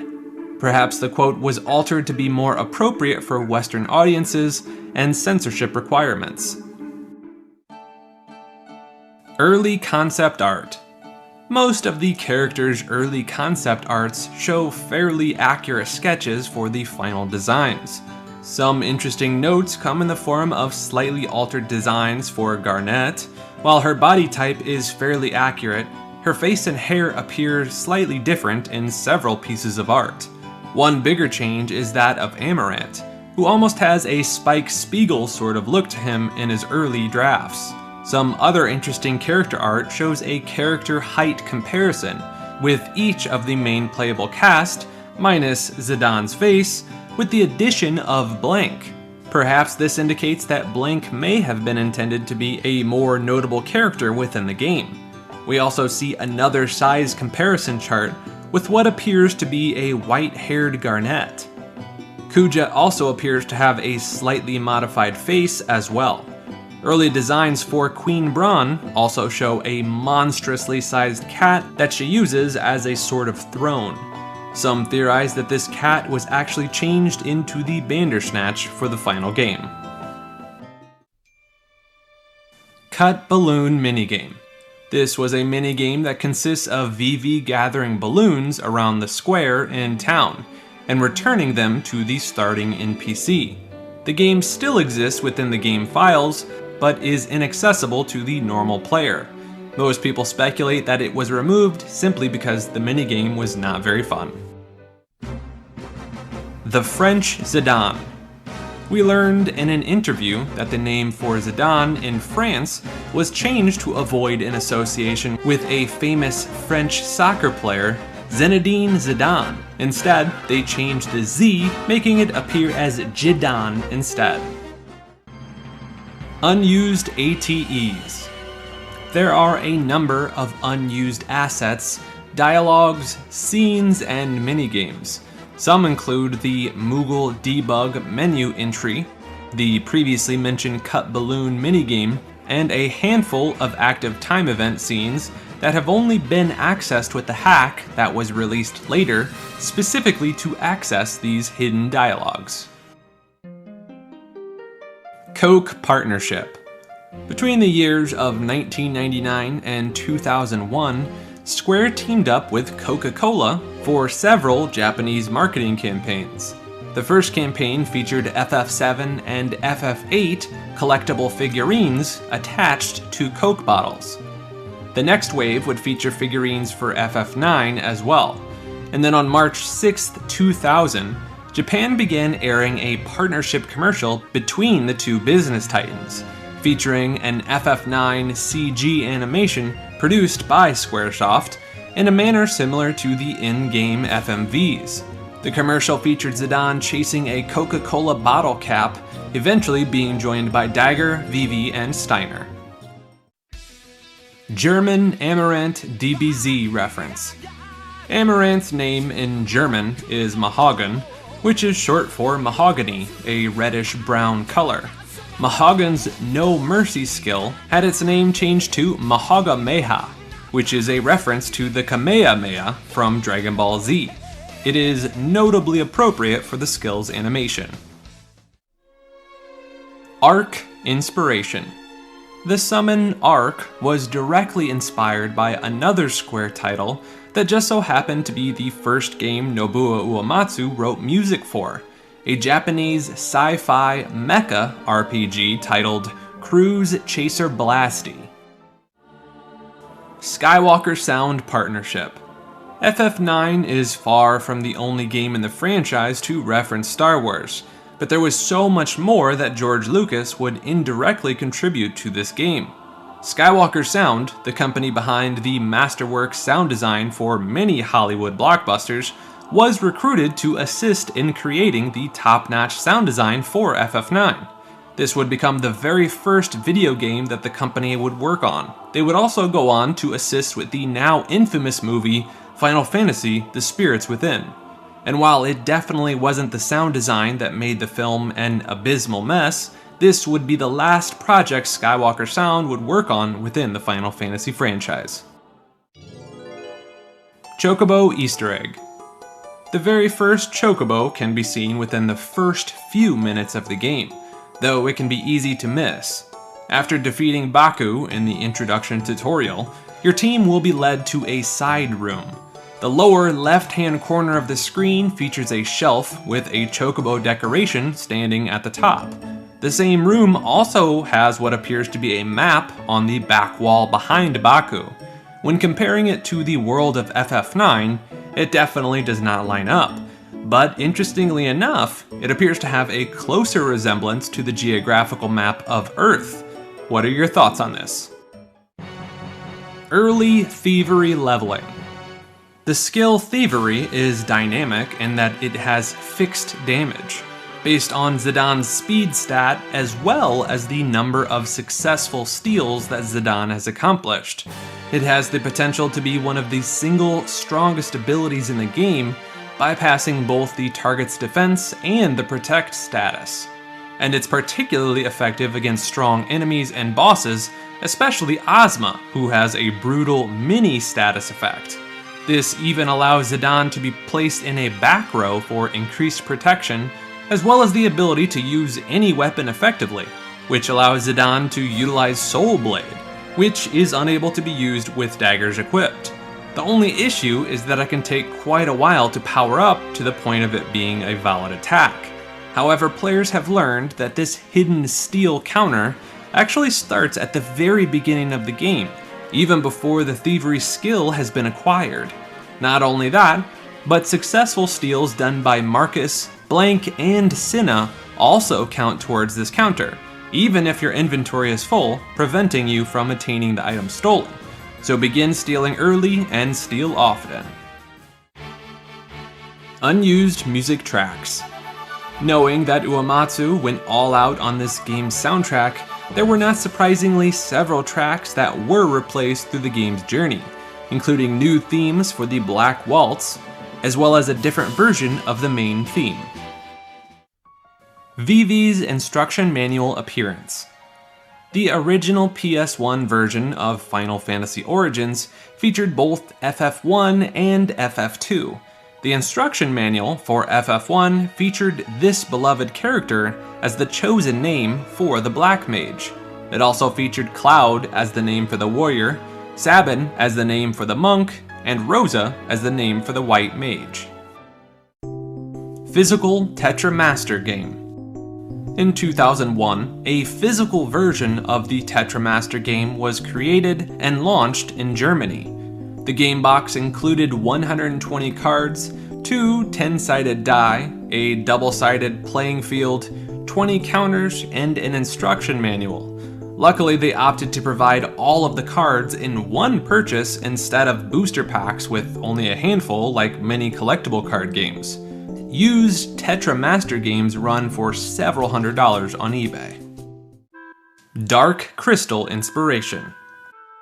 The developers were committed to having the series return to their medieval fantasy roots with FF9. However, with the previous 2 entries within the series taking such a drastically different route, they were aware of the risks involved with having such an abrupt change of setting and tone. But they felt that the risk was worthwhile so as to keep the series fresh and different, and that returning to the same style of graphics as FF7 and 8 would potentially leave audiences growing fatigued or bored. This was especially a challenge, as they'd yet to return to the medieval fantasy setting with the PlayStation's updated graphics capabilities, in order to assure the most aesthetically pleasing characters would not look too cartoony and looking cheesy as a result. So in order to work within these criteria, the arts team would turn to a number of sources for inspiration for FF9. The first source would be Frank Oz, who most notably worked as a puppeteer for the original live-action Yoda from Star Wars. And Oz famously worked alongside another famous puppeteer, Jim Henson, who served as the creator of the Muppets. Both of these individuals also worked on Sesame Street and would gain massive notoriety for their work. But the most notable piece of inspiration that Square's art team would draw inspiration from was that of Dark Crystal, a dark fantasy film directed by both Jim Henson and Frank Oz. The team would take note of how the two puppeteers were able to make seemingly blank entities take on a certain degree of realism, making them appear as breathing, lifelike creatures. This film was studied and absorbed by Square's art team and would directly inspire and influence many of the settings, characters, and tones that were aimed at the young adult demographic. According to a retrospective interview, it's been said that the world of Dark Crystal helped the team to create FF9's world full of mystique, while still being innocent and full of awe and an almost childlike wonder. Salamander. This was the original Japanese name for Amarant. He has salamander tattoos on his shoulders, though they disappear when he goes into trance. Salamander, in this case, refers to a mythological reptile that's believed to be able to breathe and resist fire. This is the root of Amarant's moniker, the Flaming Amarant, or the Flaming Salamander. It's believed that his name was changed due to a name character limit, similar to the naming situation that occurred in FF6, which if you haven't seen my video on, you can find the link below. Edible Boss. There is only one boss in the game that Quina can eat. The Earth Shrine Guardian is edible, allowing Quina to eat it and learn Earthquake. Unused Shrine Guardian battles. While we're on the subject of the Earth Shrine Guardian, near the end of the game, you split into 4 teams to defeat the 4 Shrine Guardians. This, in itself, is a reference to the 4 fiends from the original Final Fantasy: Lich, Kraken, Tiamat, and Merilith. However, you end up only fighting one Guardian with Zidane and Quina. The battles with the 3 other Guardians were originally included in early versions of the game. Not only that, but it was revealed that you would have had to defeat all 4 Guardians again at a later point in the game, except the second time would be in a marathon Mega Man-esque fashion, though they may have been deemed too challenging. While this would follow the formula set by the 4 fiends in Final Fantasy, it's believed that the second battles were removed so as not to artificially bloat the game's playtime by double-dipping boss fights.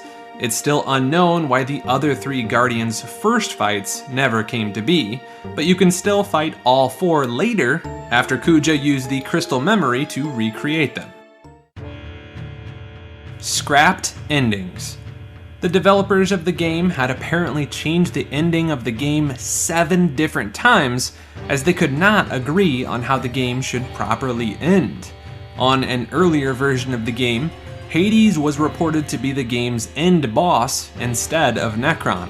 What other endings would you have liked to see? Friendly critical strikes. When a party member attacks another party member, they will deal more damage than they would if they had attacked an enemy. This is because your attacks on other players will be treated as a preemptive strike, causing 1.5 times the normal attack damage. FF9 was almost a spin-off game.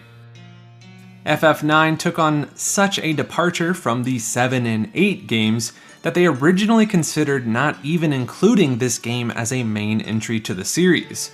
It was originally meant to be an anniversary, non-numbered game that was chock full of callbacks to the original games.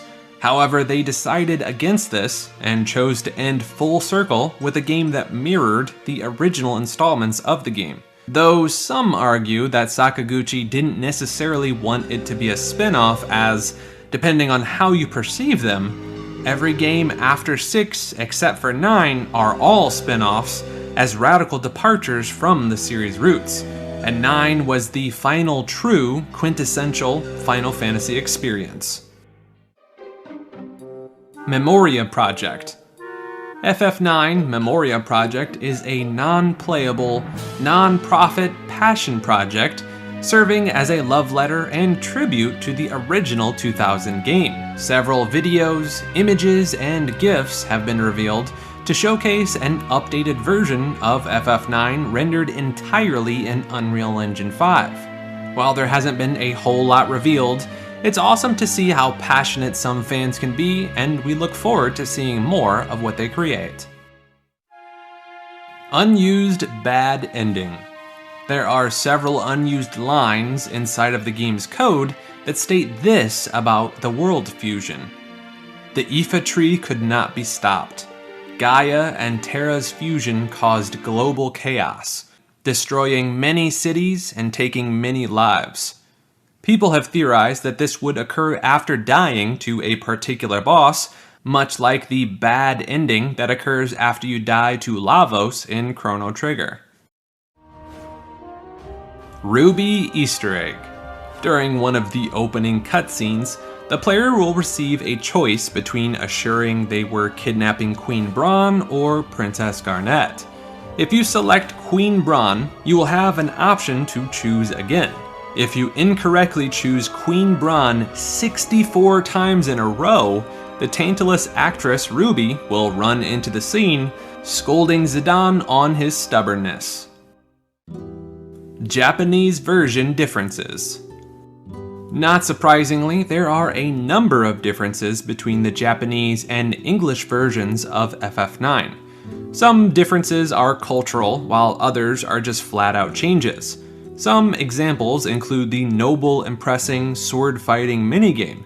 If you impress all 100 of the nobles and Queen Braun, you don't earn the 10,000 gil that you would in the English version. Another reward difference occurs when you purchase all of Stiltskin's items, where the Japanese version does not reward you with the ribbon. Throughout the Japanese version, there exists a stronger connection between the relationship of Trance and Gaia and Terra. High Tide in English is actually knowledge of the full moon in Japan. Vivi often refers to Dagger as Oni-chan in the Japanese version, which means big sister. And unlike the English version, where Zidane calls Steiner Rusty, Japanese Zidane refers to Steiner as Pops, or Old Man. And this is done primarily because the Japanese Steiner speaks in a more archaic form of Japanese, speaking in a very formal ye old Japanese style.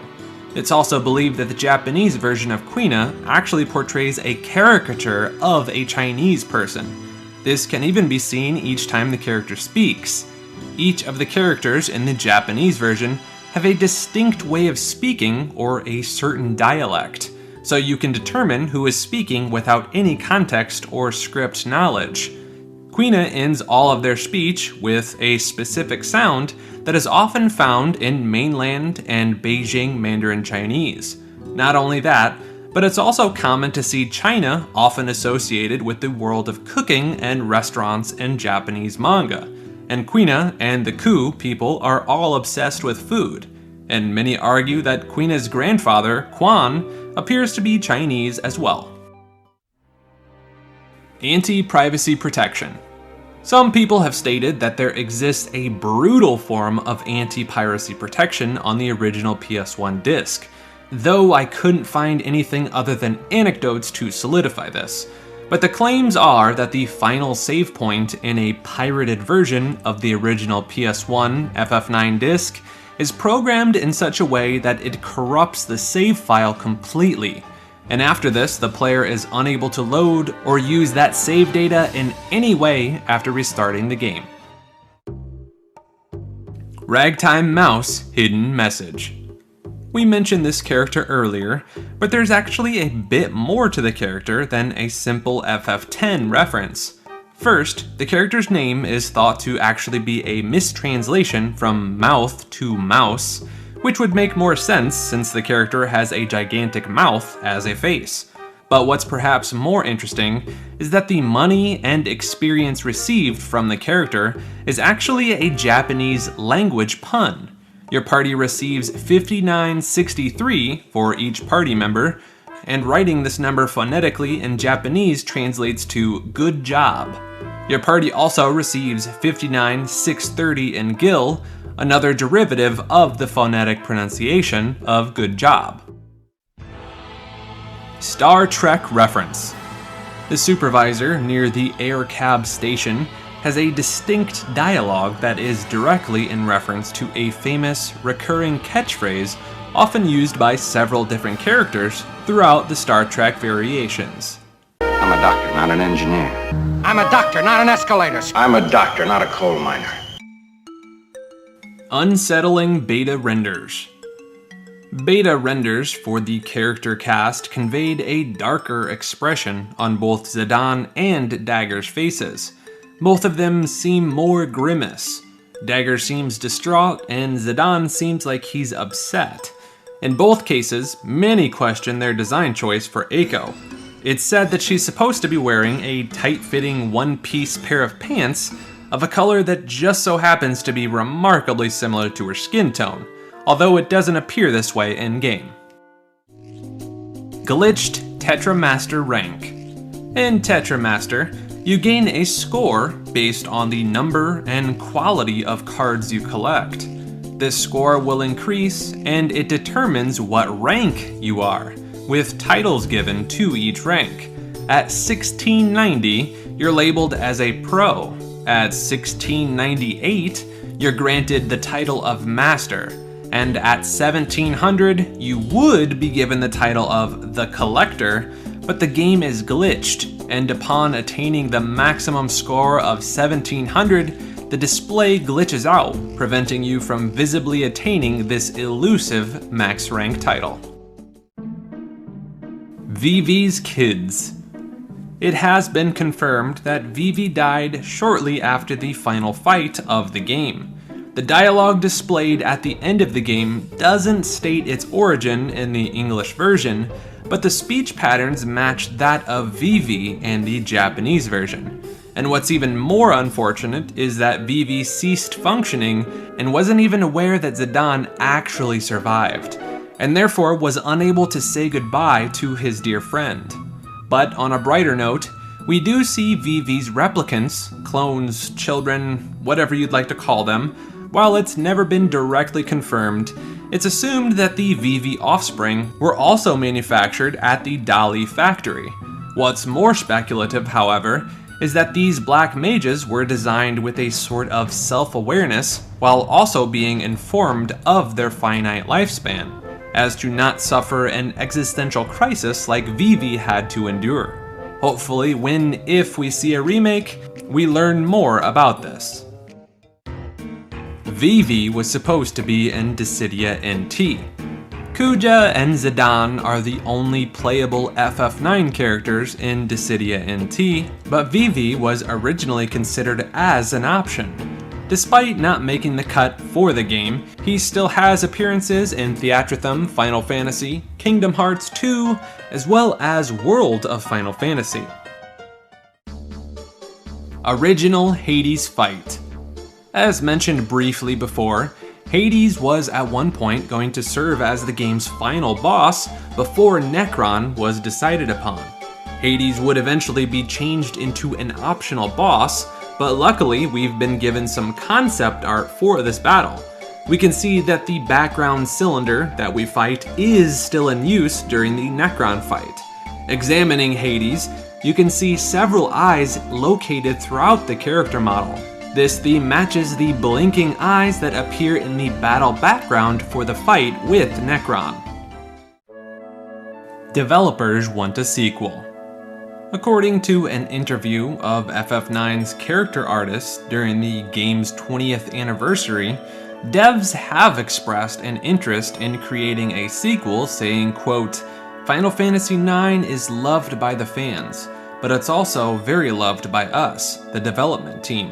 I would be delighted if, respecting the wishes of the original development team, there could one day be the opportunity to continue the story of Final Fantasy IX, which meant so much to all of us. So between the devs' love and support and the remake rumors, it's very possible that we see this beloved game return once more. Scrapped job system. With the return to the series' classic fantasy roots, after its departure into the more new age and fresh styles of FF7 and 8, the original plan was to include the familiar job system that had been utilized in earlier entries within the franchise. We were even fortunate enough to see concept art for some of the job system. Some of the job classes included in this concept art were Scholar, Bard, Dragoon, Archer, Viking, Elemental User, Dark Knight, and Light Magician. While the system would be scrapped, we do see at least some association with the classes to the characters, especially with Freya fitting the role of Dragoon. Freya and Fratley were exiled by the king. After the invasion of Burmecia, Freya and Fratley were both exiled from their kingdom and community. That is why throughout the remainder of the game, they both serve as free agents with allegiance only to friends. Umaro character designs. The primary character designer for Final Fantasy 1 through 6, Yoshitaka Amano, only served as one of the several designers for FF7 through 10. His artwork would become ubiquitous within the early works of Final Fantasy. He would create several designs for each of the characters within FF9, and they have a very similar aesthetic and visual style to his early designs. His designs for FF8 would at least somewhat resemble, or at least give a good bit of inspiration to, the characters that appeared in the final product. But for FF9, his designs would appear radically different than the final results that appeared in-game. While it's clear that Square was seeking to take a different artistic route with the PlayStation FF games, many argue that the Amano artworks for FF9 were actually superior to the final results, and would have preferred a style more closely resembling his works. What are your thoughts on the Amano designs? Free movement battles. It was FF12 that first officially introduced real-time battles to the mainline series. While the reception has been mixed, it's become the standard for the series ever since its introduction. However, the idea of a more free style of movement during battles may have initially been considered in FF9's development. We would eventually discover early design documents that displayed a battle menu option called 8-Way Run. Players have deduced that characters could move around during fights, though perhaps more in a manner of Chrono Trigger or Parasite Eve. Square lost the source code. After game launches, especially in the early days of game development, it was not uncommon for game companies to simply not keep track of their source codes. There wasn't much consideration to reuse them at the time. Square struggled to port over the game due to losing its original source code, and this can also be said for FF8. FF9 is connected to FF1. With this being such a homage to its predecessors, it's no surprise that FF9 paid tribute with several different nods to the game. There are two main characters named Sarah, there is a major villain named Garland in both games, and to top it off, the first character composition is similar to the classic FF1 party. Dagger is the white mage, Vivi is the black mage, Steiner to fighter, and Zidane to thief. And of course the previously mentioned 4 fiends, who return in the form of the 4 guardians. Cut stealth minigame. At one point, players are trying to get into a Lindblom castle occupied heavily by Alexandrian guards. The final game has us speak to a specific NPC, and we automatically gain entry into the zone. But the original plan was to have a much more extensive section where Zidane would be forced to sneak past guards in a sort of stealth mission. Unused Zidane Dream. After Zidane and the crew crash the Tantalus in the forest, Zidane is trying to decide what to do while so worried about Garnet. There's a short scene that was removed where Zidane is laying in bed, tormented with concern over her. The screen shifts to black, and Garnet is seen running around Zidane's mind. And not surprisingly, in an unfinished scene, we see bits and pieces of Vivi's graphics as well. Steiner and Beatrix were once the same character. In early stages of the game, Steiner and Beatrix were originally designed to be one character possessing all of the traits, roles, and responsibilities of both characters. However, the devs decided to split them up and give many of the more positive, endearing aspects of knighthood to Beatrix, and the negative, almost oafish aspects to Steiner. But both of them experience character progression, and it's interesting to see how they're different sides of the same coin. Out of the blue boss. There exists a divide in people's reception to the final boss of the game, Necron. Some people feel that the character serves as a subpar boss, as we have little to no build-up of the character. He's not mentioned or directly referred to throughout the entirety of the game. There's barely any other character that could be theorized to be Necron. But another group of people think that he was an ideal and meaningful boss. The Ultimania states he was, quote, awakened by Kuja's fear, despair, and hatred, which called out to it as he learned of his mortality, just as his ambitions were within reach. People will argue that Necron is the personified will to end everything. Necron sensed Kuja's will to end it all, including himself, and was manifested as a result. But with that said, sound off in the comments about your thoughts on FF9's final boss. Necron is Soul Cage theory. During your fight with Soul Cage, the character tells you a good amount of information, even informing Vivi of his existence as a creation of the mist. Soul Cage also stated that he's seen the moment of his 1,000-year death and knows that you cannot kill him there. He also mentions that if you defeat him, the mist will stop. The only talk of his death is that it is not then and there, and he seems very forward with this information and confident in his delivery. Then, after he states it's futile to even try to kill him, the party quickly uses a life or elixir to one-shot it, and then he's gone without a trace. We learn later that Garland simply created an illusion, or a back door, of the true beast. And Memoria's entrance is directly above the Aoife, and Necron sort of shows up in the same manner as Soul Cage, and Necron is also tied to death and souls. Perhaps it's possible that Soul Cage would amalgamate with the Terran fears of death and oblivion, and then by utilizing the power within the Aoife tree, it brought forth Necron. Though if what Necron states after defeating him is true, that he is actually eternal as long as there is life and death, this goes directly against the reported 1,000-year lifespan of Soul Cage. Even taller characters. The early renditions of the series featured very short and stocky characters, mostly due to technological limitations.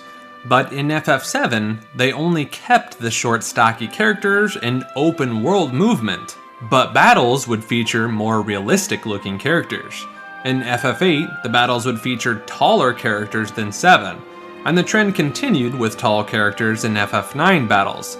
However, it was revealed in an interview that the developers originally planned to make the characters even taller than they were in the final game. Beatrix was corrupted by the mist. We learn that certain creatures that are exposed to the mist would become aggressive with stimulated fighting instincts. This is a theory as to why Beatrix was allowing of Queen Braun's horrendous acts. It wasn't until she was faced with the Queen harming her own daughter that she had her eyes open to this.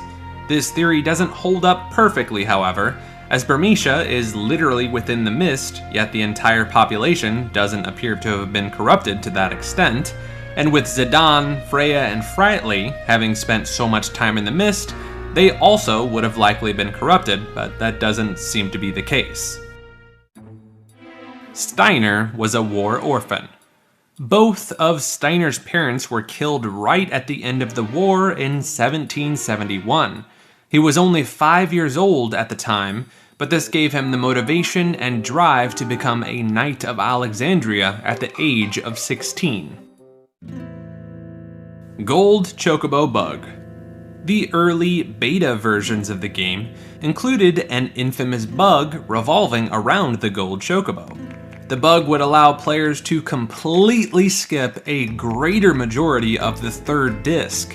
Players would acquire a gold Chocobo just after accessing the blue Narcissus, but before getting the Hildegard 3. Once a gold Chocobo was attained through upgrading a Chocobo into its final form with the Chocographs, the player would simply go to the Chocobo's Paradise or Sky Garden. This would skip a large section of content, including several annoying boss fights like Ark, and grant automatic access to the Hildegard 3, though you won't need it with the flying golden Chocobo. The bug also has some side effects. In the process of the skip, you lose access to a ribbon and pumice piece, which are very useful items, and you cannot recover items from the Desert Palace. But perhaps the biggest con of the skip was that Dagger will be forever stuck in her depressed state, meaning she'll fail to follow commands in battle. This bug was patched before the game went live, though some people claim that very early pressings of the North American PS1 version still have the bug in it. Freya is the only female in the Burmesian army. From what we've seen throughout the game, every female Burmesian except Freya is wearing the light, traditional female garments. We learn in the Ultimania that she is the only female in Burmesia's military. Not only that, but we learn that she joined the military because she wanted to get closer to Frightly. Xiaomi. The very first vocal theme in the Final Fantasy series came to us in FF8 with Eyes on Me. But for FF9, the music piece Melodies of Life would serve as Square's second foray into a vocal theme for their games. Instead of hiring a professional writer for FF9's vocal song like they did in FF8's, the team relied on the game's director, Hiroyuki Ito, to write the lyrics. It all worked out as the song would go on to become a fan favorite for many. Interestingly enough, the director would opt to not be credited under his own name. Instead, he chose to go by the alias Xiaomi. This alias would continue to be credited on the musical works published throughout the years. Faces of Oil Vert. Perhaps one of the most intriguing and mysterious areas of the game is visited during your playtime in Oil Vert. It's one of the few locations that originally existed on Terra, but would be transferred to Gaia when Garland failed to merge the two planets. Kuja sends Zidane here to retrieve the Gulag Stone, since there exists an anti-magic barrier, preventing people from using magic inside of it. This applies towards every character, including your own, encouraging the player to build a physical damage-based team. Upon Zidane's entry, the player finds out about its Terran history, but it's the way in which the player learns its vague history that is most peculiar. A room full of stone faces lining the walls will speak directly into the player's minds, recounting the record of their civilization. The song playing in the background is titled Chamber of 1,000 Faces, suggesting this might be the name of the actual room they're located in. Before the party can even grasp what it all means, Zidane insisted on leaving to save their friends, preventing the player from learning anything further about the stone faces. And after the party returns from Terra, Oil Vert becomes completely inaccessible from the Aoife route blocking its entrance. We're left to mostly speculate as to what it was that was speaking to the team. The faces mention that they were constructed to preserve the history of their people, and it's not uncommon to see a preserver of history or knowledge used throughout various plotlines. But some argue that there is more to these faces than meets the eye. One of the fundamental things that fans point to is the striking similarity between the stone faces and the face of Necron. But outside of this, we're not left with much to go off of. When were these faces made? Who made them? Why are so many faces destroyed? Or was it intentionally made that way? Find out on the next episode of Final Fantasy. Unused Desert Palace death scenes. In the current game, when you die after using Regent Sid, you face a standardized game over. However, modders discovered that each individual character had their own death scenes, where they had their own specific dialogue before Kuja threw them into a fire pit. The scenes were removed from the final game, although some people insist that these scenes are actually present within the original non-greatest hits version of the game. Ruby was once a drag queen. Early concepts of the game indicated that Ruby was simply a member of the all-male crew of Tantalus that chose to be a drag queen, and the rest of the team ran with it. It wasn't all too uncommon for men to run drag in older performance arts, as they didn't see women as good at performing. This was confirmed in one of the 20th anniversary interviews, where a character designer implied that the original intent for the character was to be a male, but it was scrapped, choosing to make her a biological female instead. Aoife Tree statues. In several sections of the game, including the endgame cinematic, you can see what appears to be an army of stone soldiers wielding spears, and some even claim to see at least one dog in the mix as well. We're not given any context around them and no indicators as to what they might be, and they're on the screen for only about a single second during the final cinematic. There are several prominent theories as to their identities. It's presumed that they may have been an army that was petrified and completely forgotten about. Some suggest that it was a Terran army prepared to finish off any Gaian stragglers after absorbing their crystal, but were petrified after the absorption failed. People will combat this theory, saying that the Terran people were implied to be much more civilized and not likely to use weapons in this manner. Others think that they were actually a more recent invasion from Lindblum and Burmesians that met an unfortunate end. Some people think that they were simply placeholders that souls would have gone into and given life to start a war against Gaia. What are your thoughts? Vivi's soul controls Gaia's life flow. In Dissidia Final Fantasy Opera Omnia, Vivi mentions that if he stays away from his own world, Gaia's life flow will stop. Some people argue that this indicates that Vivi's soul has become important, even quintessential in the life flow of Gaia. Is this what Vivi was referring to when he said, "My memories will be part of the sky"? Why Quan raised Vivi? Quan had a more sinister intent for raising Vivi. In this cutscene, it reveals that Quan was fishing from the mist for food when he caught Vivi from the sky. He mentions that he's not big enough to eat yet, and Vivi even mentions that Quan said he wasn't growing properly. It's commonly accepted that Quan actually raised Vivi to thicken up and eat. Blank is artificial. When examining Blank's character model, you can see stitches over various parts of his body, even his face. This theory states that he is actually an artificially created humanoid, similar to Sally from The Nightmare Before Christmas, or perhaps Gino from Super Mario RPG. Was he like Frankenstein's monster, created by stitching together various body parts of different corpses? This might make sense, especially as his name in the French version of the game is Frank. Or did he suffer a brutal accident and need serious repair?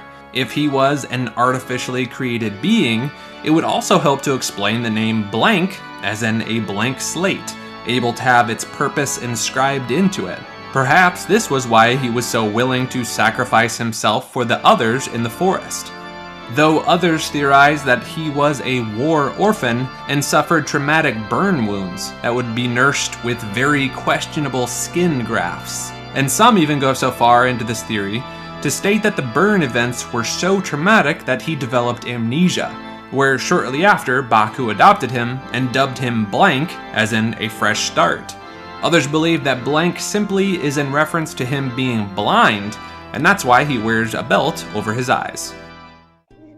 Which soul was Zidane given? We learn that Zidane was a genome, just like the rest of the genomes he eventually encounters in the game.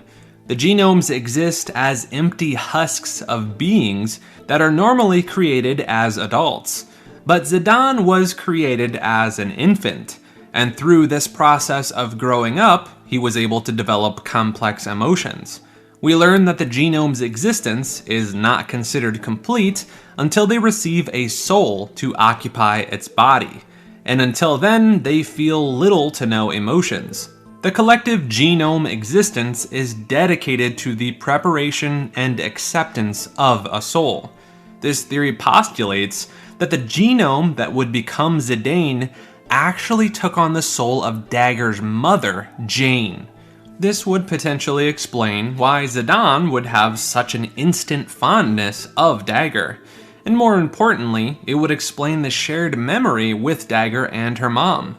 Genomes were normally meant for Terran souls, but since Kuja kicked out Zidane at such an early age, perhaps the Terran soul had yet to be implanted, especially since Zidane's genome originally started as an infant.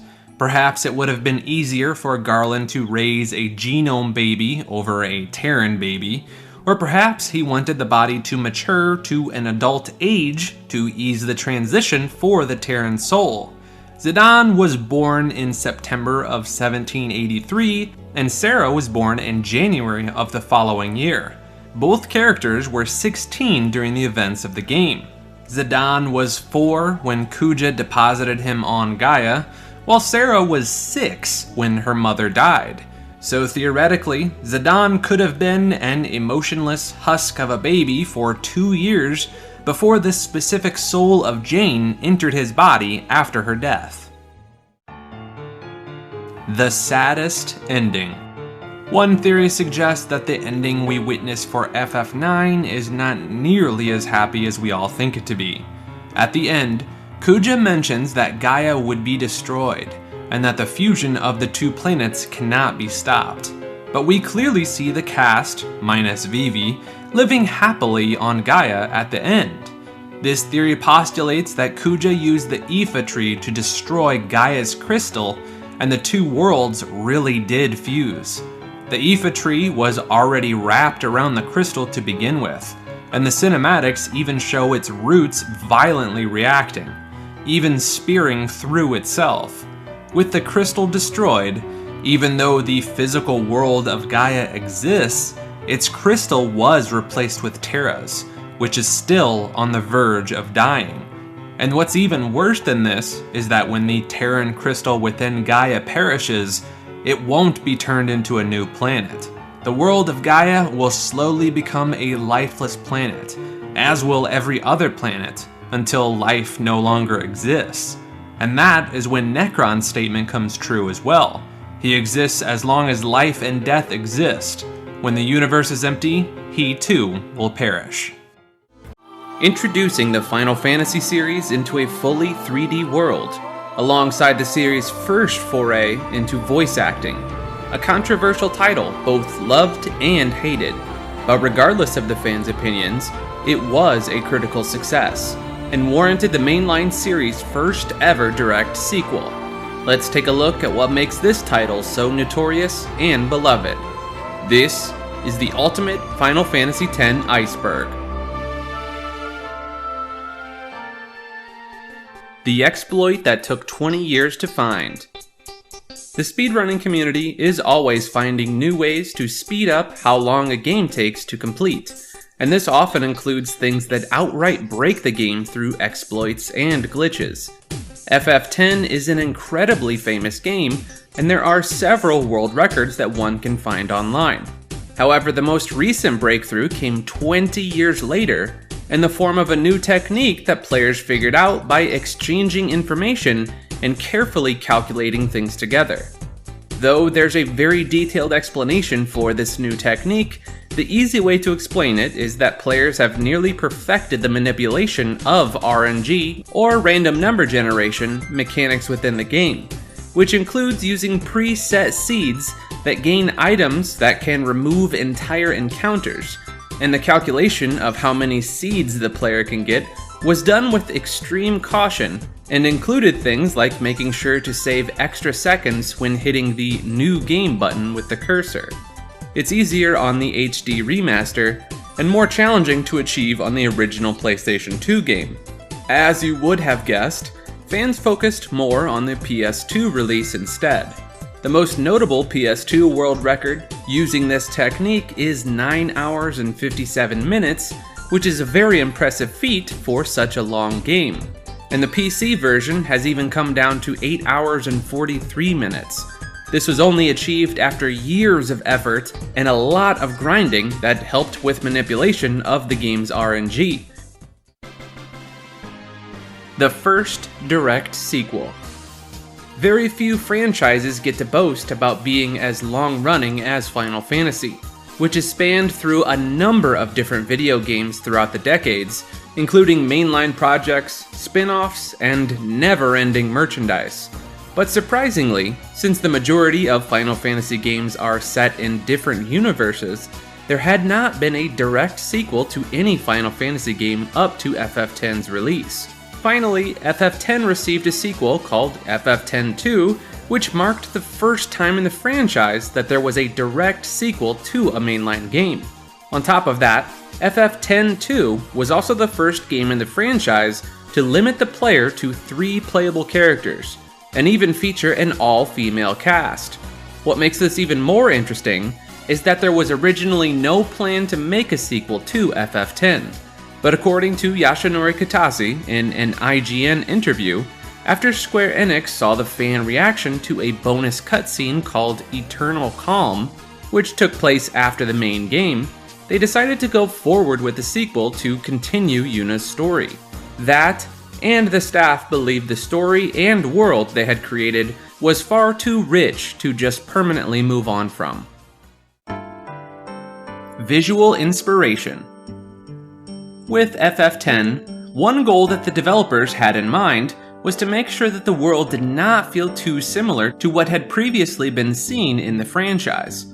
Thus, the character designer, Tetsuya Nomura, took inspiration from South Pacific Thailand and Japan as the main cultural and geographical influences for the overall visual design of FF10. The development team wanted to give both the world and the character design distinctive looks that separated them from each other.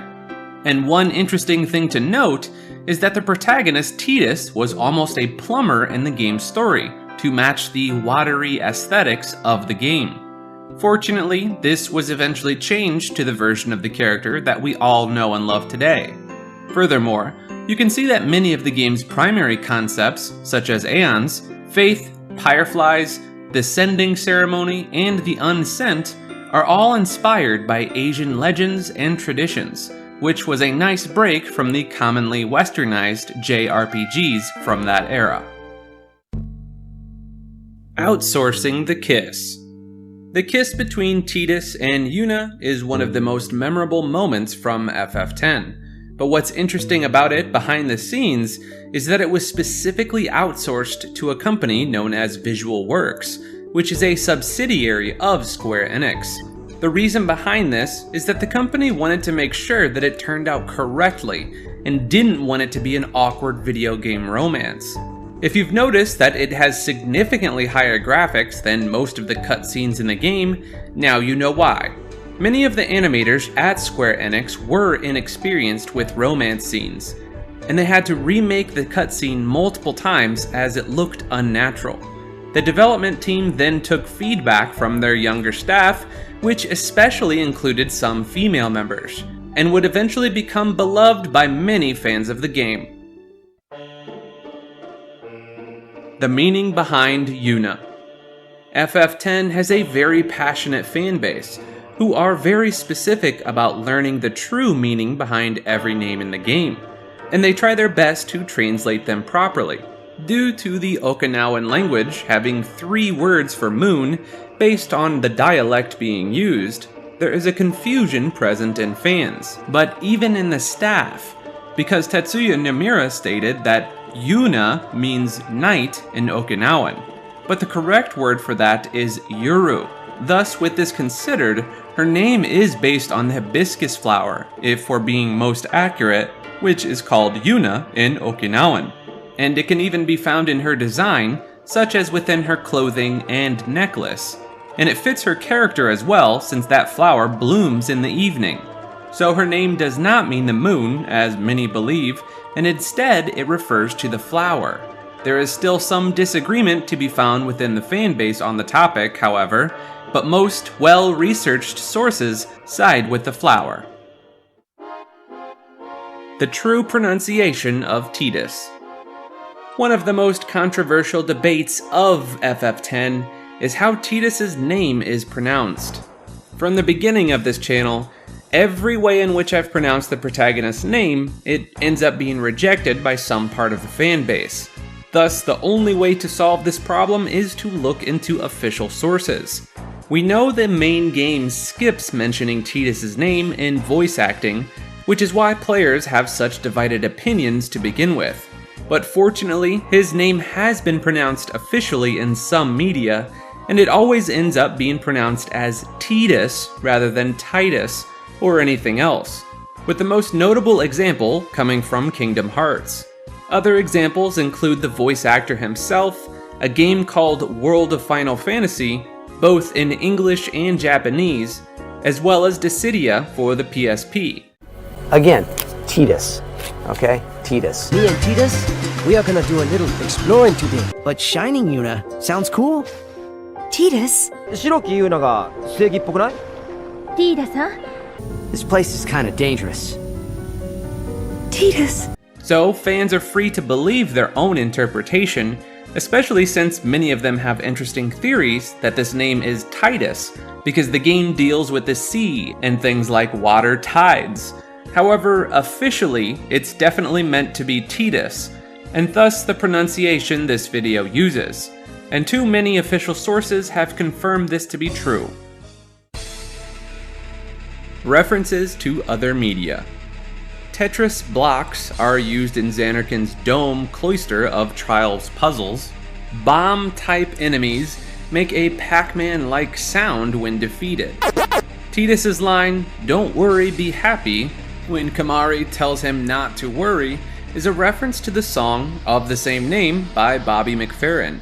Don't worry, be happy now. Macarena is mentioned by Tidus as a mispronunciation of the Macalania Temple, which is a clever reference to the song Macarena. Hey, Macarena. Shooting Star alludes to the home run in baseball.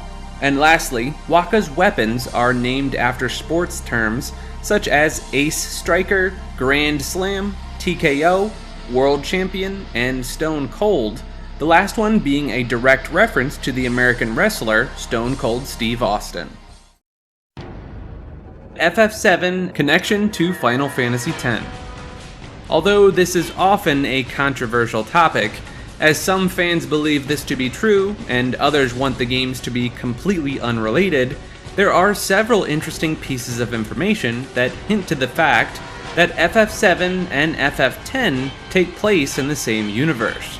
The first thing to note is that the director and producer of FF10, Yashinori Katase, revealed in an interview that the two games did take place in the same world, and he further elaborated that the scenario writer of the game believes that the character of Shinra from FF10 might have something to do with the Shinra company in FF7.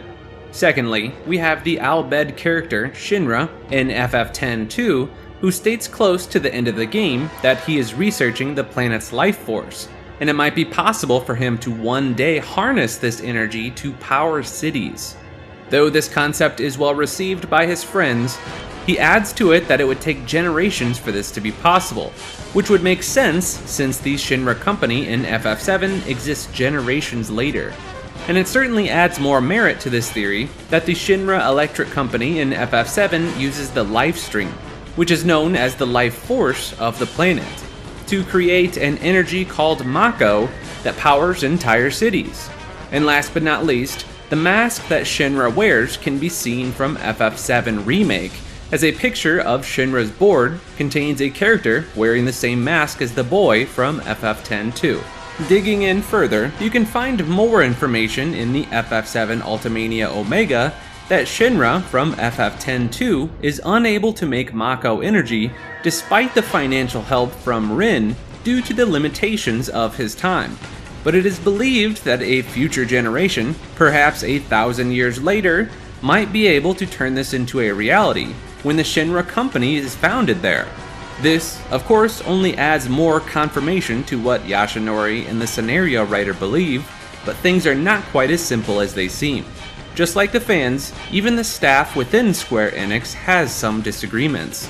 Kazushige Nojima stated on a French Final Fantasy website that the information in FF7 Ultimania Omega was meant to be a joke, which started due to the fact that when the staff created FF10-2, the idea was to have a new world, but it ended up looking similar to FF7. Thus, it was meant to be an anecdote and not an official confirmation. One way or another, it's certainly up to the player to decide whether they believe the two worlds are connected or not. If you wish they are, there is enough evidence to support that. And if you believe they are not, then you can believe Nojima's version of it instead. The infamous laugh. One of the most famous scenes from FF10 is the sequence where the characters break into awkward laughter. This scene is often considered infamous because a very large number of people who have not played the game get confused by the scene and consider it to be poorly voice acted. And this misconception has spread a lot over time due to videos adding it to compilations of cringe video game moments. It has gotten to a point that even people who have never played Final Fantasy games at all use it as a meme within the video game community. However, the true context of the scene could not be farther from this notorious misconception. The awkwardness of the scene was in fact intended, and the developers of the game requested the voice actors specifically to make the laughter feel forced, which is very obvious when you hear how Tidus feels like he's struggling to keep it going.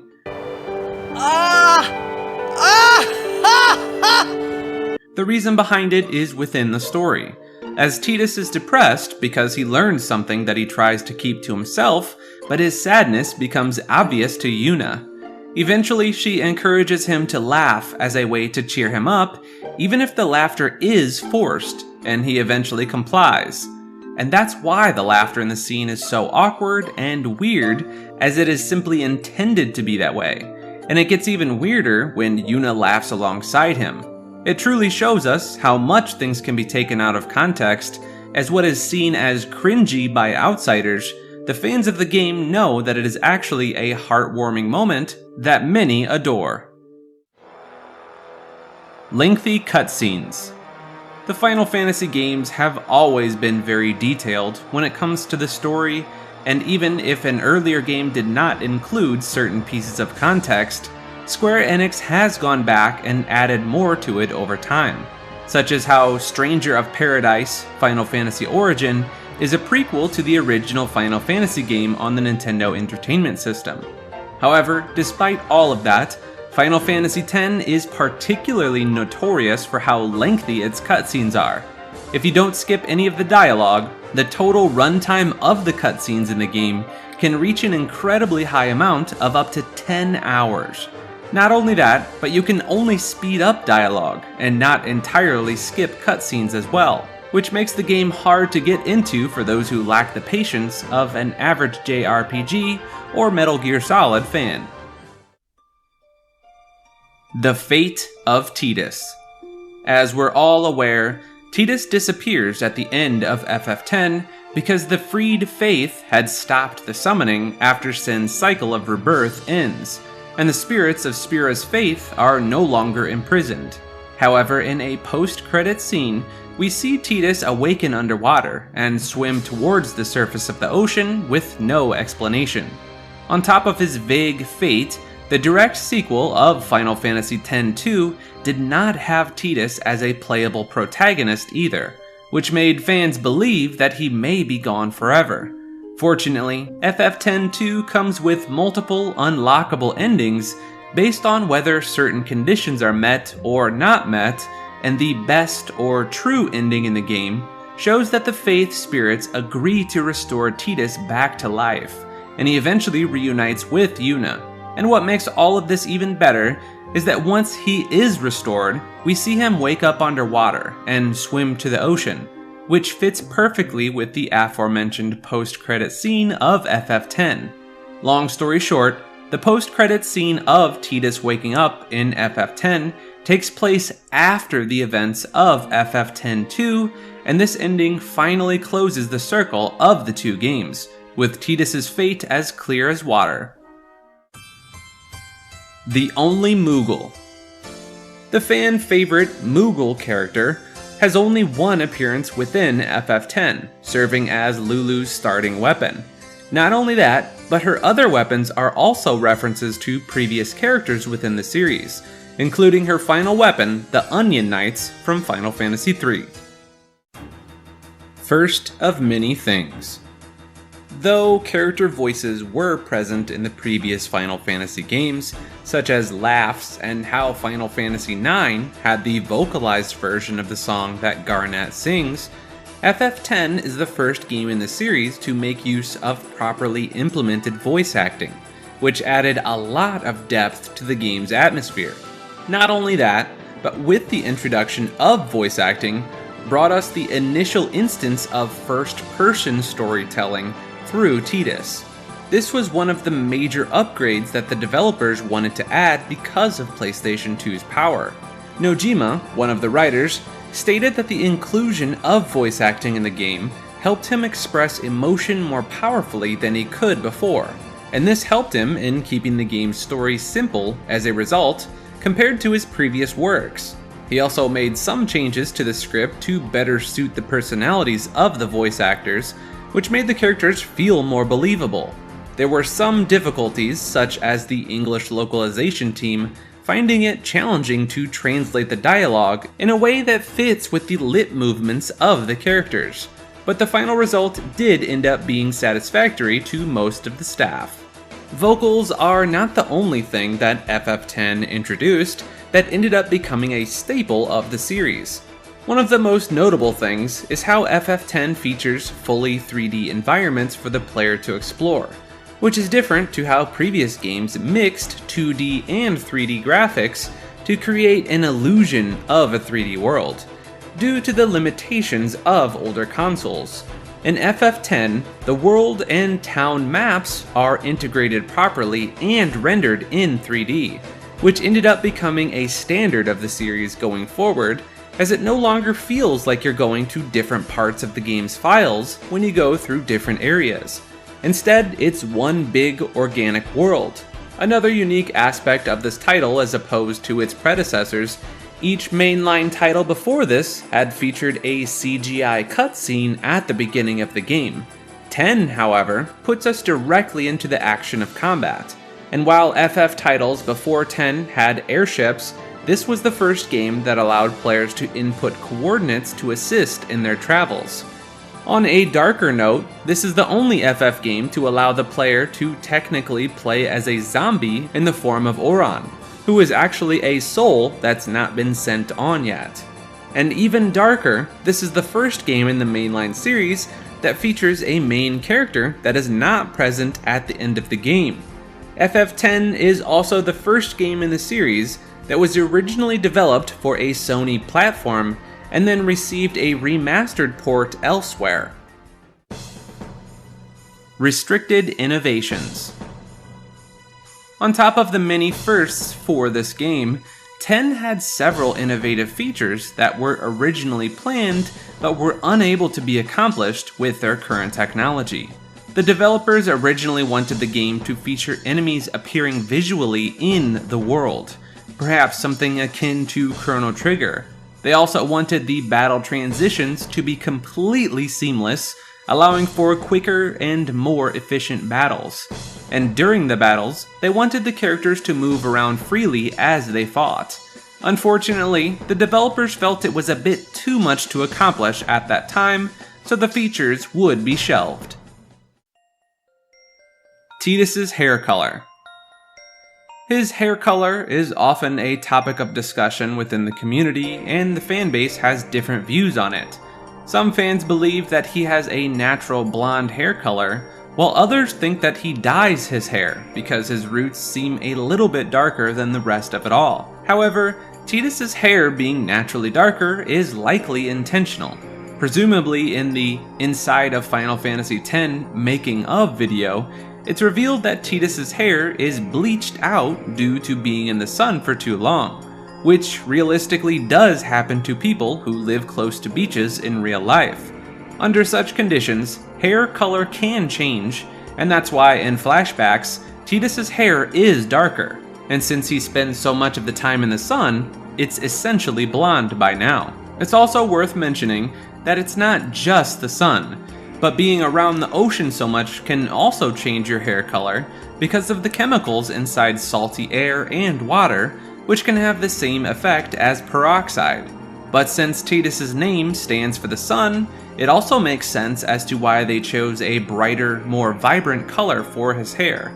They also chose to have Tidus feature a more bright and colorful personality to match the hair, as opposed to the more moody and broody main characters of FF7 and 8.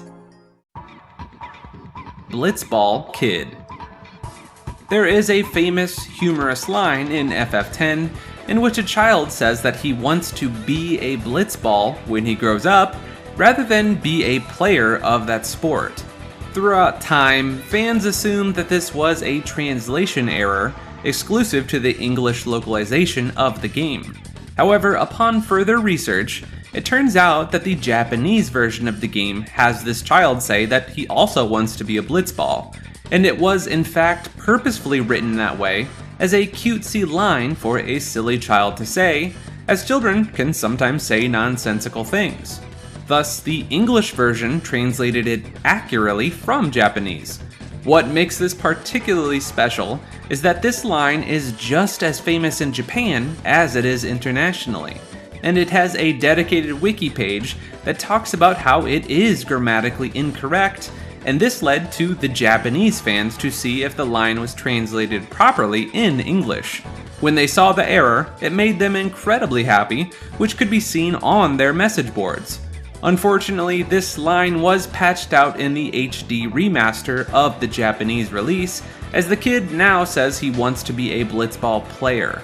However, the English version of the HD remaster still kept the infamous line, which delighted fans all over the world, and kept the legacy of the odd child intact. One thing to note is that the line could have been, "I want to be a blitzballer," that got misunderstood throughout the game development as well. Chocobo minigame. While many things changed throughout the Final Fantasy games, the Chocobo creature has been a recurring element within the series. They originally appeared in FF2 for the first time, and in FF10 they appeared as an animal that is commonly used for transportation. However, what most people know them for in FF10 is the fact that they were a racing minigame that players can partake in, and most fans of the game hate it with a passion due to its challenge, difficulty, awkward controls, and occasional bugs that can make progression incredibly difficult. It is, in fact, without exaggeration, that some players have broken their PlayStation 2 controllers and even their own consoles in rage from being unable to clear the races. Though, of course, as always, some players naturally see it as a simple challenge. What does not help this case is the fact that you can only get certain items in the game by completing these races. First of all, the player can obtain the Cloudy Mirror by completing a Chocobo race, and this is considered one of the most difficult races in the game due to its controls. If you've played the game, you know that the Celestial Mirror is a very useful item that can transform celestial weapons into their final form. So it can be infuriating that you need to play through the race to obtain the Cloudy Mirror, which is a prerequisite for obtaining the Celestial Mirror itself. Again, some players do find it easy, but that does not cover the majority. And secondly, to obtain Tidus's celestial weapon, you need to finish a different Chocobo race under a time limit, which is as annoying as it sounds. To truly get that timing, you need to finish the course under 36 seconds with a total of 13 balloons, and you cannot get hit by any more than one bird. Winning and losing the first Blitzball match. When the first Blitzball game begins in FF10, it's possible for the player to both win and lose it. Though there is no major difference to winning or losing, there are a few notable changes. The first change is that some of the dialogues are different, and secondly, Wakka is later seen with a trophy, very happy and satisfied with the outcome of the match. And the last thing that you get is a strength sphere, which you can equip to the sphere grid for +4 strength. Blitzball Easy Win Glitch. While on the subject of the game, there is a glitch in the HD remaster of FF10 in which you can get an easy win without much effort at all. The first step is to get a goal, which puts you on top of the leaderboard, even if it's by just one. So once you have one goal, while the enemy has none, the second step is to swim behind the goalie and just position yourself there. The ball won't be taken from you, and the goalie stays in one place like a statue. Eventually, halftime will strike, and then it's up to you whether you want to score another goal just to be safe or stick to one. Again, go behind the goalie and stay safe there. Repeat this process, and you will win without having to go through all the hoops. The Missable Blitzball Player. There is only one recruitable Blitzball player that can be completely missed if the player is not ready. The character Durin is accessible for a portion of the game. If you do not sign him up on your first try, you can miss him. After you fight the first iteration of Sin, you can no longer recruit this elusive Blitzball player. Every other player is recruitable at any time.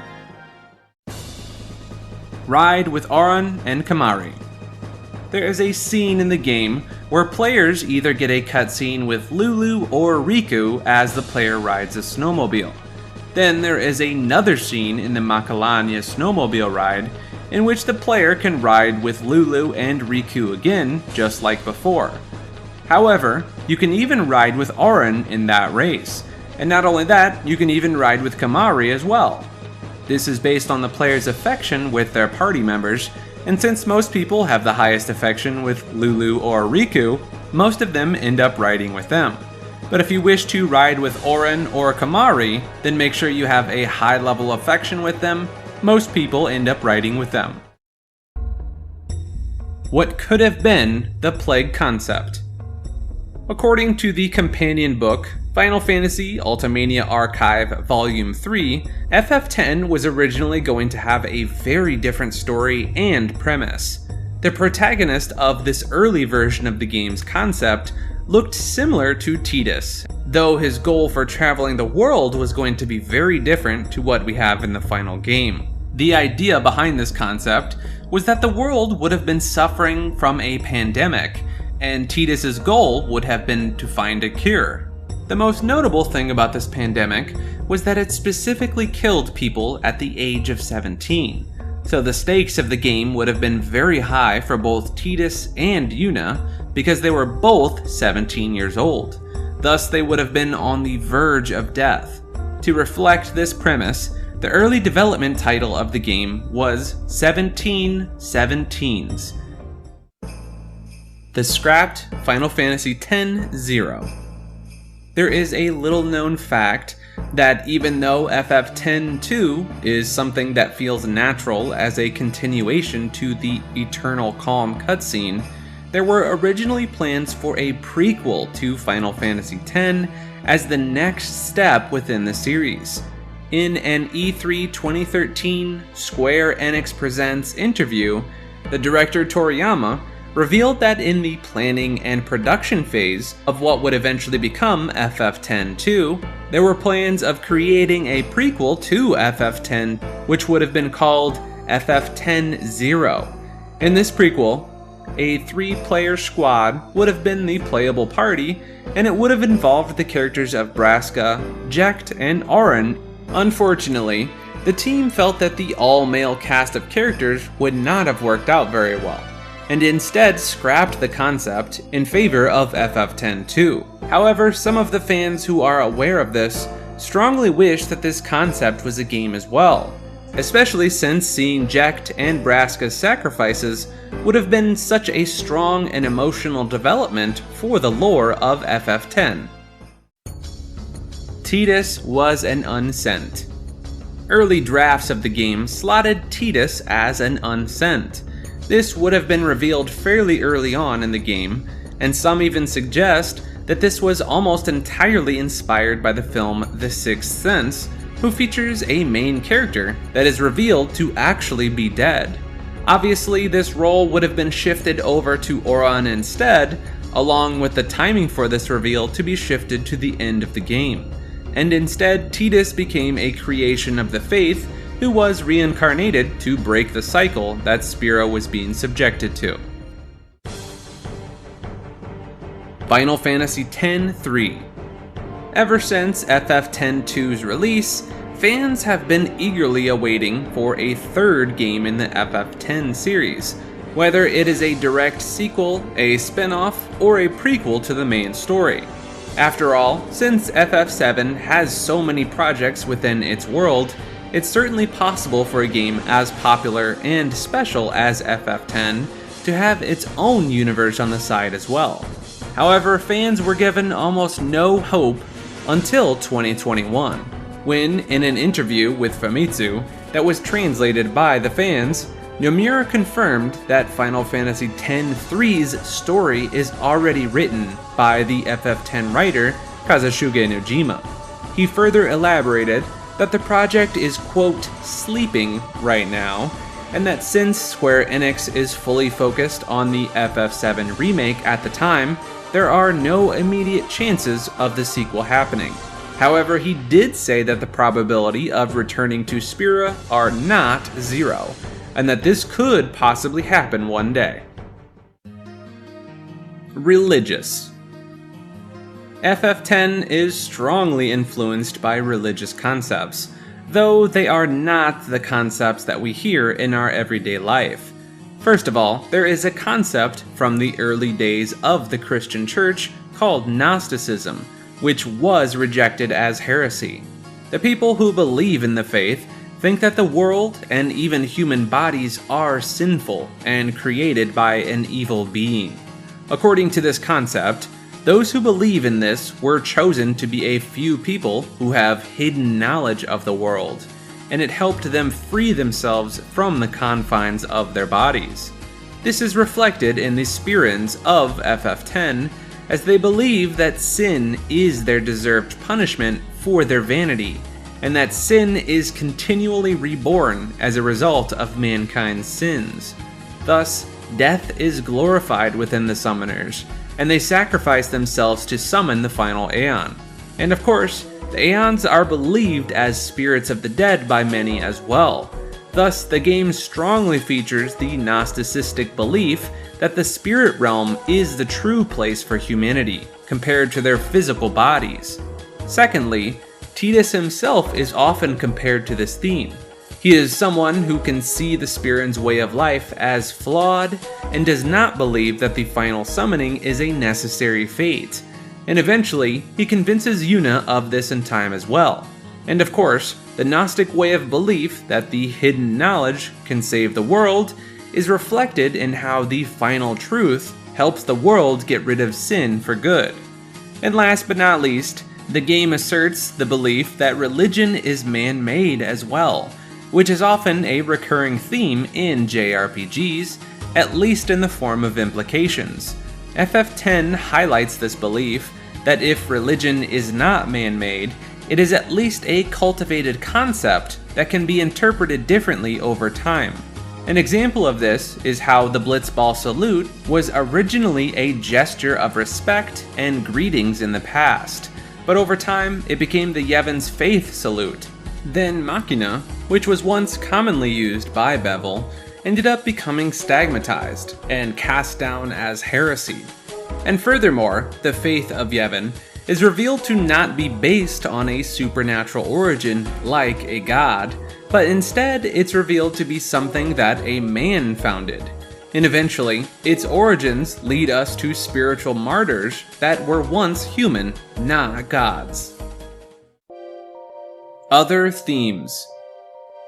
An important theme of FF10 that was personal to Yoshinori Katase is that of family. As we know, Tidus grew up under his father's shadow, and Yuna follows in the footsteps of her father to become a summoner as well. And once Jecht and Braska sacrifice themselves, their children also follow a similar lifestyle, though they do not carve a different path along the way. This is in fact inspired by Yoshinori's personal experiences, as he read many stories about kamikaze pilots, and specifically he resonated with their families, who knew that the pilots would never return and die on their missions to fight enemy forces. Yet the families still worried about the health of these soldiers despite knowing their fate. And similar to how characters respect legacy but carve their own path in the game, the children of those pilots kept several traditions of their parents alive, but carved their own paths too away from war. Cut and unused content. FF10 has an unused Buster Sword weapon, which is the same sword that Cloud uses in FF7. The weapon exists in the game for Tidus, but cannot be used by normal means.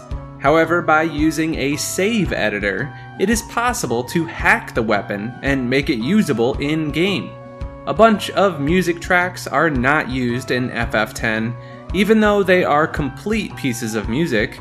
They are called Illusion, Nostalgia, and Hum of the Fae. The latter is the most notable of them, which is a song that Tidus hums at one point in the game, and this is basically a female version of it.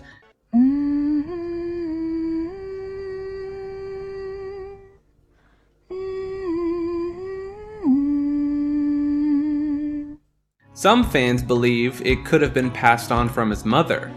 If true, this gives a beautiful meaning and legacy to this piece of music. Fortunately, all of these tracks were eventually released officially as a bonus with the HD remaster version of the game's official soundtrack, including a proper version of Wakka's theme.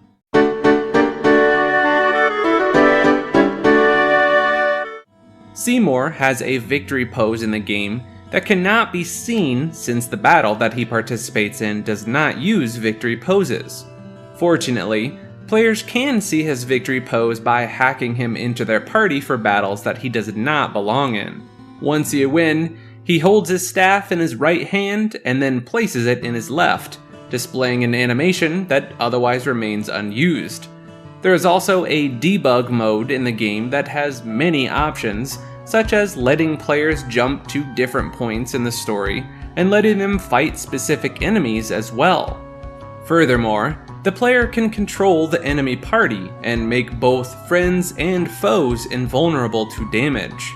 It can be a fun way to mess around in the game and almost serves as a practice mode as well. The debug mode exists in FF10 too as well, and it features aspects like activating things, getting maxed out HP, 100 items, fighting specific monsters, and more. Leaked prototype build. FF10's early preview build of the North American version was somehow leaked online sometime in 2009. It's a build that existed 2 months before the game's final release, and has several differences to the main game. For example, there's the debug mode in the main menu, the FMVs are in Japanese but have English subtitles, and there are several humorous scenes and settings that are not available in the final game. And last but not least, this build also has a hard disk drive option that is not present in the final game. Yuna's eyes. If you pay close attention, you can see that Yuna actually has two different color eyes. This condition is known as heterochromia. She is currently the only character in the Final Fantasy franchise that has this condition, and is on a very short list of video game characters that have this unique trait. The Japanese exclusive hard disk compatibility. In the Japanese version of FF10, you could install a file onto your PS2 HDD that helped you decrease load times. It did not increase much of the game's performance overall, but according to both players and GameSpot, it did make a minor difference for those who cared enough.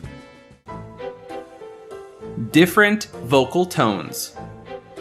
James Arnold Taylor, the voice actor for Tidus, explained in an interview that the reason he speaks in a lower voice when narrating compared to his normal voice in general communication was a misconception that the story is being told years after the game's events and that Tidus was now older.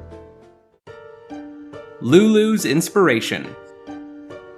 It's not surprising to find out that the lovely Lulu's attire was partially based on runway and fashion models, but it's been said that the primary source of inspiration was taken from various voodoo priestesses from different tribes. Humorously, Tetsuya Nomura once stated that the animators of full motion video absolutely hated working on the cutscenes solely due to how complex and intricate Lulu's designs were, particularly in the lower half of her body. Because of this, the team would do their best to display specifically the top half of her body, so as not to require as much complex animation work. Funnily enough, it's been suggested that the design for her dress was created specifically to see if the graphic designers could keep the exact number of belts in the right locations every time. Early online features. It's been said that FF10 was originally meant to include some online play, but it was quickly scrapped as the team decided to put the online emphasis on the following entry within the series, FF11. But what is perhaps most fascinating about this is that Final Fantasy IX, 10, and 11 were all originally announced at the same time, and each of them had specific demographics that they would be targeting.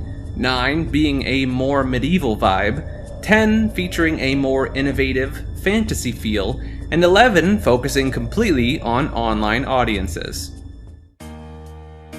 Auron's altered identity. Early concepts of the game featured Auron playing a much different role.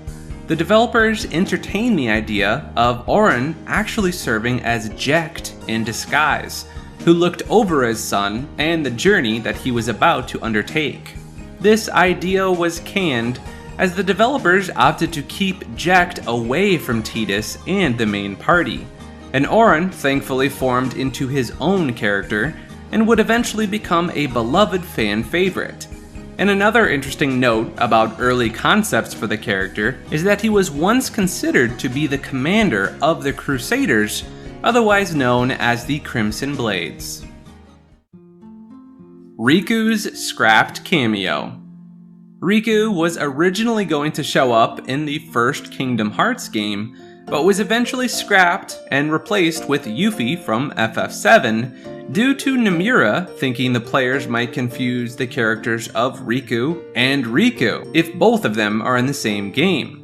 What's worth noting about this is that Riku's name in the original Japanese version is not Riku, but rather Ryuku, which would not have been confusing in Japan at all, and only internationally. Regional complications and glitches. Square Enix released an updated version of FF10 with several changes and new additions, such as the inclusion of the Expert Sphere Grid, the Dark Aeons, and the Penance Super Bosses. Additionally, minor changes to some dialogues and scenes were made as well.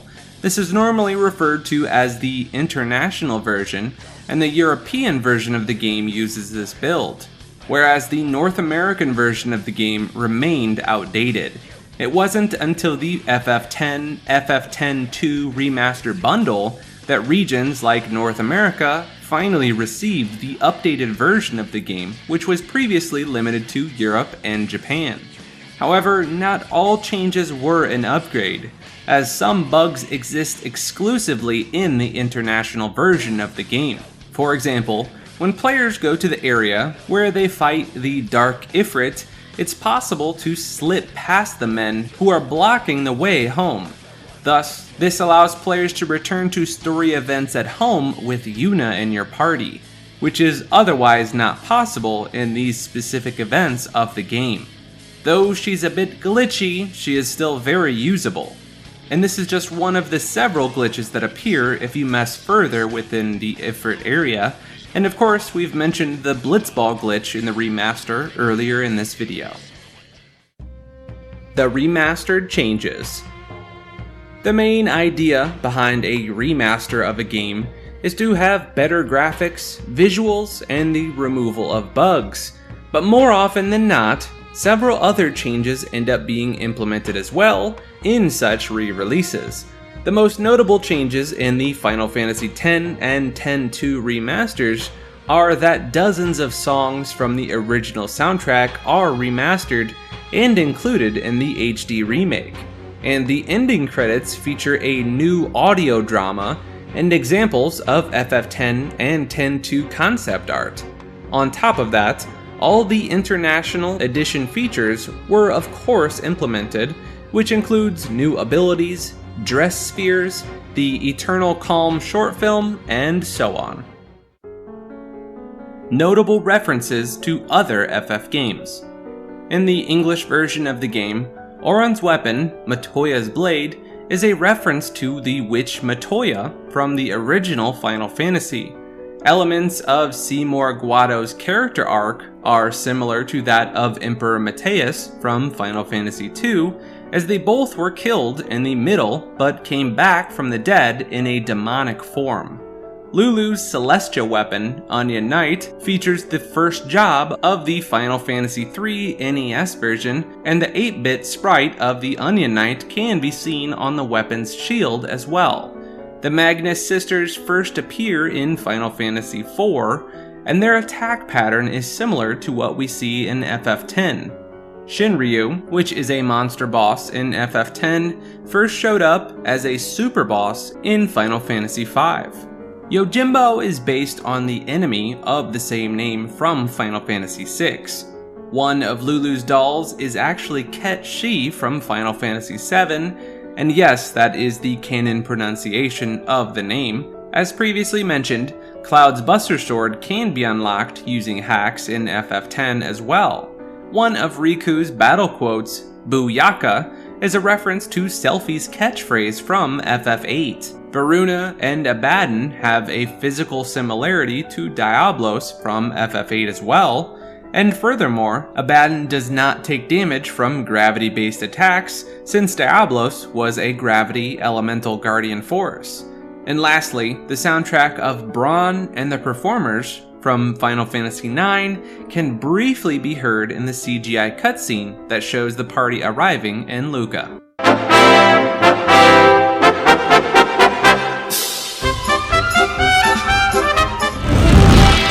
The opening tournament of the season. Tidus and Auron's name connection. Auron's name was specifically chosen to mark the connection between Tidus and himself. Auron comes from the world of Aurora, who is the Roman goddess of the dawn. This being was said to soar across the sky and announce the appearance of the sun. And since Tidus stands for the sun in Okinawan, Auron's name is perfectly aligned with Tidus in mythology.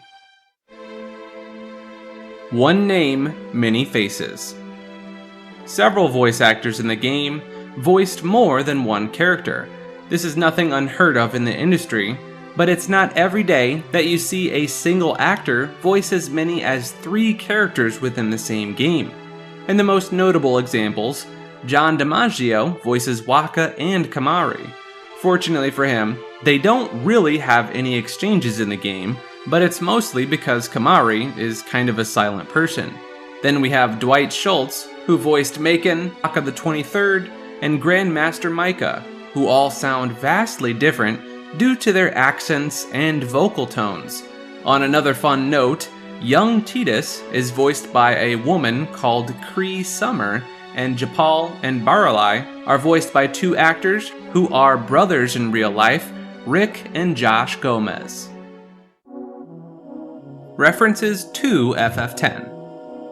Not surprisingly, FF10 has become quite famous within the gaming fandom, not only within fans of the FF games, but also gamers in general, and thus it has been referenced in other media.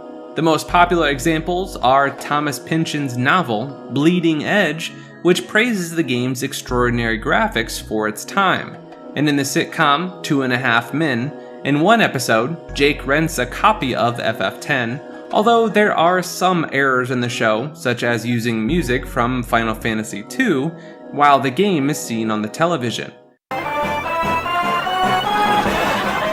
Interestingly, Matt McKenzie, the voice actor of Auron, had also appeared in an episode of 2.5 Men. The Owlbed Clothing Inspiration. In a 2001 V-Jump magazine interview, the game's designer revealed the visual inspiration for the Owlbed's clothing, stating that the inspiration was taken directly from fashion within the bondage and S&M realm. She recalled utilizing various bondage books and magazine, providing a myriad of strange looks from her co-workers in response to them. Tidus's emblem origin. In another V-Jump interview, we learn that Tidus's emblem was designed and finished before the Owlbed language was even written. Tetsuya Nomura stated that when considering his emblem, he thought of various ocean-related objects like fishing hooks, fish bones, and fish fins. This shape would end up utilizing this inspiration and forming into the letters T and J, the first letters of Tidus and Jecht. Mobius Final Fantasy's story continuation. Mobius Final Fantasy was an episodic game in the franchise, which was available on the iOS and Android smartphone devices, while a port for PC existed as well. Since it was an online game, it was eventually shut down in 2020, but somewhere along the years, it had a very detailed FF10 event which continued the story of the game in a creative crossover. The first thing to note here is that when Tidus disappeared at the end of FF10, he canonically showed up in the world of Mobius Final Fantasy. After a few episodes, we are taken to the same point of the story as the ending of Final Fantasy X-2, and Tidus is eventually reunited with Yuna. From that point on, the two of them work together to find their way back to Spira. There are, of course, several hiccups, and even a plot twist, and the characters travel through different places to finally reach the end of their journey.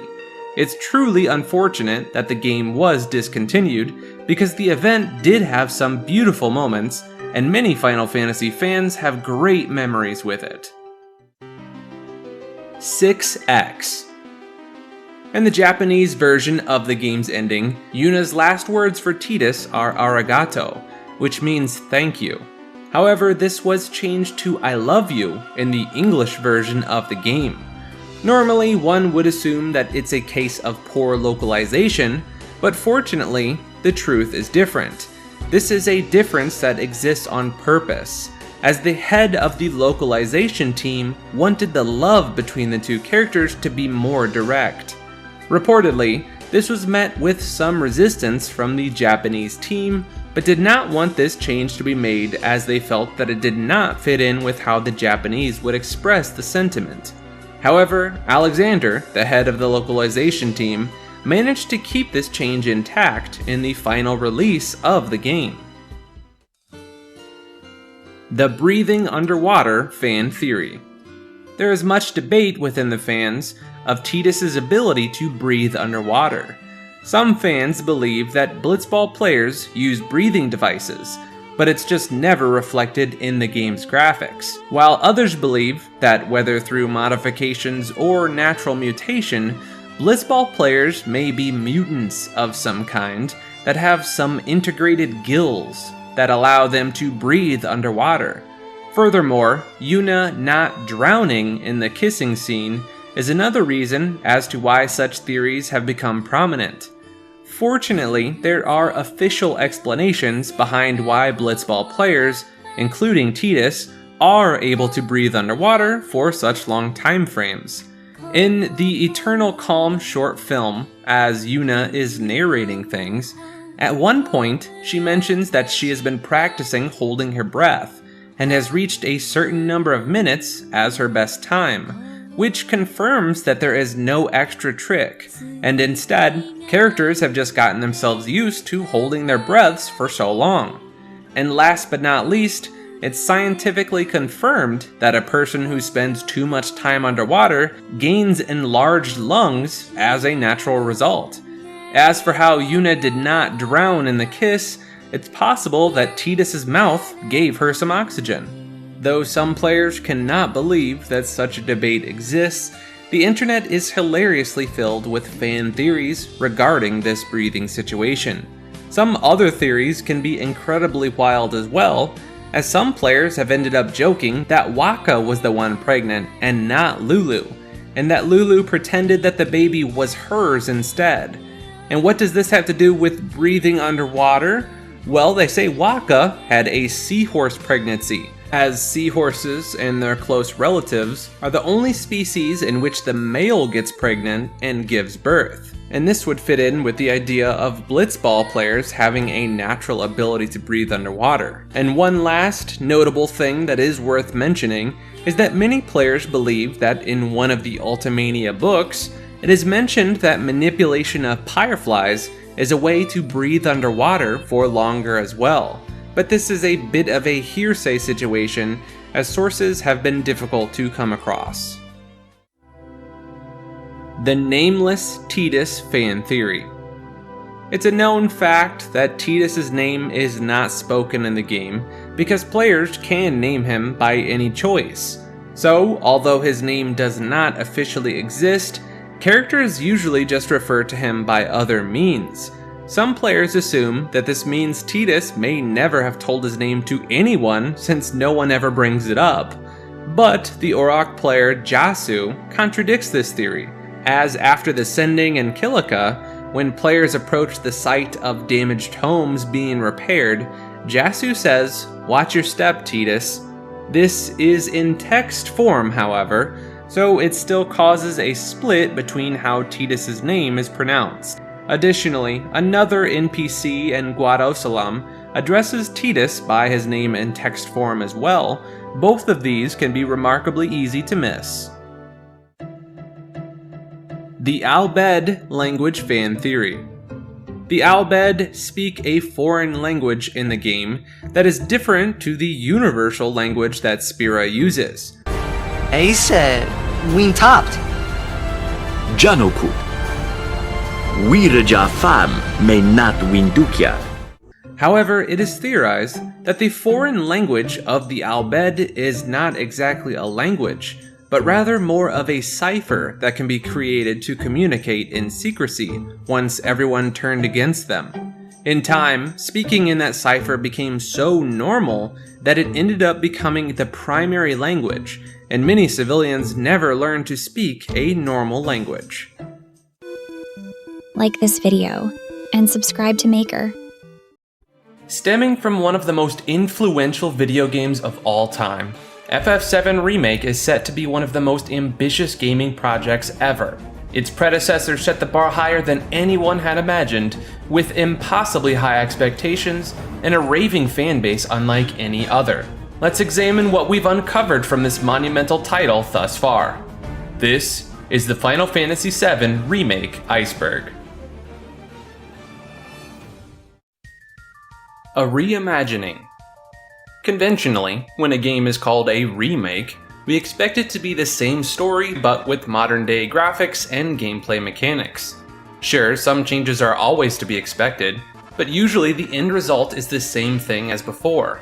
However, FF7 Remake is in fact a reimagining of the original game, which means that even though it has the same settings and characters, the story has many notable differences that make it an alternate universe in the world of Final Fantasy.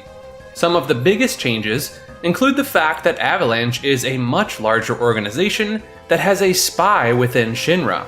There are new locations, Sector 7 has a hidden lab, Sephiroth makes an appearance in the Midgar section of the game, which never happened in the original, and Zack survives his tragic fate from the original game as well, at least for now. There's even the addition of the mysterious Whispers of Fate, which seem to be one of the reasons behind events playing out differently as well. So FF7 Remake may appear to be just the old game but in better graphics at a distance, but in reality, it's a new version of Final Fantasy VII's story altogether. Within a canon-based context, Aerith is implied to be aware of the events of the original game, and perhaps even her own death. But she might not know about everyone else's fate, such as Zack's. And of course, Sephiroth also seems to have gained some knowledge of the future, which is one of the main reasons as to why the events are playing out differently this time around. Third time's a charm. The original FF7 may have come in 3 discs, but it was just one game with a complete, self-contained story for the most part.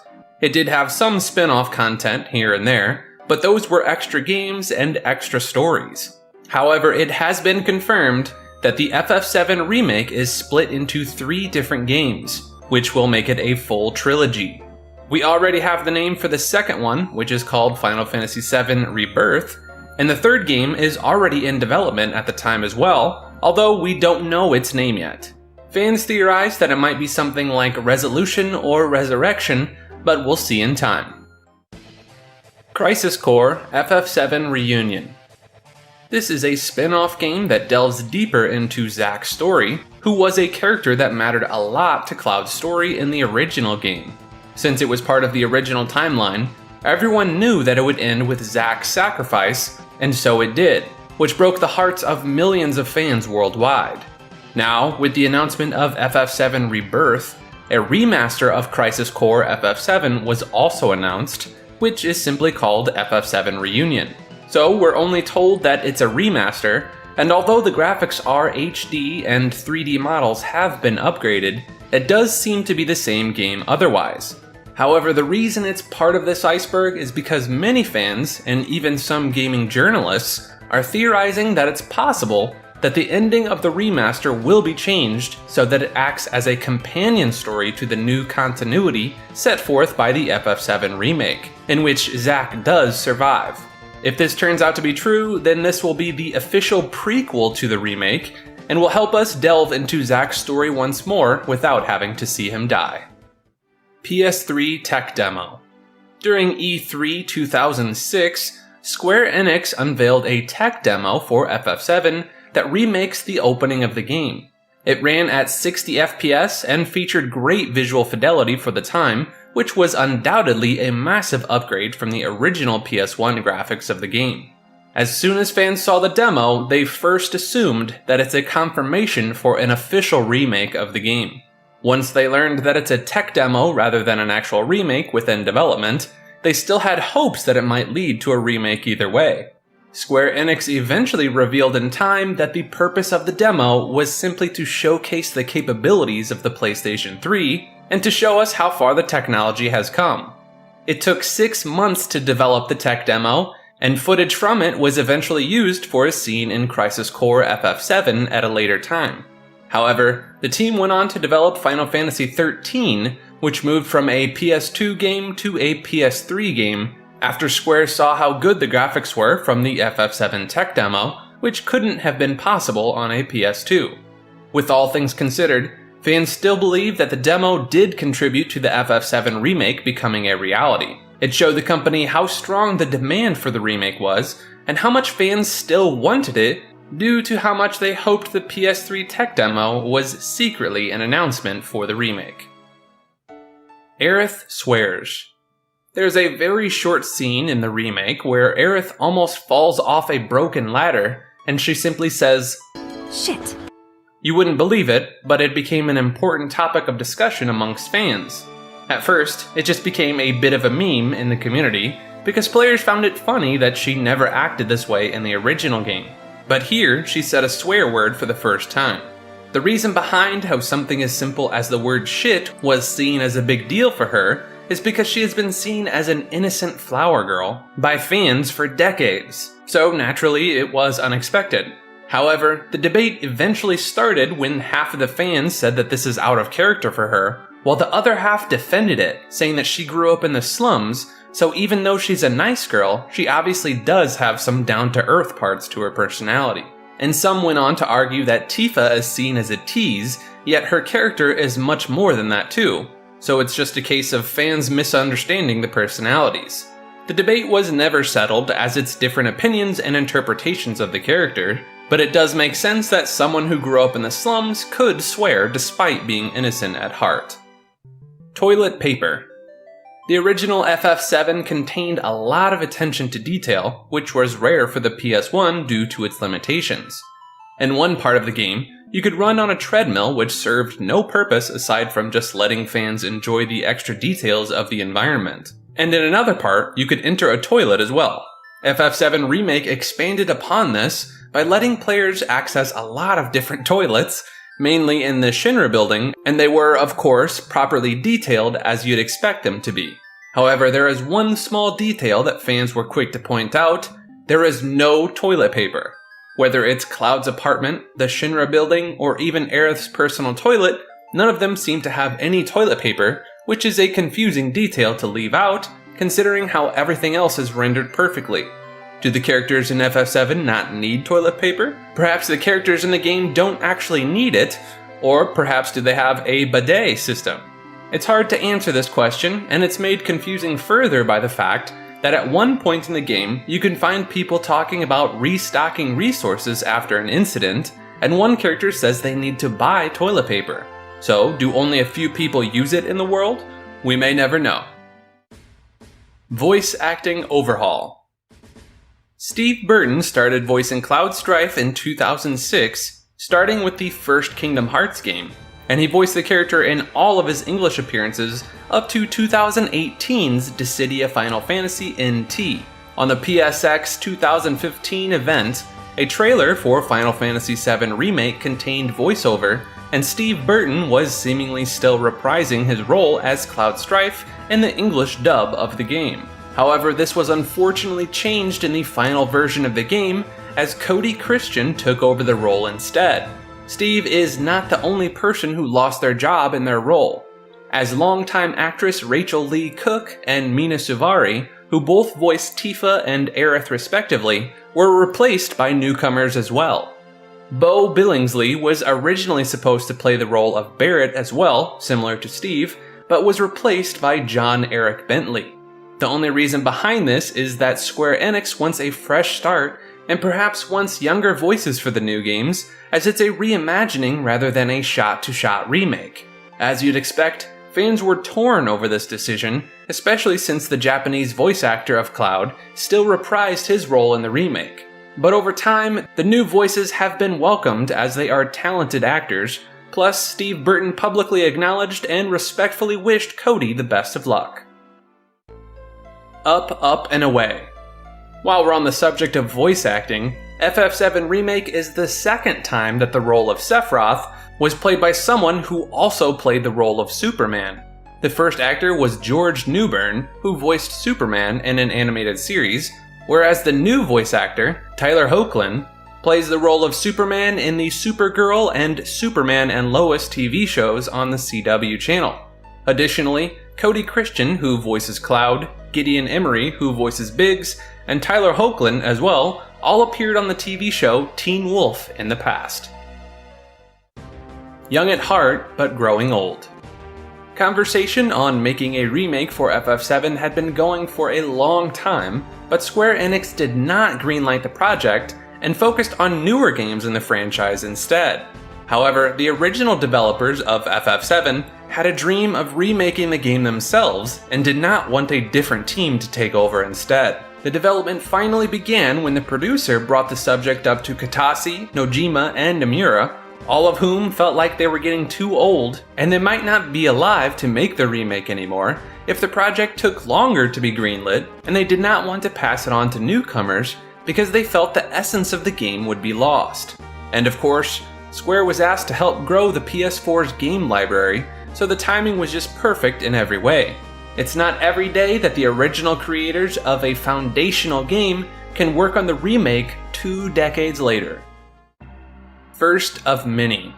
FF7 Remake was the first time a 3D Final Fantasy game was given a remake. Although FF3 and 4 were remade as well, they were originally 2D games. Of course, this should not be confused with remasters, as games like FF10 and Crisis Core were remastered, but FF7 marks the first time there has been a full-fledged remake of a 3D Final Fantasy game, not just an update on existing visuals. The unlikely level cap. FF7 Remake is the first numbered entry in the franchise where the level cap is not 99 or higher, but instead just 50.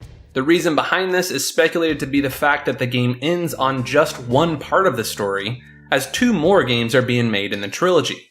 So letting the player become too powerful this early on will feel overpowered, and not letting them be overpowered yet letting the number hit 100 would simply feel insincere.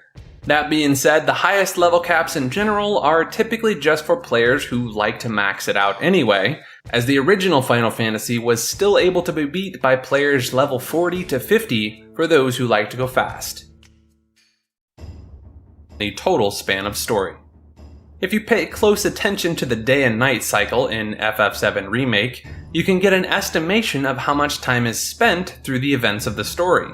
The first day is the Midgar bombing mission. The second day begins with Cloud and Tifa exploring Sector 7. The third day has Cloud join Barrett and Tifa. Day 4 starts with Aerith finding Cloud in the church. Day 5 has Cloud leaving early in the middle of the night, and then the rescue mission in Wall Market. And then in Day 6, the trio rescues Wedge from the underground lab, and in Day 7, the trio rescues Aerith from the Shinra Company. And Day 8, the gang exits Midgar early in the morning. All of this combined is a total of 8 days, and although the game does not talk about it, you can easily count the days from the day and night cycle, since the game does not feature a time skip, and all the days go sequentially together. Times are changing. Although the Final Fantasy franchise is mainly popular for its turn-based combat RPG gameplay, Square Enix seems to be leaning more towards the hack-and-slash real-time combat as of late. After FF15 added a quicker battle system that is similar to hack-and-slash gameplay rather than turn-based experience, FF7 ended up featuring 2 types of battle systems. Those who prefer the classic turn-based combat can still select it if they want, but it's featured as an optional thing, and every advertisement in general endorses the real-time combat far more. It's still a role-playing game that requires strategy, but it's no longer mandatory to select your attacks from a list. And after the FF7 remake, FF16 seems to be dropping the turn-based formula too, as it has been confirmed as a hack-and-slash game with real-time combat again. Though Square is probably not going to get rid of the turn-based combat permanently, it's clear to see where the future priorities are lying. Creative differences.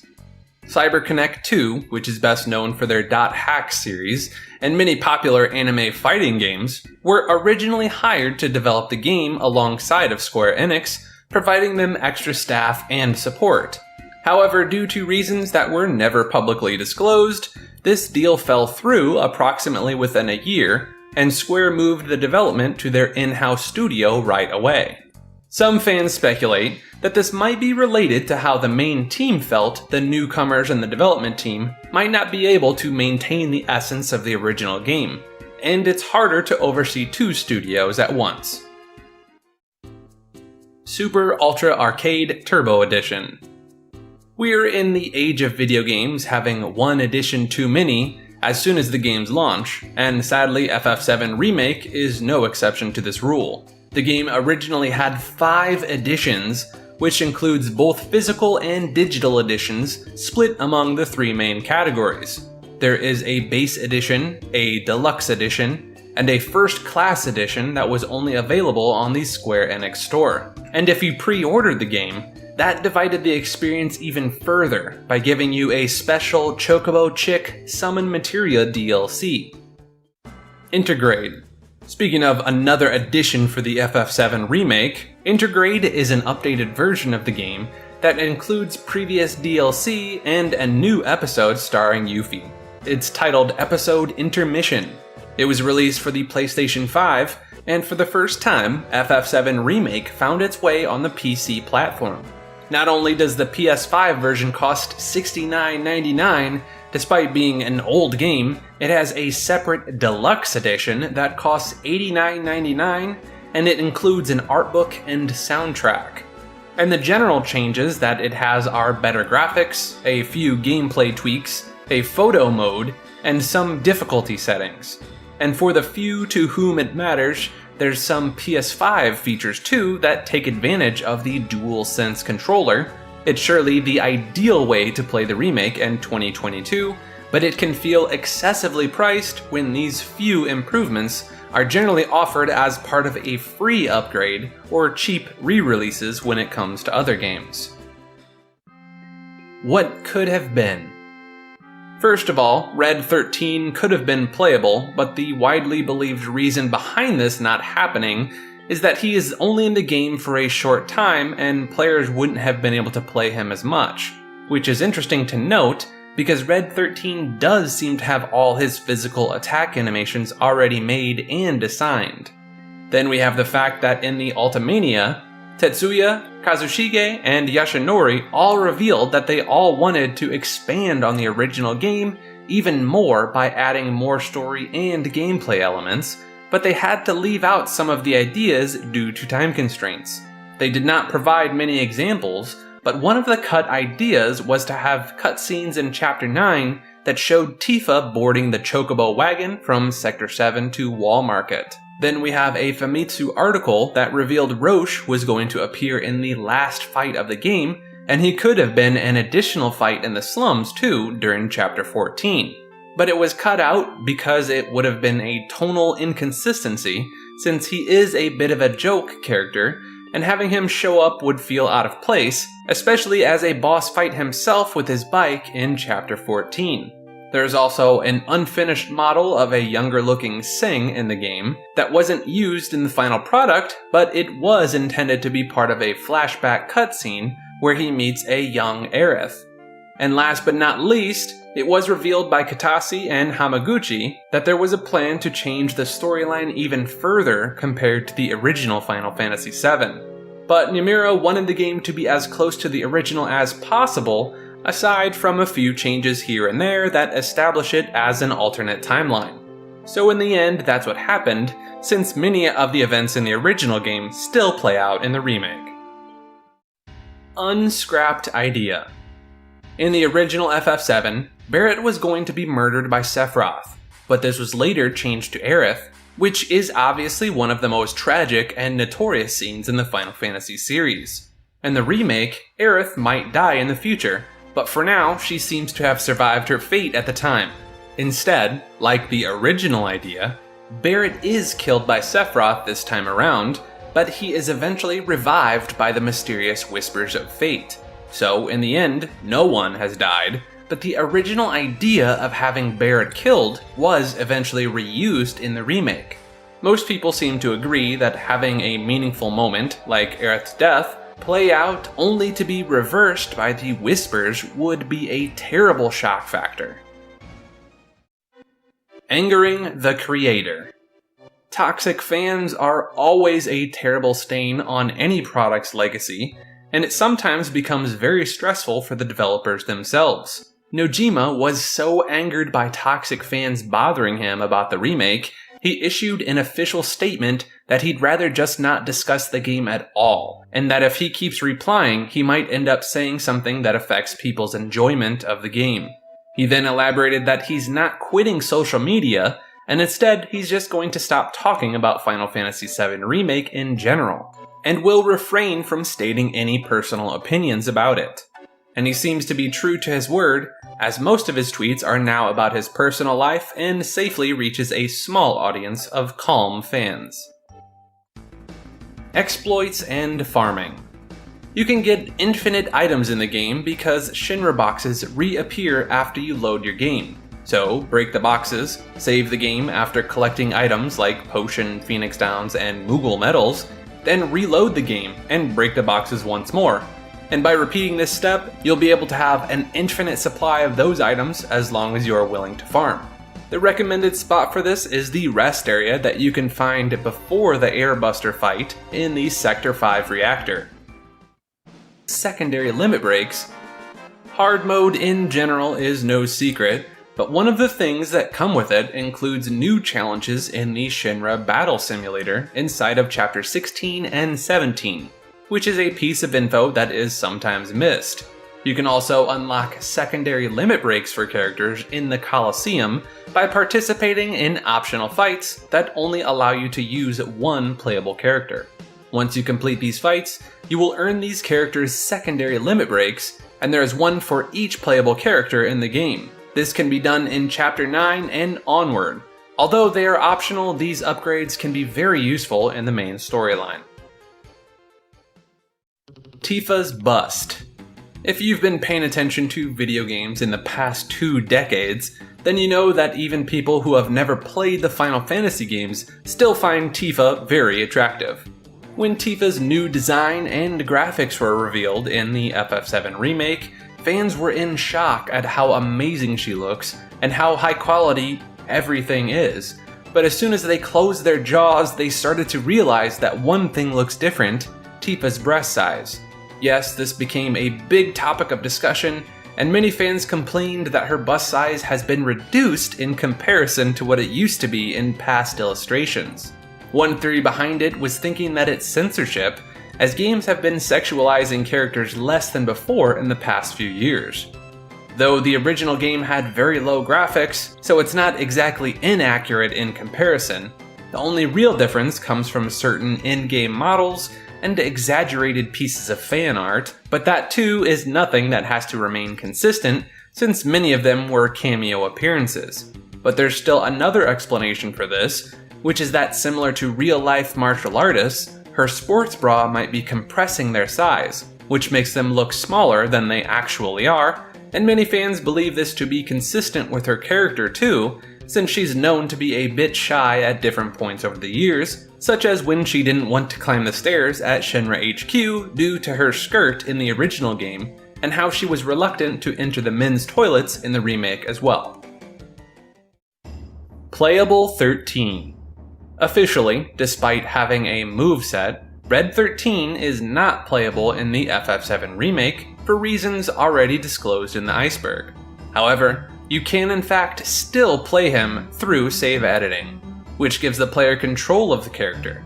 He does not have any character-specific special abilities, and you can't change his equipment since he won't show up on the character menu. But you can still use his standard moves just fine, and fight enemies that stand in your way. And since the remake found its way to the PC platform, fans have created mods of the character being fully playable as well, which makes it less complicated than using edited save files. It's still far from perfect, but it does the job well enough for those who just want to enjoy playing as the fierce beast. Fan theories. Tifa mentioned that she went to look up the meaning of the flower that Cloud gave to her at the start of the game, and it meant reunion. Aerith must have known what the flower means, so why did she give it to Cloud? Well, everyone seems to believe that it might hint towards her having already known Cloud from the original timeline, and now she has got to meet him again, so she left him a hint. And of course, the name of Crisis Core FF7 Remaster is called Reunion, which might be related to in some way, and further fuels the speculation that it might have some changes that tie into the remake timeline. Resolution cutscenes. In Chapter 14, Cloud can talk to Barret, Tifa, or Aerith in the Flower Garden, and it's called a resolution scene. Which scene you get is based on your choices throughout the game and which characters you treated the best, and the scene plays out on its own when the time comes. Players often think that the canon cutscene out of these three is individual to each player, and that if you get one, the other two did not take place in that specific playthrough. However, all three resolution scenes are canon, because they take place at different times of the day. So it's very clear that Cloud actually spoke to and motivated all three characters by spending some time alone with them. Barret's cutscene takes place in the late evening, as the sky isn't as dark as it is during Tifa's resolution. Meanwhile, Tifa's resolution is thought to be in the middle of the night, the sky is dark, and she's sorry for waking Cloud up. And Aerith's cutscene takes place just before the morning, and she mentions that around the end of the cutscene. Selfish Aerith. Aerith is generally seen as a selfless and innocent character, but fans think that the new version of the character is a bit selfish ever since she might have realized that she was going to die. First of all, trying to change events to keep herself alive can put others who were originally going to live at risk. Then we have the fact that she seems reluctant when the fight with the Whispers begins. So she even seems to be possibly unhappy about the fact that she's changing things. Although she might not be selfish, and she might be simply confused about everything, and unaware of when or why she's supposed to die. And in the sequels, she might give into her fate too by believing her attempts to be pointless or selfish. So with all things considered, this might just be a case of fans reading too much into the limited info presented to the player at this time. Choose who lives. Everyone loves a happy ending, but it's never that simple. Many fans believe you will have to choose who to save, or the story itself would change who lives and dies as a consequence of changing the timeline. Zack might live, and everyone consider that the golden ending, but at the same time, Cloud might have to choose between Aerith or Tifa's fate. And in a shocking turn of events, who knows, even Cloud might end up dying. So, even though we're all happy to see Zack and Aerith live for now, we might be given a horrible choice, or just be forced to see what happens down the line. And it would make both the original FF7 and remake bad endings in their own ways, as some people live in one and die in the other.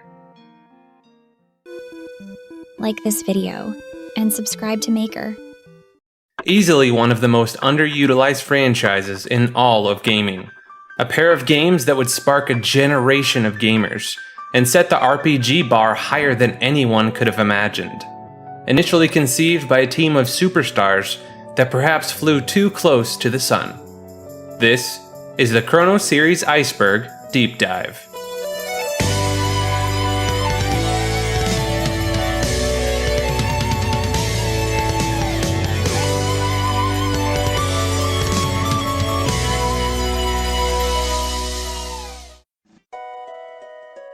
In your hands.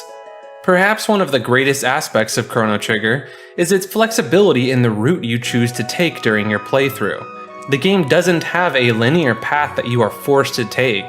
At a certain point in the game, you're given multiple different options for how to continue the game. You can jump directly to the final boss, which can be truly difficult to downright impossible, or pursue any of the optional side quests to finish characters' story arcs and make your party stronger. While this may not have been the first game to implement this feature, it's certainly the first one I played, and it no doubt added to the game's value and perceived experience. The Dirty Dozen. Depending on how you play the game, and the decisions you make through your playthrough, you're granted 12 or more different possible endings. New endings were also added to re-releases of Trigger. There is a dubbed bad ending when you lose to Lavos, and you watch him rain destruction on society. as well as a true ending, which is widely considered canon to the story. This ending consists of the Epoch surviving at the end of the game. You defeat Lavos through the Omen at 12,000 BC, and Magus lives. This is established in Chrono Cross. The final anime cutscenes showing Marl and Chrono marrying, and Frog becoming human are all considered canon. Although some argue that every story ending could be considered canon in their own respective timeline and dimension, some endings are more challenging to complete, but some of them only contain minor differences like a simple background change. And one ending is completely unique with a room of NPCs representing each of the core developers, giving personalized dialogue from each of them. Another unique ending is the Memory Lane ending, where Luca and Marl break the fourth wall, noticing the end credits appear on the screen. Then they go so far as to request the art director to proceed forward in the scene, where they go through memories of their travels, but it slowly shifts into a smash or pass raiding session for the two girls. Nevertheless, it's interesting to see all the different ways your characters can go through the story. Death and Resurrection. Perhaps one of the most intriguing elements of the game is when the main protagonist literally dies through your playthrough. Of course, you can resurrect him by substituting a clone of Chrono, but losing primary characters is a powerful storytelling device that has a major impact on the experiencer. And Trigger pulled this off exceedingly well, and in a game about something as complex as time travel, several theories have been crafted regarding his death. And another commenter said that Chrono we save isn't technically the same person as the Chrono we've been traveling with, suggesting that the previous Chrono died outright or was whisked away from annihilation by parallel timeline party members. Chrono Trigger's writer, Masato Kato, originally wanted Chrono to stay dead in the story. The rest of the party was forced to find and recruit a younger version of Chrono to finish the game's storyline. But Daddy Square stepped in and said that it was too depressing and requested it to be changed. But we can see an ending similar to their original vision if you defeat Lavos before you save Chrono. Recruitable Villain. The tritagonist of the game, Magus, has their fate determined by the player. You can face him twice throughout your playthrough, though the second battle is entirely optional. You can either engage him in battle for a second time, or you can choose not to fight, recruiting him to your party instead. Each time you engage with Magus in battle, he's stronger than the recruitable version of the character. And if you engage him in the second battle with Frog in your party, Frog and Magus actually have a 1v1 duel of honor. There's also a New Game Plus ending where a legit Frog and Magus duel occurs, ending with a caped figure standing on top of Magus's castle, though we don't know if this was intended to be Frog or Magus standing atop the castle. Despite being an optional character, Magus is integral to the story, and just giving players the option to recruit the character was a great touch and helped to leave an impression on us all. Dream Team. One of the biggest reasons we don't see games of this caliber anymore is that the 5 core developers of the game were all masters in their crafts and would go on to become superstars throughout the industry. Between the 5 of them, they'd created and played major parts in world-famous franchises like Dragon Quest, Dragon Ball Z, and Final Fantasy, with each of them being a candidate for the greatest in their own respective realms. Their culminated talent and experience in artistic and music development was almost unparalleled at the time.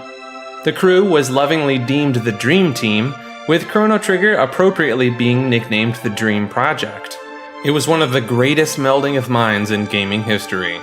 We may never see such a collection of nerd chads unite like this again.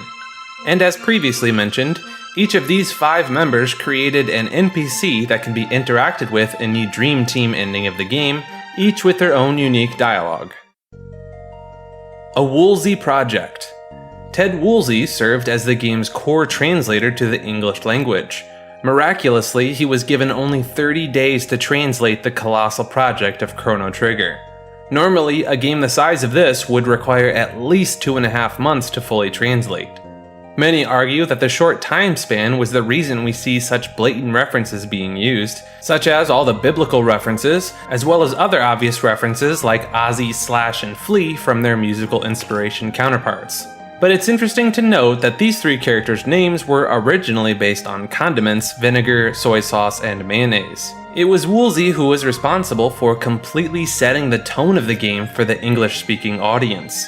It was his interpretations that set the foundation for how the West received it. For instance, it was Woolsey's choice to have Frog speak in an Old English tone, and Woolsey went on to have quite an accomplished career translating a number of influential games. Because of this, I consider Ted Woolsey to be another core member of the Dream Team that brought this game to fruition. Some of his content would eventually be cut or scrapped due to time constraints, such as the original name of the Masamune being Grand Leon, and all instances of alcohol references were changed into soda or soup. He went on record saying that Chrono Trigger was one of the most satisfying games he'd ever worked on or played. The final piece of the puzzle.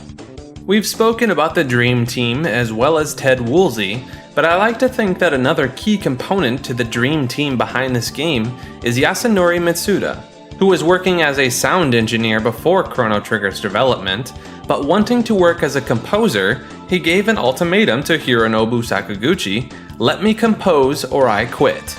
In response to his cojones, he assigned him to the Trigger Team, where he arranged 54 of the 64 original tracks. Mitsuda worked tirelessly on the project, often sleeping in offices, and deriving melodies directly from his dreams. He worked so hard on the game's music that he reportedly had to visit the hospital to treat stomach ulcers caused during the development process. His efforts were worth the strain, however, as he was able to produce some of the most powerful and impactful video game music ever.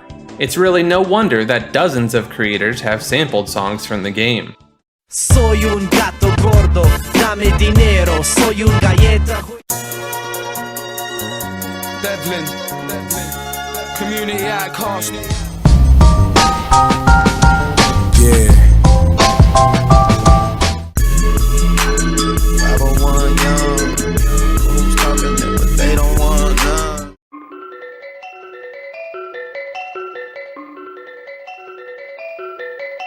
One song in particular had an uncanny familiarity to it. When Rick Rolling first became popular, some people noticed that Robo's theme was remarkably similar to it.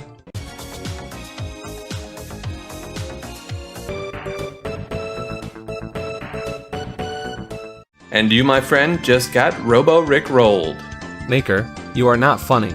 Despite the clear similarities, Yasunori Mitsuda has gone on record to say that he'd not previously heard Rick Astley's famous tune, and any similarities were simply coincidental. Singing Mountain. This was a location that was originally scheduled to appear in the prehistoric era, but it was cut before the game's launch. It's theorized to look similar to Mystic Mountains and become accessible after the battle with Magus at Fiend Lord's Keep. This area would eventually be overwritten by the Black Omen. Its location is speculated to reside in the mountainous region east of Tyrannel Lair. Some players were able to glitch the original game cartridge into playing the pairing song that accompanied the area, also named Singing Mountain. This song is typically inaccessible by normal means. Players have found that a dungeon once existed here that would serve as the home for the song. The development team felt the dungeon did not serve enough purpose in moving the story forward, so it was eventually cut. Singing Mountain as a song was unfortunately cut along with it. Maru Island. The game originally took this on as the name of the project.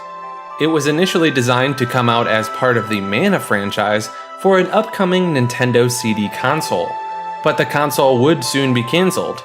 After this, the Dream Team reimagined it for the cartridges, renaming it to Chrono Trigger in the process. Trigger retells the Bible. Easily one of the most controversial and debated topics within the community is the parallels between the stories in Chrono Trigger and the Bible. A fatherless hero dies and resurrects.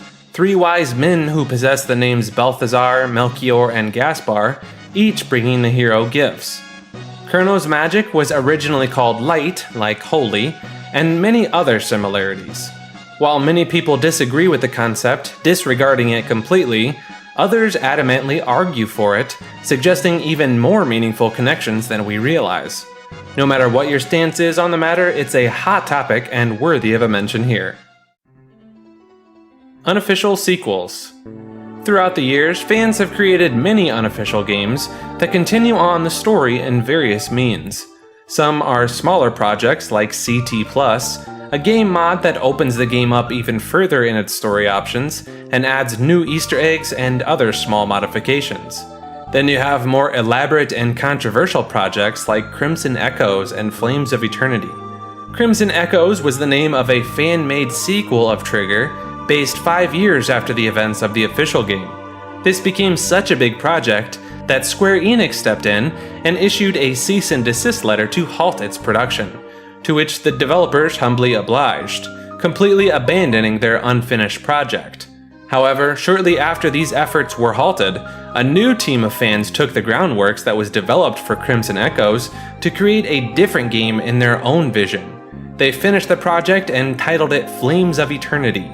The game was met with mixed reception, especially for many superfans avidly agreeing or disagreeing with the project to begin with. The Xenogears connection. One of the writers of Trigger went on to write for another great JRPG, Xenogears. As a homage to the game that meant so much to him, Luca appears as a helpful NPC that explains to the player how the save points work. But the connection between Chrono and Xeno could lie far deeper than this, as this commenter brings up, quote, "Human beings incomplete and serving only as a fragmented existence for a bigger purpose outside of their will. The save systems in both games add surveillance data storage by a higher entity to manipulate those below, Deus and Lavos being very similar. This connection probably warrants a video in itself, but it's worth at least highlighting here. Who is the entity? Throughout the game, we're introduced to what's known only as the entity. There are several hints to who or what its true identity is, but no matter who it is, it seems to be guiding you throughout the game. Throughout the game's dialogue, we're never given a firm answer to this. Because of this, most players were forced to theorize who the entity really is. Some people theorized it was Sasha, a lot of people thought it was a representation for the player, others thought it was Time or perhaps even Chrono's cat. One interesting theory suggests it was simply the developers of the game speaking to the player as a fourth wall meta-narrator that also translated the game's languages. It suggested that not every character was speaking the same language. Ayla may have been speaking in a series of grunts, Frog may have been speaking in an old Shakespearean English that's difficult to comprehend, or Magus may speak in a similar manner except with more of a Xelian accent and the occasional Xelian term thrown in. And Robo may very well be speaking in a series of beeps and whistles similar to R2-D2. Perhaps the entity serves as the universal director, translator, and gel that brings together such a diverse cast and timelines. But as many of you have indicated, the official answer for who the entity is, confirmed through the game's manual, is the planet that the game takes place on. Nevertheless, it's fun to speculate. King of Zeal. Referenced throughout the game, you can learn about the King of Zeal who died before the fall of Zeal in antiquity. He does not have an in-game sprite, and is only briefly mentioned throughout the game. He's theorized to have the traditional blue hair and elvish ears of the other enlightened ones, and with Janus and Shala's magical abilities, it's possible the king also possessed great magical strength. Dalton conquered Guardia. After defeating once King Dalton on the DS game, he states, "I'll raise the greatest army the world has ever seen in Por, and use it to wipe your pitiful little kingdom off the map." And in the PlayStation game's FMV, we can even see the fall of Guardia. Many claim that Dalton held true to his word and brought about the fall of Guardia. Ayla's hidden element. Ayla doesn't use magic throughout the game, however she does possess a small amount of resistance against fire magic. As other characters possess a weakness of an opposite element, it's theorized that if she would have been given a magical element, it would have been fire. They may have potentially removed her magical element so as not to overlap with Luca's fire magic. Some even going so far to say that her name can loosely be translated into I Fire. But as one commenter on the previous video brings up, it could very well be a reference to Ayla, the main character of the book Clan of the Cave Bear. The Dream Beings. There is an often unnoticed character throughout the game that has been theorized to potentially hold more significance than originally understood. Doreen is the sister of Masa and Mune, residing in Nhasa at 12,000 BC. You can learn that she has an affinity for dreams and philosophy, and will occasionally taunt Chrono's party about the complexity and absurdity of reality, but neither her character nor her dialogue help advance the plot at all. Also, according to this commenter, Masa and Mune's Japanese appearance were said to be that of dream beings made tangible with the power of Lavos, and this would presumably include their sister Doreen as well. The commenter goes on to suggest that the dream beings are bound to our reality by using the Dreamstone, as it's hyperconductive to magic. This would also explain its effectiveness against the Mammon Machine and Magus, as the stone absorbs their magical powers. English originated from the Reptites. We learn through the game that Ayla and the early human tribes speak in their own native language, indicated when Ayla explains her name's meaning. However, she's able to understand and speak English well enough to communicate with Chrono and the team. This theory suggests that she learned English through the only other English-speaking characters present within their timeline, the Reptites. Perhaps the human tribes adopted the Reptites' language or modified it slightly to create the English language used thereafter. Vegeta is Glenn. We learn that Frog's true name is Glenn, and as discussed earlier, Akira Toriyama served as the character designer, so it's not surprising that we see a number of similar characteristics between Dragon Ball Z and Chrono Trigger. Looking at the Grand Flow of Time FMV, we can see that Glenn and Vegeta in particular hold a striking similarity. My name, Frog will do. It stands for frickin' really overpowered guy, because that's what I am. I am so Frog.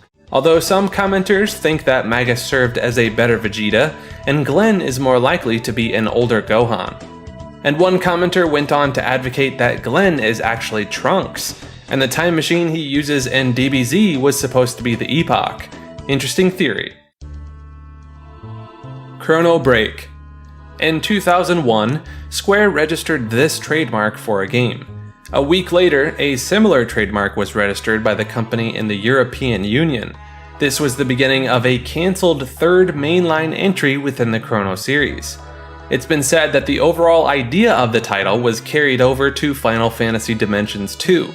While the demand for Chrono games existed, the trademark eventually fell off, and there has not been much indication of it being picked back up. One commenter even brought forth an idea that it was cancelled due to Square's redistribution of development power to Final Fantasy XI, and with FF11 being their first big online endeavor with recurring revenue possibilities, it definitely makes sense to put extra effort into it. The Corrupted Sword. There exists a sword that can be stolen that is not actually a usable item. Upon its appearance, you will receive an item that appears to be the Wolf Lobe Sword in Special Characters. After completing the battle, you can check your inventory and find you never received the item, as there exists no data for the item within the game. The 8th Playable Character. Just like many games that came out before the modern internet, there were rampant playground rumors of an unlockable hidden character that can be accessed through various means.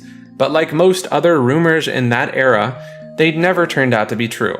However, in an early Chrono Trigger player's guide, we can see several unused character designs. One of them features Gaspar, the old man waiting at the end of time. He was said to have once been a playable character, donning a Xelian outfit as well as a battle staff. To add further evidence to this, looking at character design art before Akira Toriyama stepped in showed a much different looking set of characters. All of them seemed to line up decently well with their original drafts, except the initial design for the cast of playable characters also included an unnamed wise man. This is almost certainly Gaspar. Some commenters are also convinced that Sasha was also a planned playable character. Demo leak. In 1994, a ROM file of the Chrono Trigger demo was leaked. Players were able to develop hacks that allowed you to access the rest of the unfinished game. Some notable differences of the demo include the epoch having a hovercraft form, an arena in the future era known as the Robot Village, an incomplete map with a futuristic version of Lena Square, and the Lavos Battle Arena looking much more metallic, among many other cut and scrapped pieces of content. Chrono and Marl's descendant.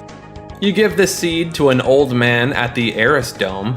In one of the endings, it's revealed that Doan is actually the descendant of the Kings of Guardia, meaning that Marl is a distant relative, and this would make Doan the descendant of Chrono and Marl.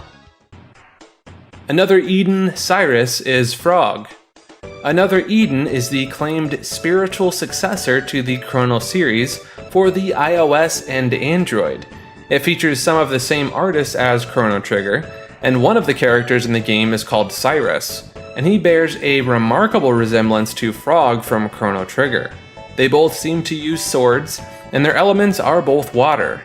Also, Cyrus is the name of the knight and friend of Frog, who was killed by Magus in Chrono Trigger. Some think that these characters are linked somehow, but others think it's just a simple homage to the characters. Shala's original role. It's theorized that Shala was originally meant to have a much larger role within Chrono Trigger. In a cutscene, you can see her free the characters after they are captured in the Kingdom of Zeal. They're then sent back in time with the portals sealed behind them. And in the leaked demo, players were able to find a dungeon hidden behind the bookshelf in Shala's room. There were no enemies nor any items to find, but it's theorized you could be caught by the Prophet from there, which leads to the events that take place in the game. Ayla is bisexual. In the Japanese version of the game, Ayla states in her first appearance that she likes strong men and women equally. Luca would reply that she's not into that sort of thing, suggesting a potential sexual undertone instead of just a general blanket statement.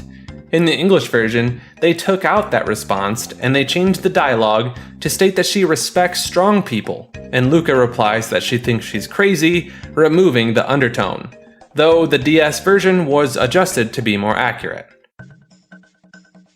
Chrono is from the future. This is an interesting theory that suggests Chrono and his family once lived in antiquity.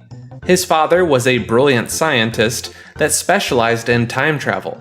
However, seismic activity hinted at an approaching apocalypse. In response, his father sends his wife and son to 1000 AD to avoid the cataclysm. However, something went wrong and they both ended up with amnesia. Some evidence for this might be Chrono's hair, which is more in line with 12,000 BC citizens, and his particularly uncommon lightning magic. Lavos never died. The last thing you see after defeating Lavos are the silhouettes of your party, as well as the silhouette of one small piece of Lavos. This theory states that Lavos refused to die at this point in the game, as we're led to believe. What was left of Lavos sought out Shala and assumed the role of Dream Devourer in the DS version of the game, and eventually would become the Time Devourer in Chrono Cross. Lavos isn't evil. Depending on how you view Lavos, he may not even be considered evil in the traditional sense. Lavos was simply a parasite. Its life cycle involved manipulating the evolution of a planet and eventually recreating with Lavos spawn to launch into space. Much like human beings would harvest a field of wheat, there was no malicious intent. It's simply a biological need to live. Lavos is a very clear threat to humanity, but he wasn't evil in the same way Zeal was, for instance, sacrificing everything for their own power and gain. Shala created save points. At the end of the Antiquity arc, Shala is jettisoned outside of time. This theory states that it was there that she used her magic to create the save points that are used throughout the game. These were used as a way of both returning to a moment the party had touched the point, as well as a way of influencing them to do certain things. Shala Trigger. This theory postulates that the trigger was never meant to be used on Chrono. Gaspar said that the person has to be important to the flow of time, yet this version of Lavos can be defeated without Chrono in the party. So by this logic, the party should have actually rescued Shala instead. Cut Pyramid Dungeon. The blue pyramid will appear in the present day. It can only be accessed using Shala's pendant to acquire one of 2 chests. However, the leaked demo revealed an entrance to a fully fleshed out dungeon. It lacked any enemies or chests, but it was almost certainly going to be a dungeon at one point. Never-ending time loop. The reason that the characters are going after Lavos was from witnessing the record of him emerging from the surface in 1999 to destroy the world, which would have never happened if he was dead. This causes the continuum to wrap back around on itself, and this is the reason for New Game Plus. This theory states that the characters are stuck in a never-ending time loop, unable to escape or conclude their story. The Mystic Human War was staged. This theory states that Lavos would predict Magus would eventually attempt to rise up and overthrow him. To distract Magus from this, Lavos altered human DNA so that humans would be able to use magic, but would be hideous in the process. This would cause men to reject them and build up resentment, causing Magus to spend his life leading the Mystics in their war instead of fighting Lavos. Chrono is a time devourer. This theory suggests that Lavos, in all his nearly godlike abilities, was able to sense greater potential within Chronos' mother, Gina, and then implanted a seed within her to spawn and spread kin across the universe. It's no secret that Chrono is incredibly powerful. A side effect of lavoids and humans merging is a distinct redness, exactly the same color as Chrono's hair. Is it possible that Lavos is Chrono's father? Viewer submissions. This person apparently traveled through the first portal on a brand new copy of the game, and upon reaching their destination, they came up against the final boss in the game. I can only imagine coming up against Lavos before even learning the characters in the game. Another commenter noted about an ending cutscene where the Epoch travels through different areas, but apparently this viewer somehow saw a unique setting where you defeated the dragon tank and it fell through the bridge, but the cutscene that they saw showed an unknown sprite and 2 Guardia soldiers repairing the bridge. This commenter brings forth an interesting theory that Lavos is the product of a biological weapon from a lost civilization, perhaps that in Xenogears. And while we're on the subject of Xenogames, this commenter connects the entity to that of Xenoblade X, where an alien race communicates with others via an unknown power, possibly coming from the planet.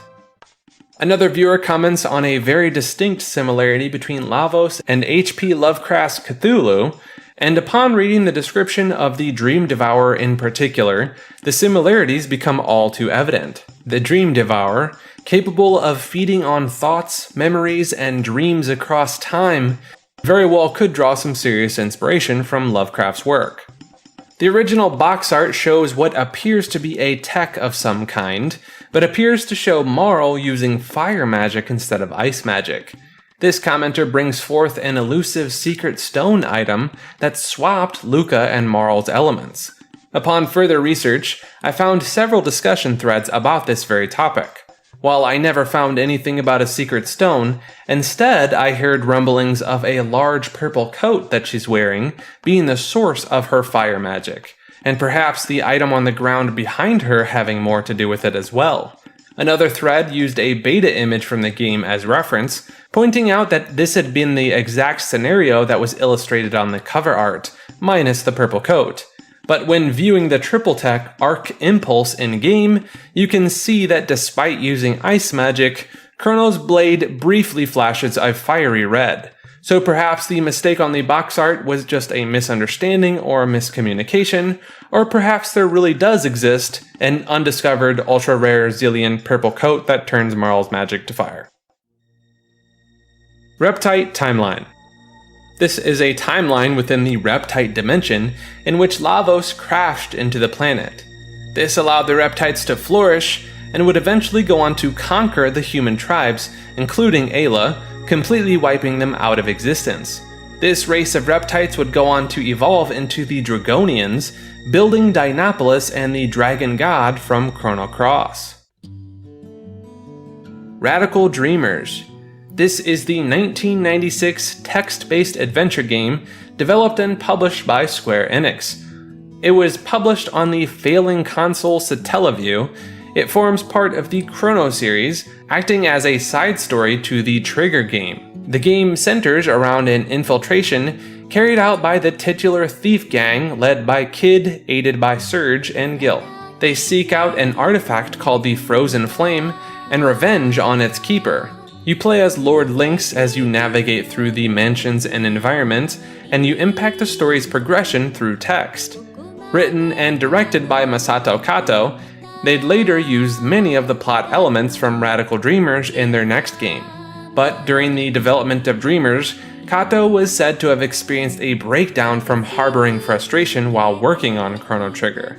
And it was because of this that influenced both Radical Dreamers and Chrono Cross to have a darker tone than their predecessor. In the end, the developers were unhappy with the project of Radical Dreamers, and it was completely reimagined into the following entry. Chrono Cross, the true sequel of Chrono Trigger. After the canonical events of Trigger end, we're introduced to the characters that would deliver us the conclusion and finale of the Epic of Chrono.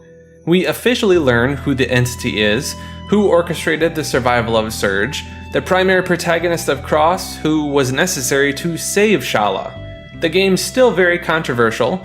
The producer of Cross has stated that it is not a sequel to Trigger, though many argue that this was more of a PR move than anything else. It's a much more complex and convoluted game than its predecessor.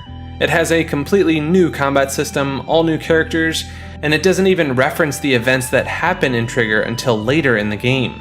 Because of all these things and more, players will adamantly argue that Cross is not a true sequel to the game, as it doesn't take place in the same world, rather in a different reality or dimension.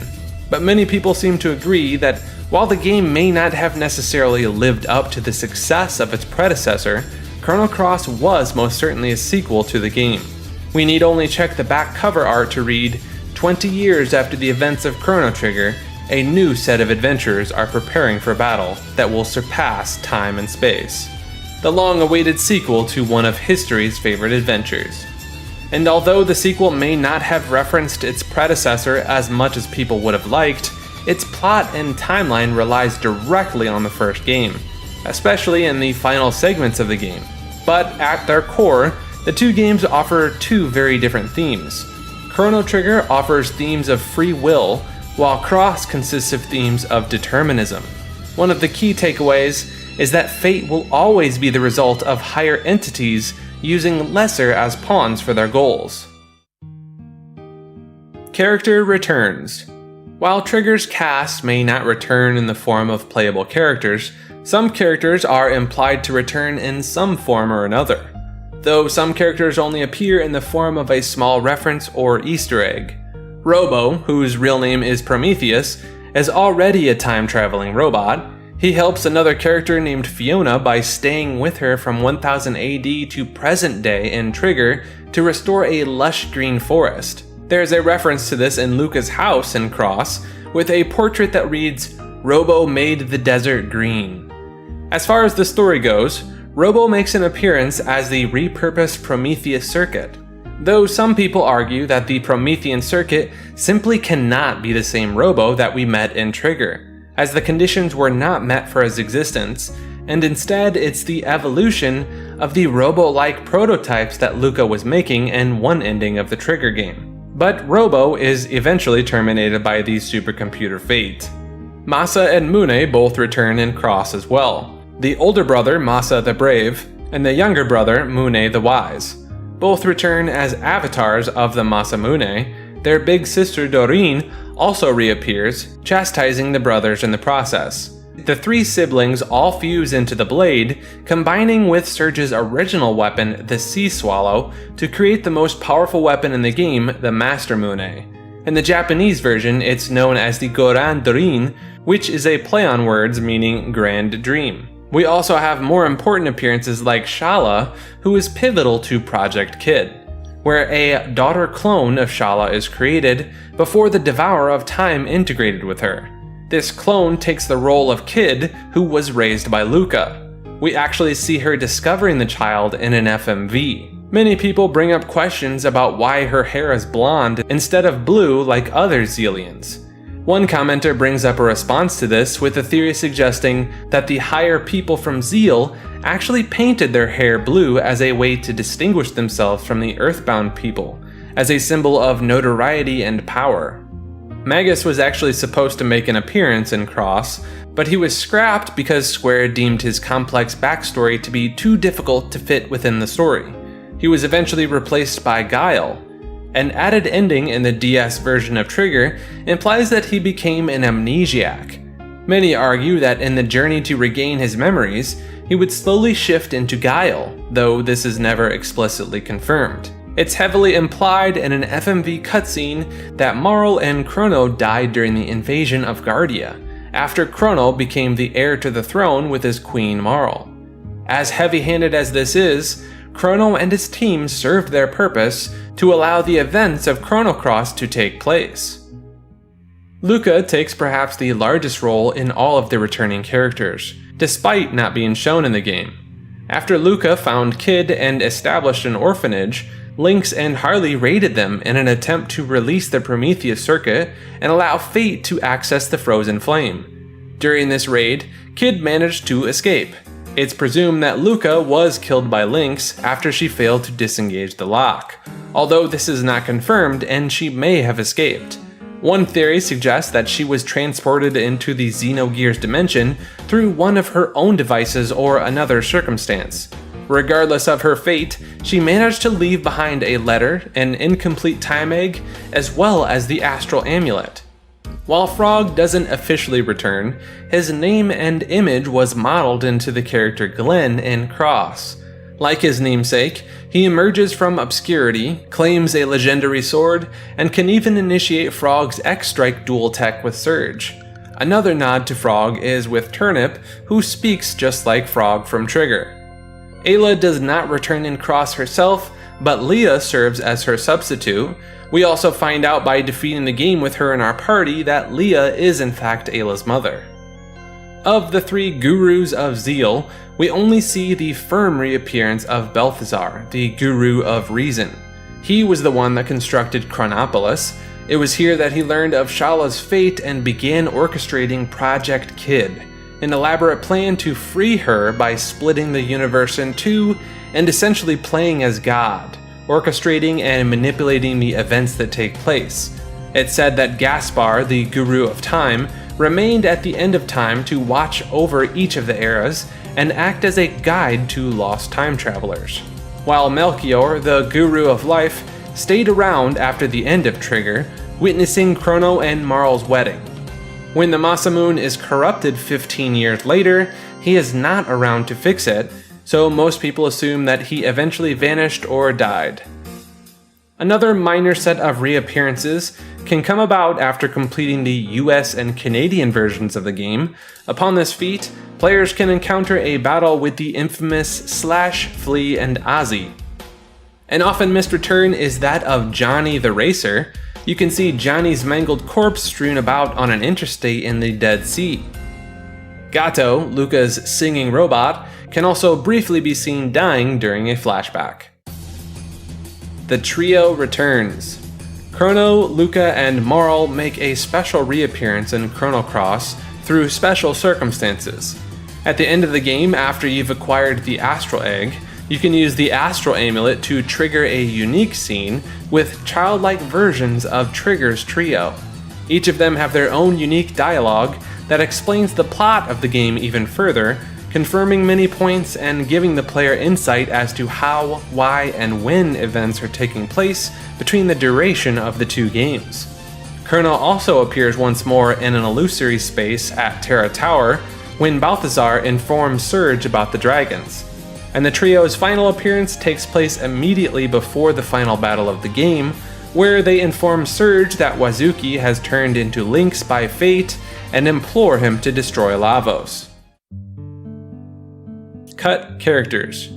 Although Chrono Cross has an impressive cast of 45 characters, their original aim was to have upwards of 64 different characters.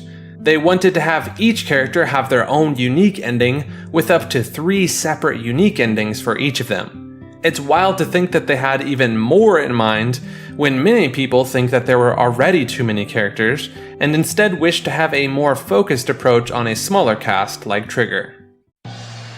Split second Janus and Shala. If you cast Black Hole on one of the Chronopolis Islands, an image briefly flashes in the sky, appearing to depict a young boy or perhaps a girl and a wooden art figure. There's no real reason for this image to be here, leading some to speculate it's an Easter egg depicting Janus and Shala.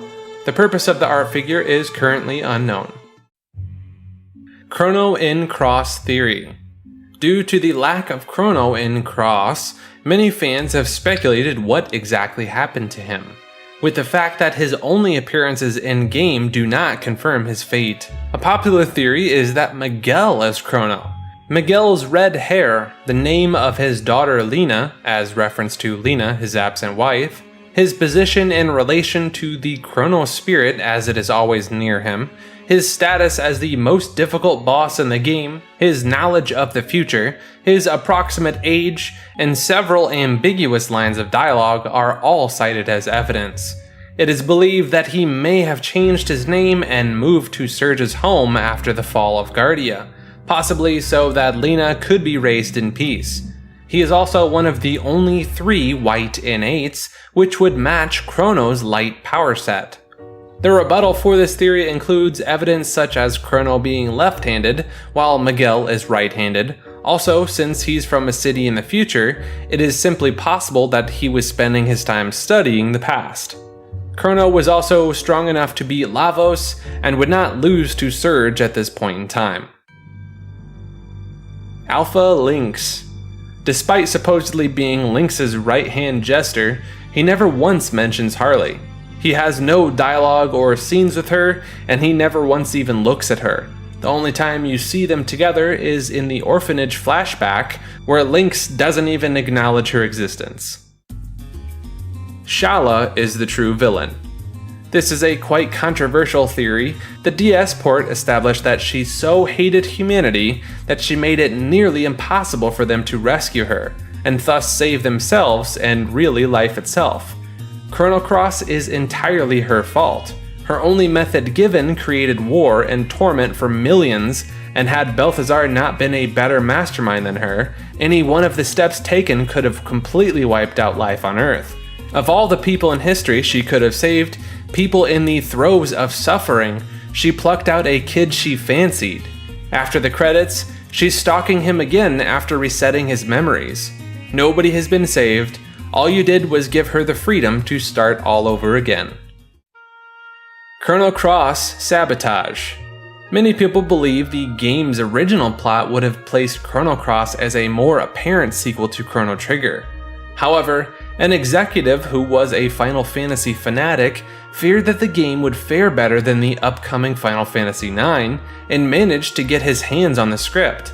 From there, it's said he modified the narrative pacing and some other plot elements, so Chrono Cross's status as a sequel to the greatest RPG of all time would have been contested, and FF9 would have been better by reputation solely because of the competition. Like this video, and subscribe to Maker.